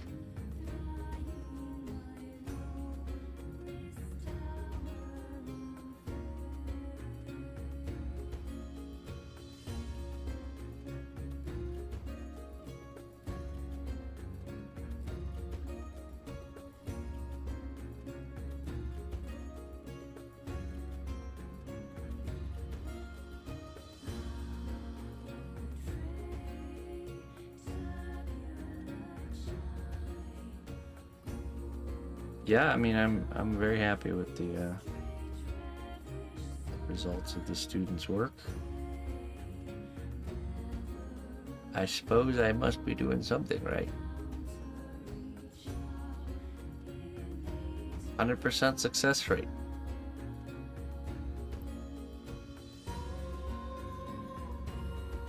I think every single finished piece I've seen has been definitely a success. Successful work.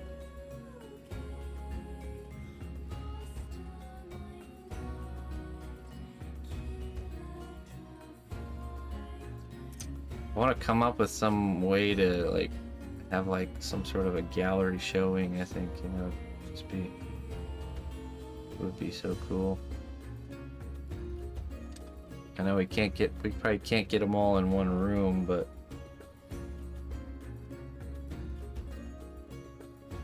maybe I'll have the missus put together some sort of a video reel or something.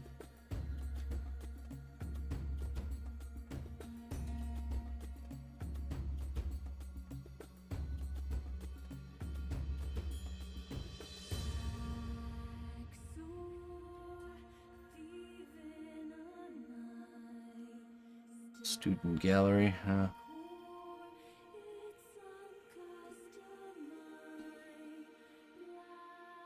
Alright, Looney Learner. We'll catch you later.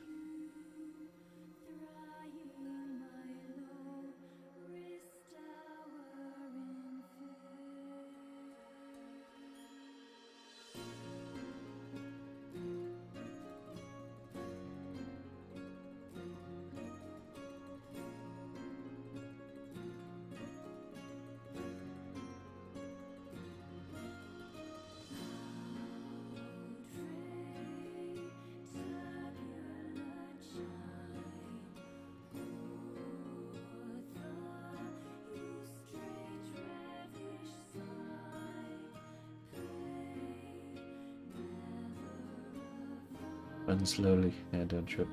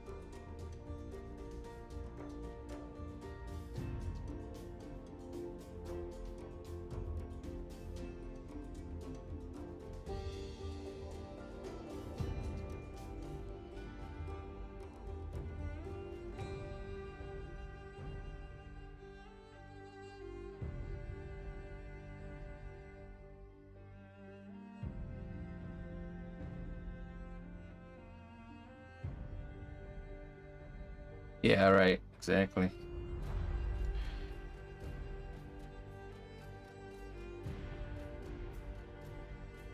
Something like that.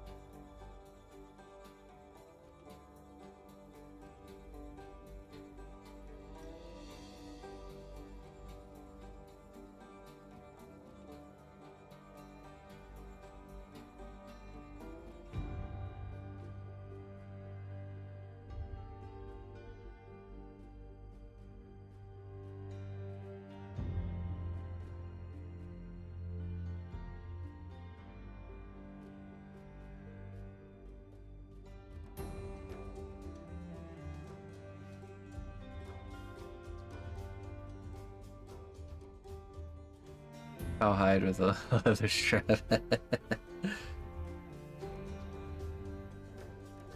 Hey, pigs will eat pig and chickens will eat chicken.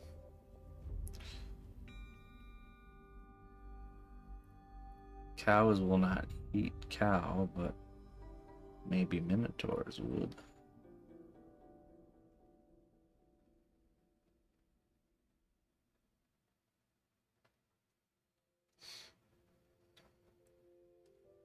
I think that's how mad cow disease is formed, from a cow eating cow.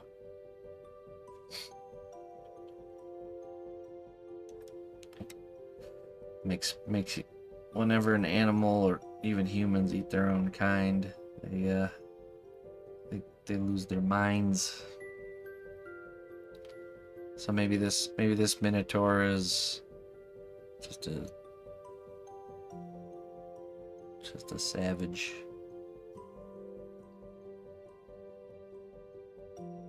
Ate his own kind, lost his mind, now he roams the wilderness hunting his own kind.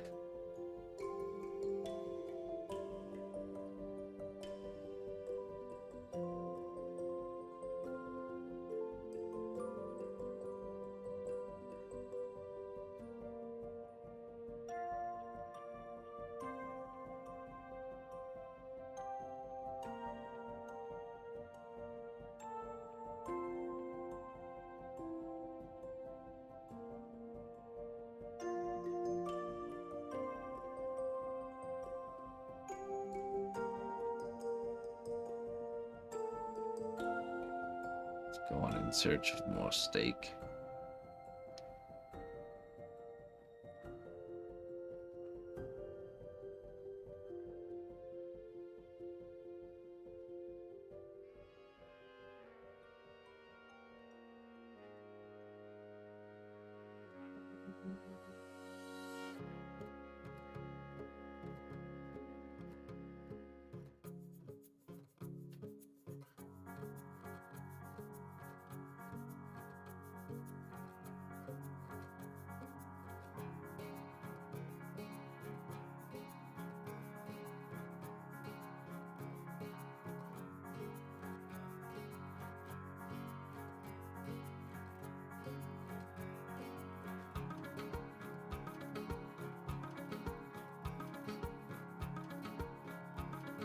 Yeah, it does.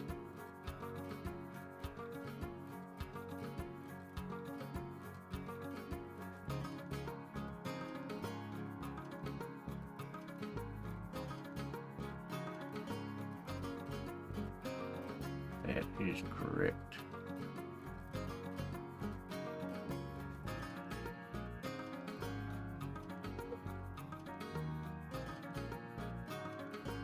I don't know.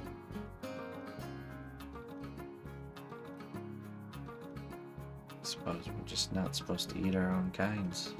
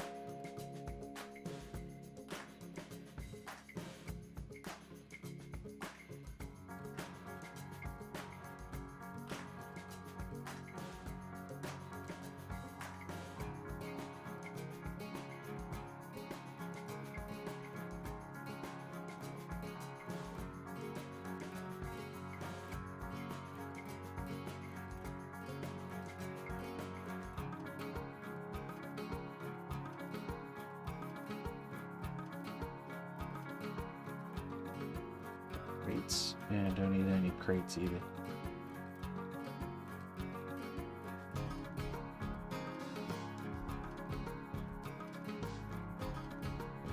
No clay and no crates.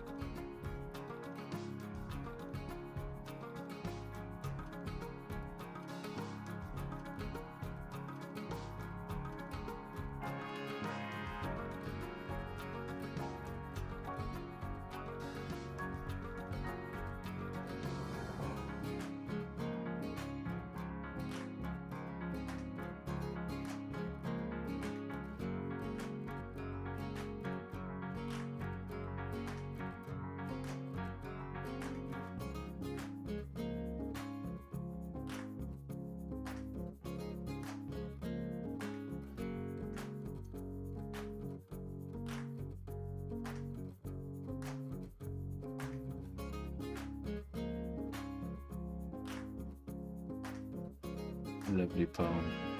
Indeed.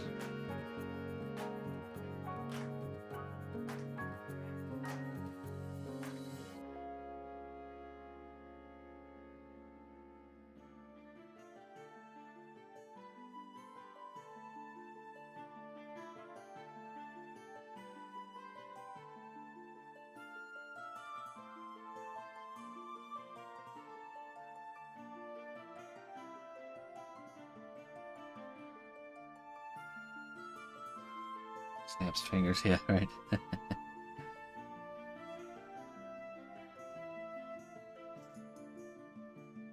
I was actually going to do that, but then I got too lazy.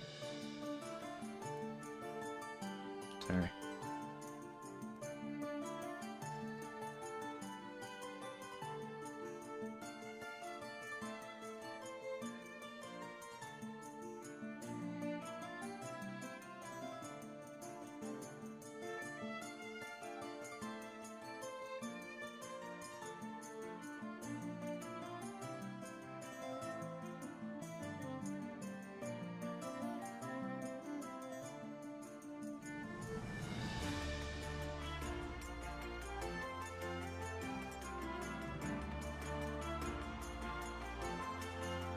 Hey, holy moly. Thank you. Welcome.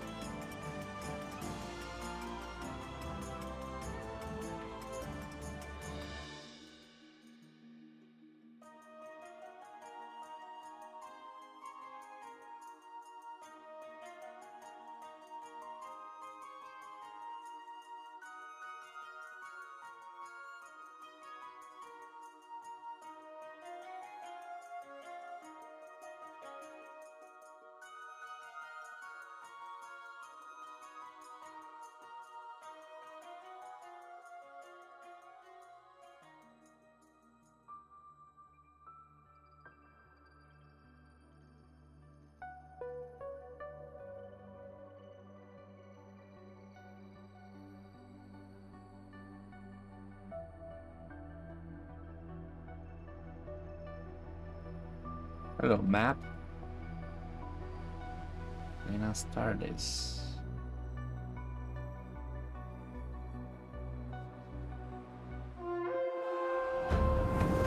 The strength of the cnotbusch kingdom lies not in our walls, but in our people. March to war. Hello, Yan Sculpts and company. Thank you very much for the raid. Welcome.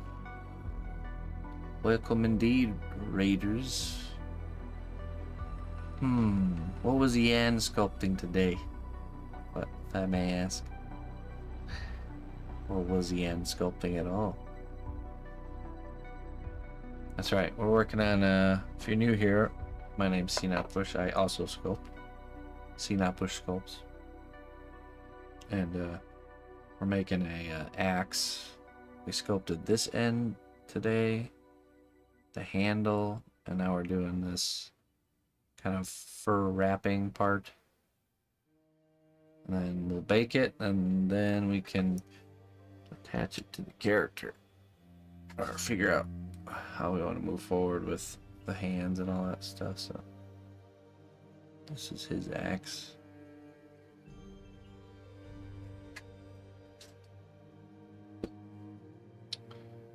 We also worked a little bit on this guy's face. It's a small one. But yeah, that's what we've been up to.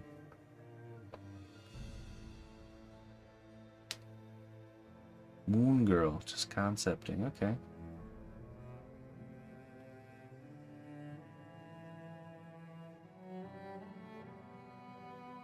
Moon Girl.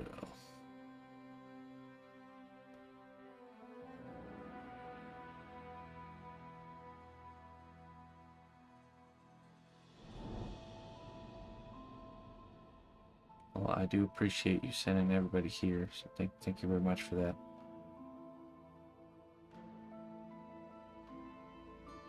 Hi.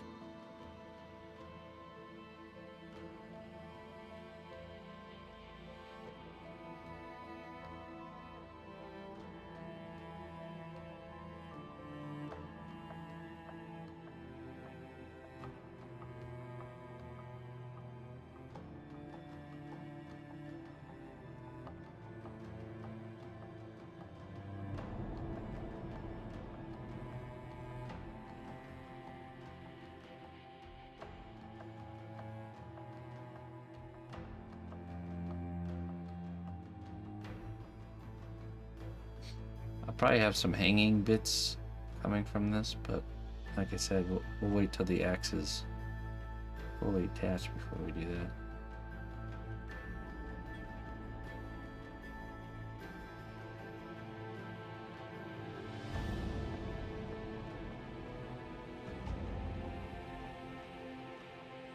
Blender IRL? Yes.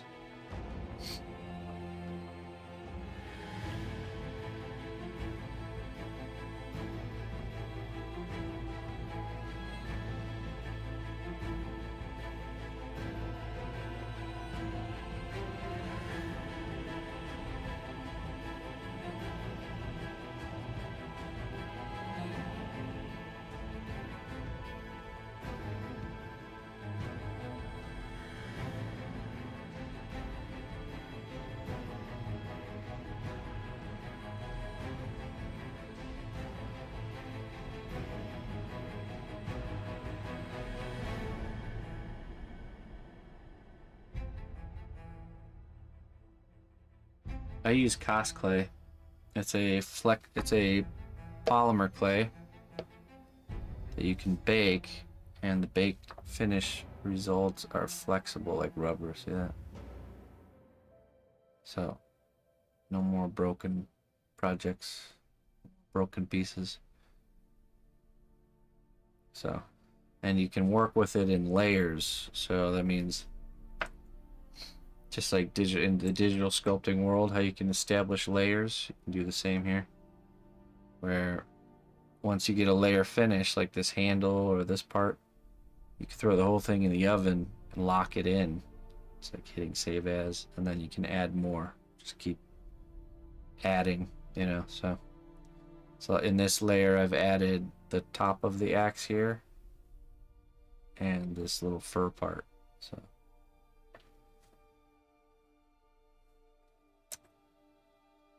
oh yeah, it'll go as detailed as you can, as detailed as you can make it go.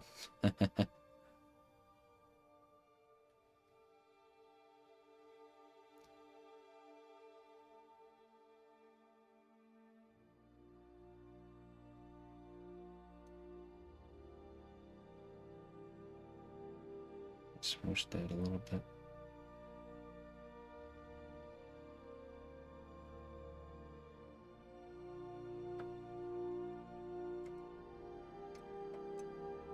Could you even make full skeletons for bodies if you wanted?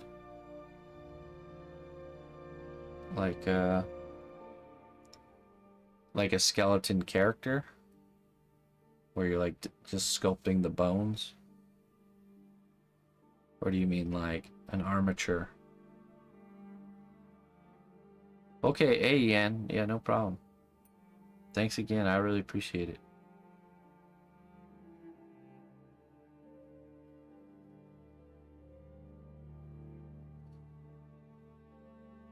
Yeah, of course, yeah. Yeah, you could do it that way if you really wanted to. What do they call that? It starts with an E. It's like SCHORE or something like that. Where you make a sculpture that's showing like the muscles and like build half of it's still skeleton. Echo rich. What it's called. You could do that.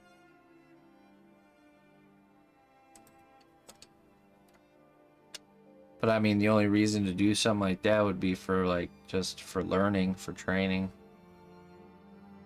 Otherwise, you're better off just building a wire. Like I built a wire armature with aluminum foil on the inside.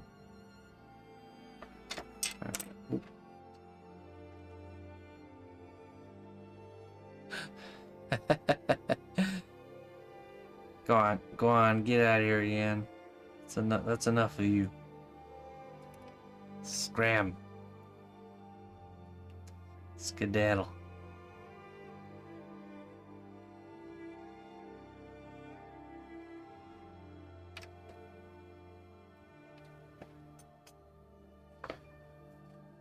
All right. I'd say that's ready. Ready for the oven. This will be my new wood chopping axe. We'll just give him this shovel here as a replacement weapon. Axe and shovel. Oh. A fine beer opener. You know, we actually have a lot of weapons in the... It's funny, there's these like... It's like every project it's on the same stage, because we're also making a sword here. Look at that. So a long sword. So in this case, I've sculpted half of it, split down the middle this way. It's been baked and locked in, so next step is I'll peel it off of this and flip it over and then sculpt the other side.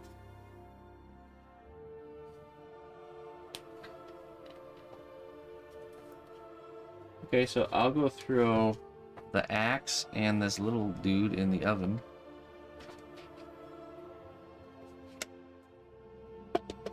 And we'll work on something else. There's an armature for that sword, yeah.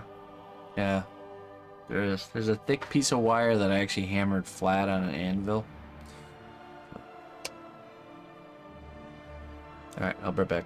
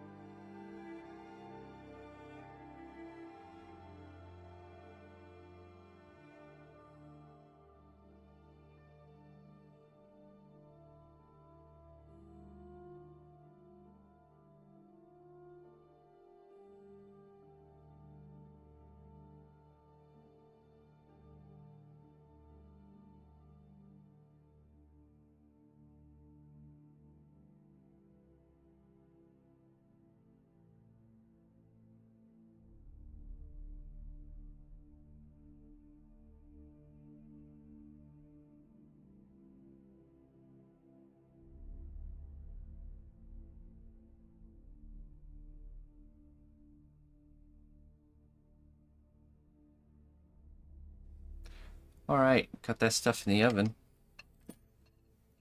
I grab the pirate's hand out of the oven. Go ahead and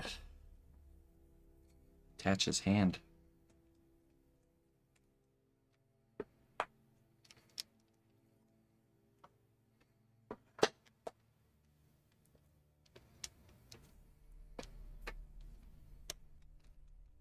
Oh, hey. How you doing, Detrol? Good to see you, my friend.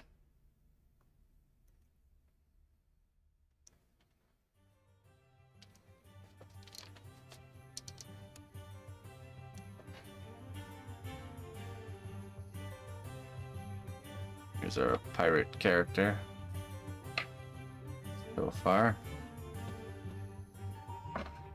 And we sculpted his hand here.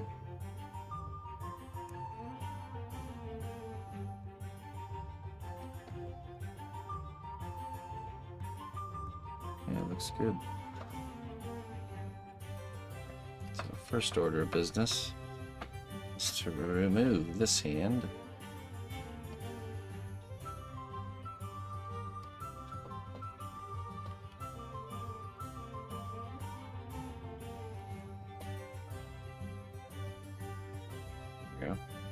Oh, there's a wire there. Okay, perfect.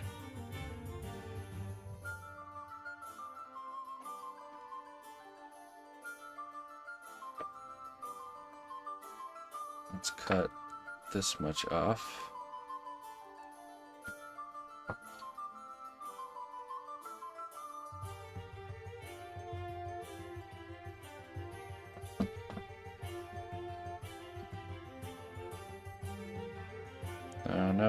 No hook for this one.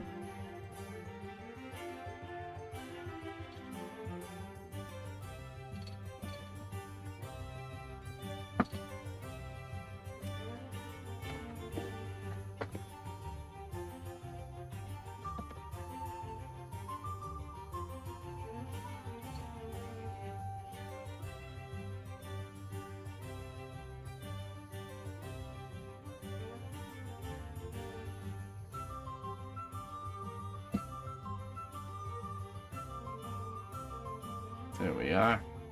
Let's grab some of this wire here.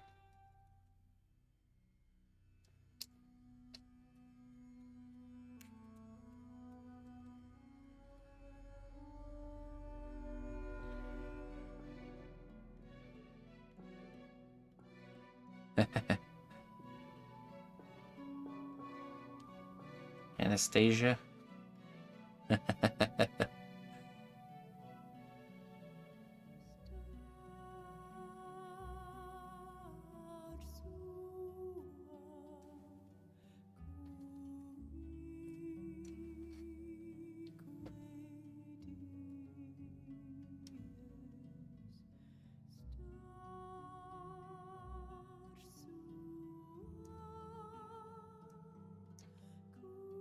Right.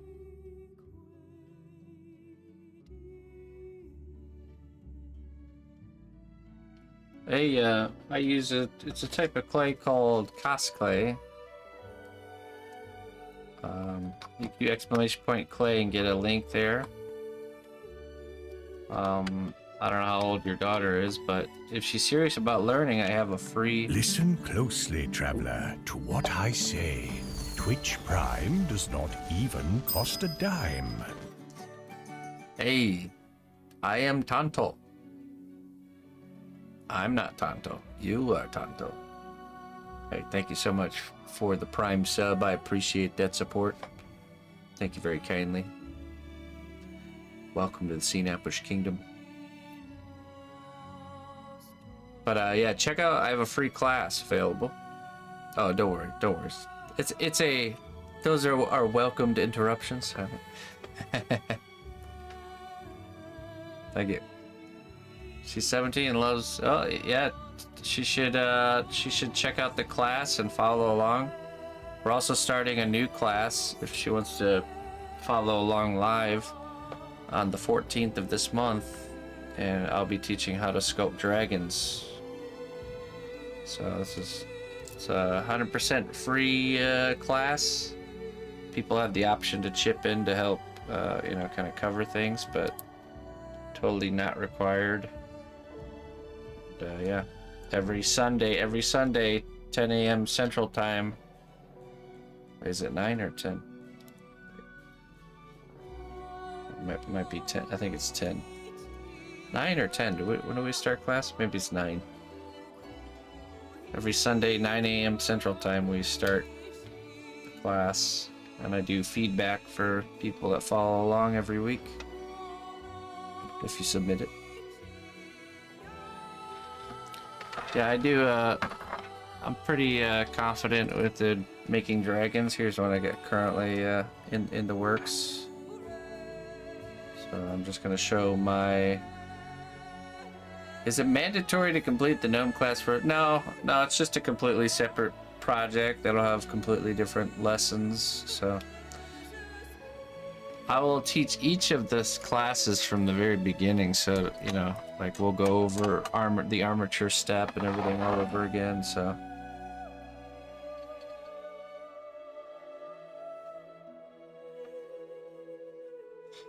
You'll mention when David does his next Discovering Dragons. Okay, yeah, for sure. Starts on the 14th, and even if you can't tune in live or you can't start right away, it'll be available.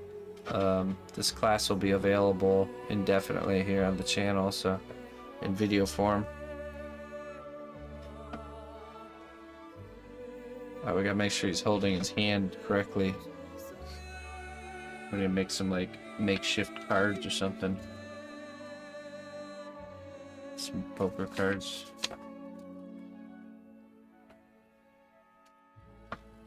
Yeah.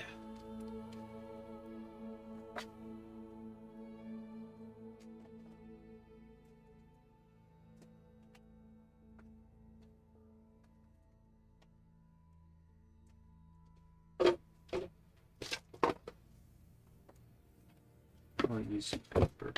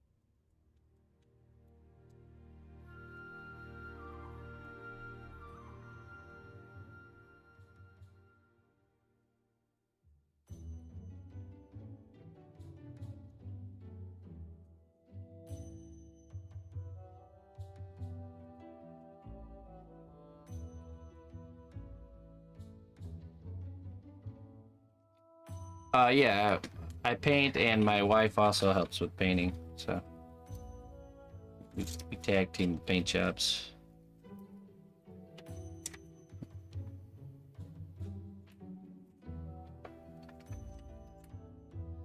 Okay, we get our just some 3 cards just so we can little placeholders.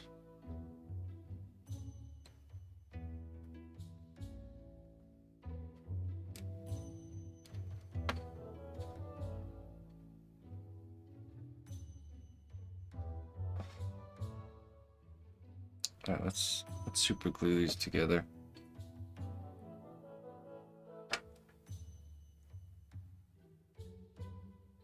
Oh, of course.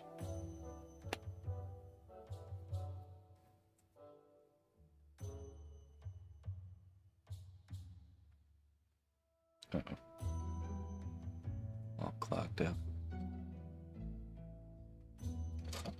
He's gonna have a really bad hand is what I'm thinking, but then he's gonna have the card he needs for a good hand like tucked away at, like on the side of his boot or something, somewhere out of view of his opponent. He's a swindler, alright. Doesn't seem to be clogged, that's weird. Right now.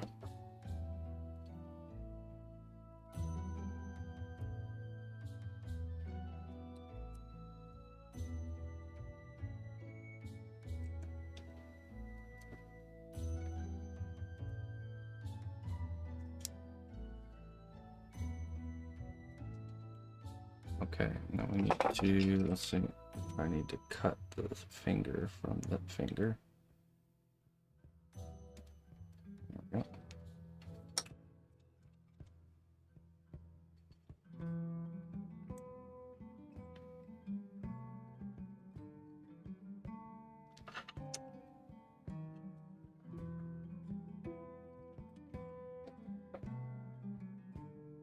Just want to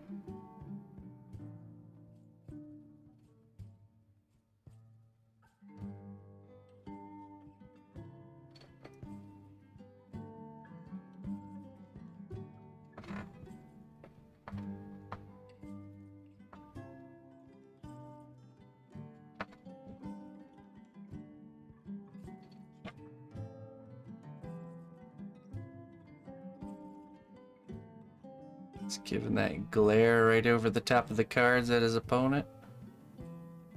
What do you got there, buddy? A whole lot of nothing. Okay, that looks good. Positioning wise. So let's just super glue the wrist area. Need my accelerator frame. It is. Just so it doesn't move around on us while we're working on the clay part.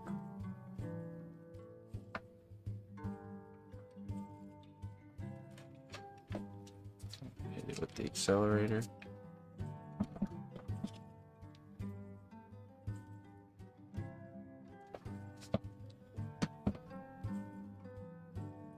There we go, nice and solid.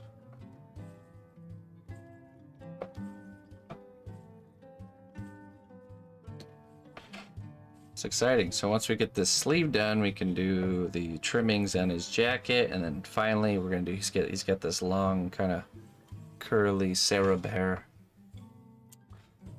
and after that it'll be kind of sculpting these boxes and crates and stuff, which I have an extra one from a project that I didn't end up using. So I think this one will be used somehow. I kind of want the scene to look like he's like on the like dock of like he just got into port somewhere and he's just hanging out on the dock playing poker as he's waiting for the ship to be fixed or something like that, you know. So there'll be like fishnets and stuff hanging around and ropes. They're just makeshift poker tables set up on the crates and stuff.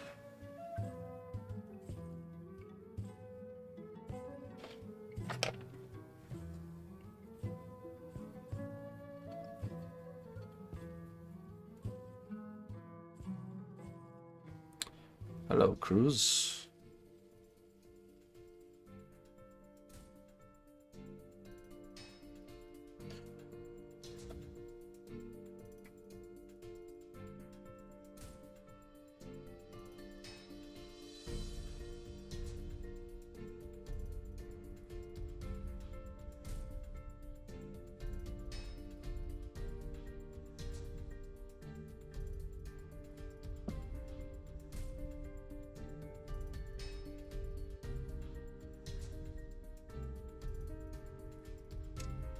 I heard.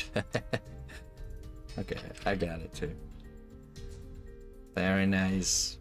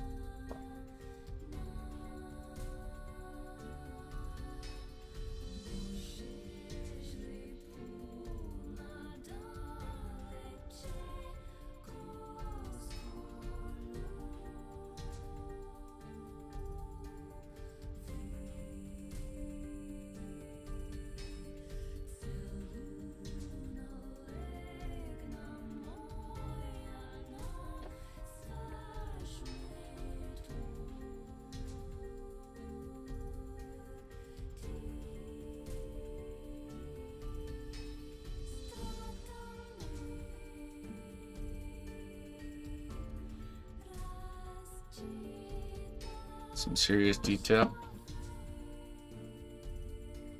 Yeah. Everything does.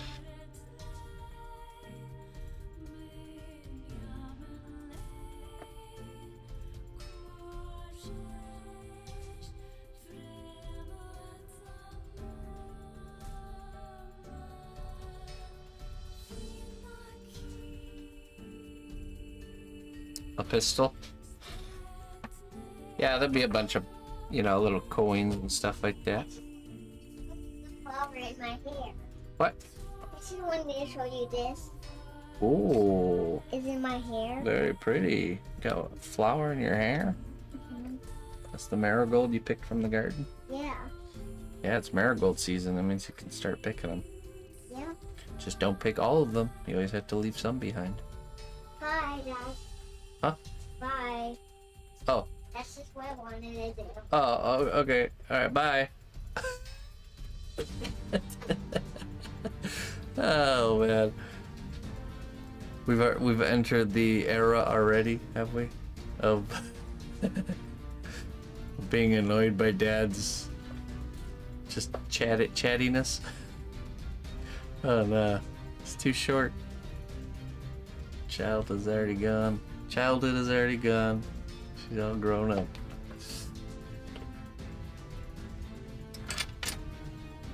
Just trying to show the flowers.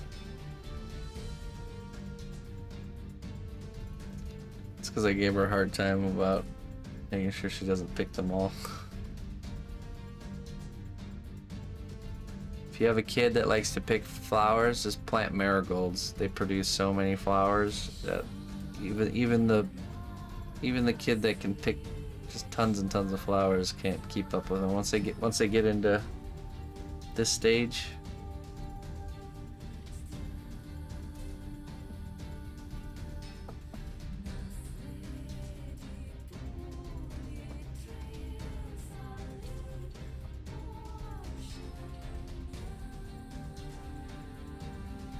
and they're natural insect repellent. Lots of bugs hate the smell of marigolds.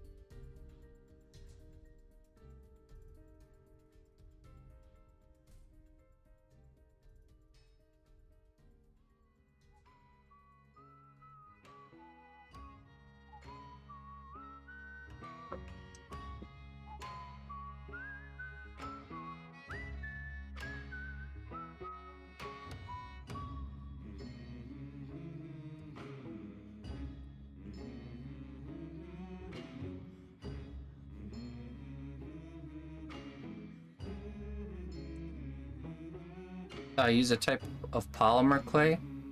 It does not air dry. You have to cook it in your oven. It is oven safe, and you only need a normal kitchen oven at low temps.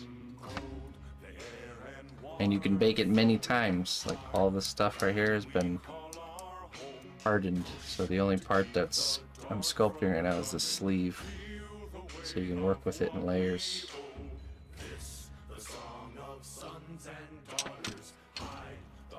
But type in exclamation clay, it'll give you a link to the clay that I use. It's a polymer clay, but this brand is very special because it's flexible.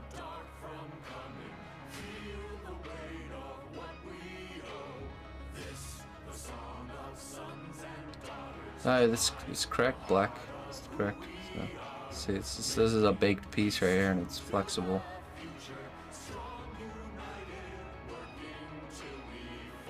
Yeah, you can bake it in a toaster oven. You could even cure it using a heat gun if you really need to. A little bit trickier, but can be done.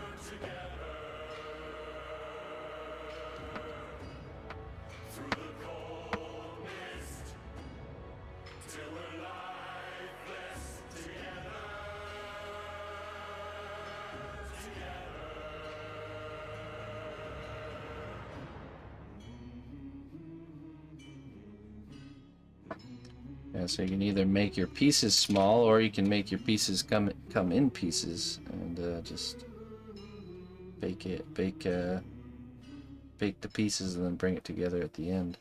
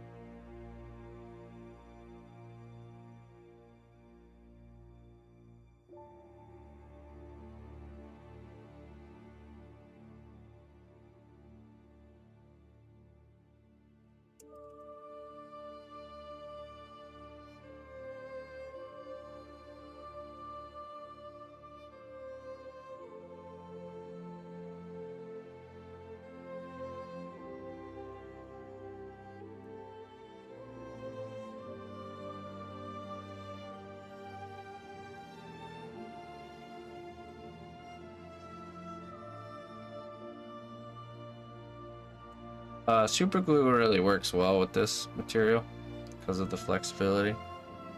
If you need it to be like a really heavy duty bond, like something that's bearing a lot of weight, you can use a epoxy glue, 5-minute epoxy.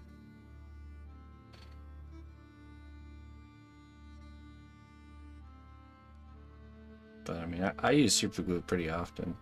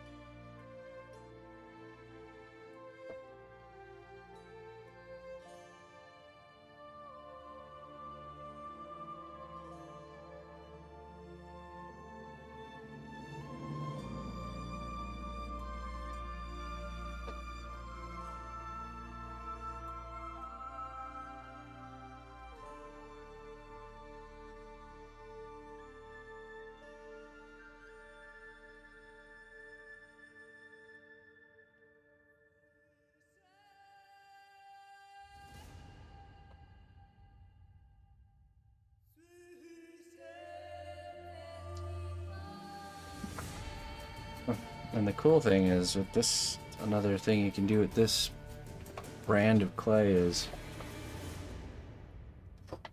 you can make there's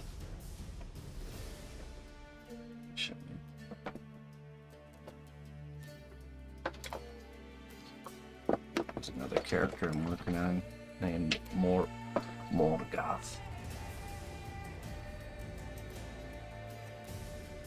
So you can use, there's a liquid that they sell called this right here is called a C1 separator, and what it does is it creates, you paint it on a surface and it'll stop any future clay that you add on from sticking to that surface. It's water based. So what you can do is you can make parts like this right here kind of come off. So all I did was I painted this solution on there first, and then I let it dry, and then I just smushed clay on here and sculpted this piece of hair. And you get a nice, and then you bake it all together, and then you get a nice detachable part. And here's the back plate. I did the same thing here with the back. And then the shoulder. And they fit perfectly, seamlessly, yeah. Which just comes in handy for all kinds of reasons, you know, painting. In this case, the back, I'm going to be drilling up here and adding LED lights. So by making the back panel removable and the top of the head, the only area I'm going to have to kind of like cover up or fix is this in-between space. So it just saves me a lot of work. After I put the lighting in, I can just cover it back up with these panels. And then you can also do with that same liquid medium, you could paint it on an object that you've made, and then you can squish clay onto it. Just some more of the same clay. And I did this in 2 parts, so then I baked it, and then I painted more of that liquid. Did the other side.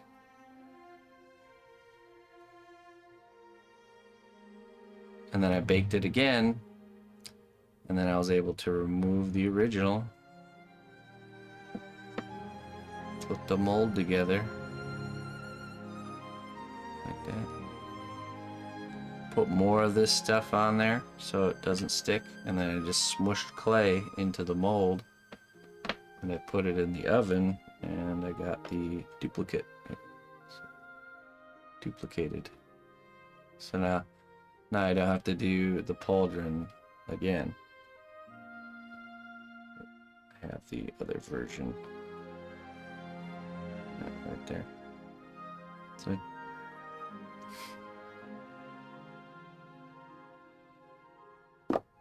and all you need is just the clay and then this solution to be able to do that.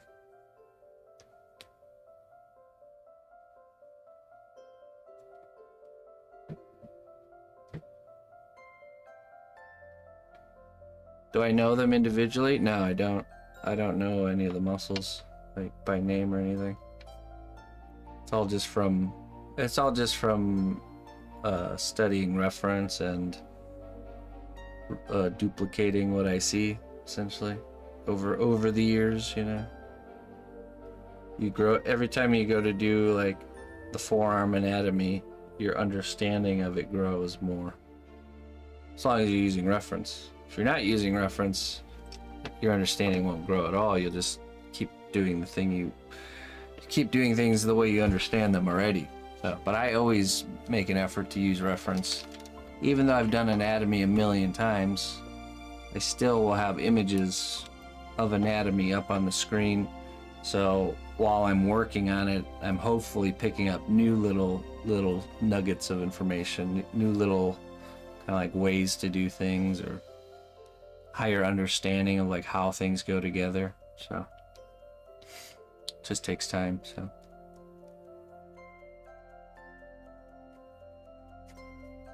Hey, thanks. All right, folks. Well, you've all been a wonderful audience. I want to thank you all for joining me today. I will be back on later, pretty sure. We'll be doing, be sculpting a badger, an American badger. We're in the texture phase. If you have time, can you critique my gremlin on Discord? You know what? Let's stick to doing that on Sunday, because I do plan on streaming on Sunday. It won't be whatchamacallit. It won't be a class on Sunday, but I will be here working, and I'll take a look at it then and any of the other class projects and do like a critique. So that way we kind of keep it all on Sundays. But I shall take a look, promise. And if you missed the stream on Sunday, you can just check the VOD. So yeah, so I'll be back on. Like I said, I'll be back on again tonight, and we'll be working on a different project. And if I don't catch you then, I'll be back tomorrow morning, bright and early, and we'll be working on this guy right here, Morgoth. Morgoth. It's almost time for us to start his weapon. Almost. All right. Well, let's find somebody to raid, and I'm getting out of here. Thank you, everybody, again for joining me.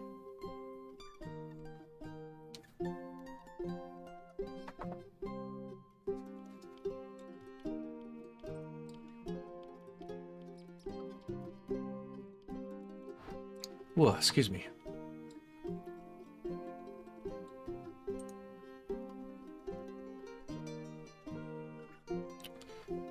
Let's see here.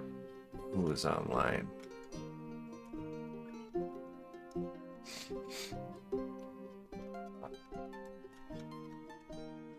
Mr. Mank is on. Should we go raid Mr. Mank? You guys want to see some more sculpting action? There's a small group of artists that have been streaming on Twitch here since the very, very beginning, and Mank is one of them for sure.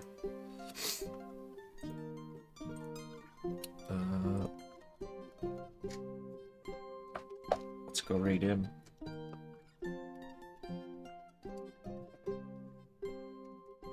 Alright, folks. Till next time. Bye-bye.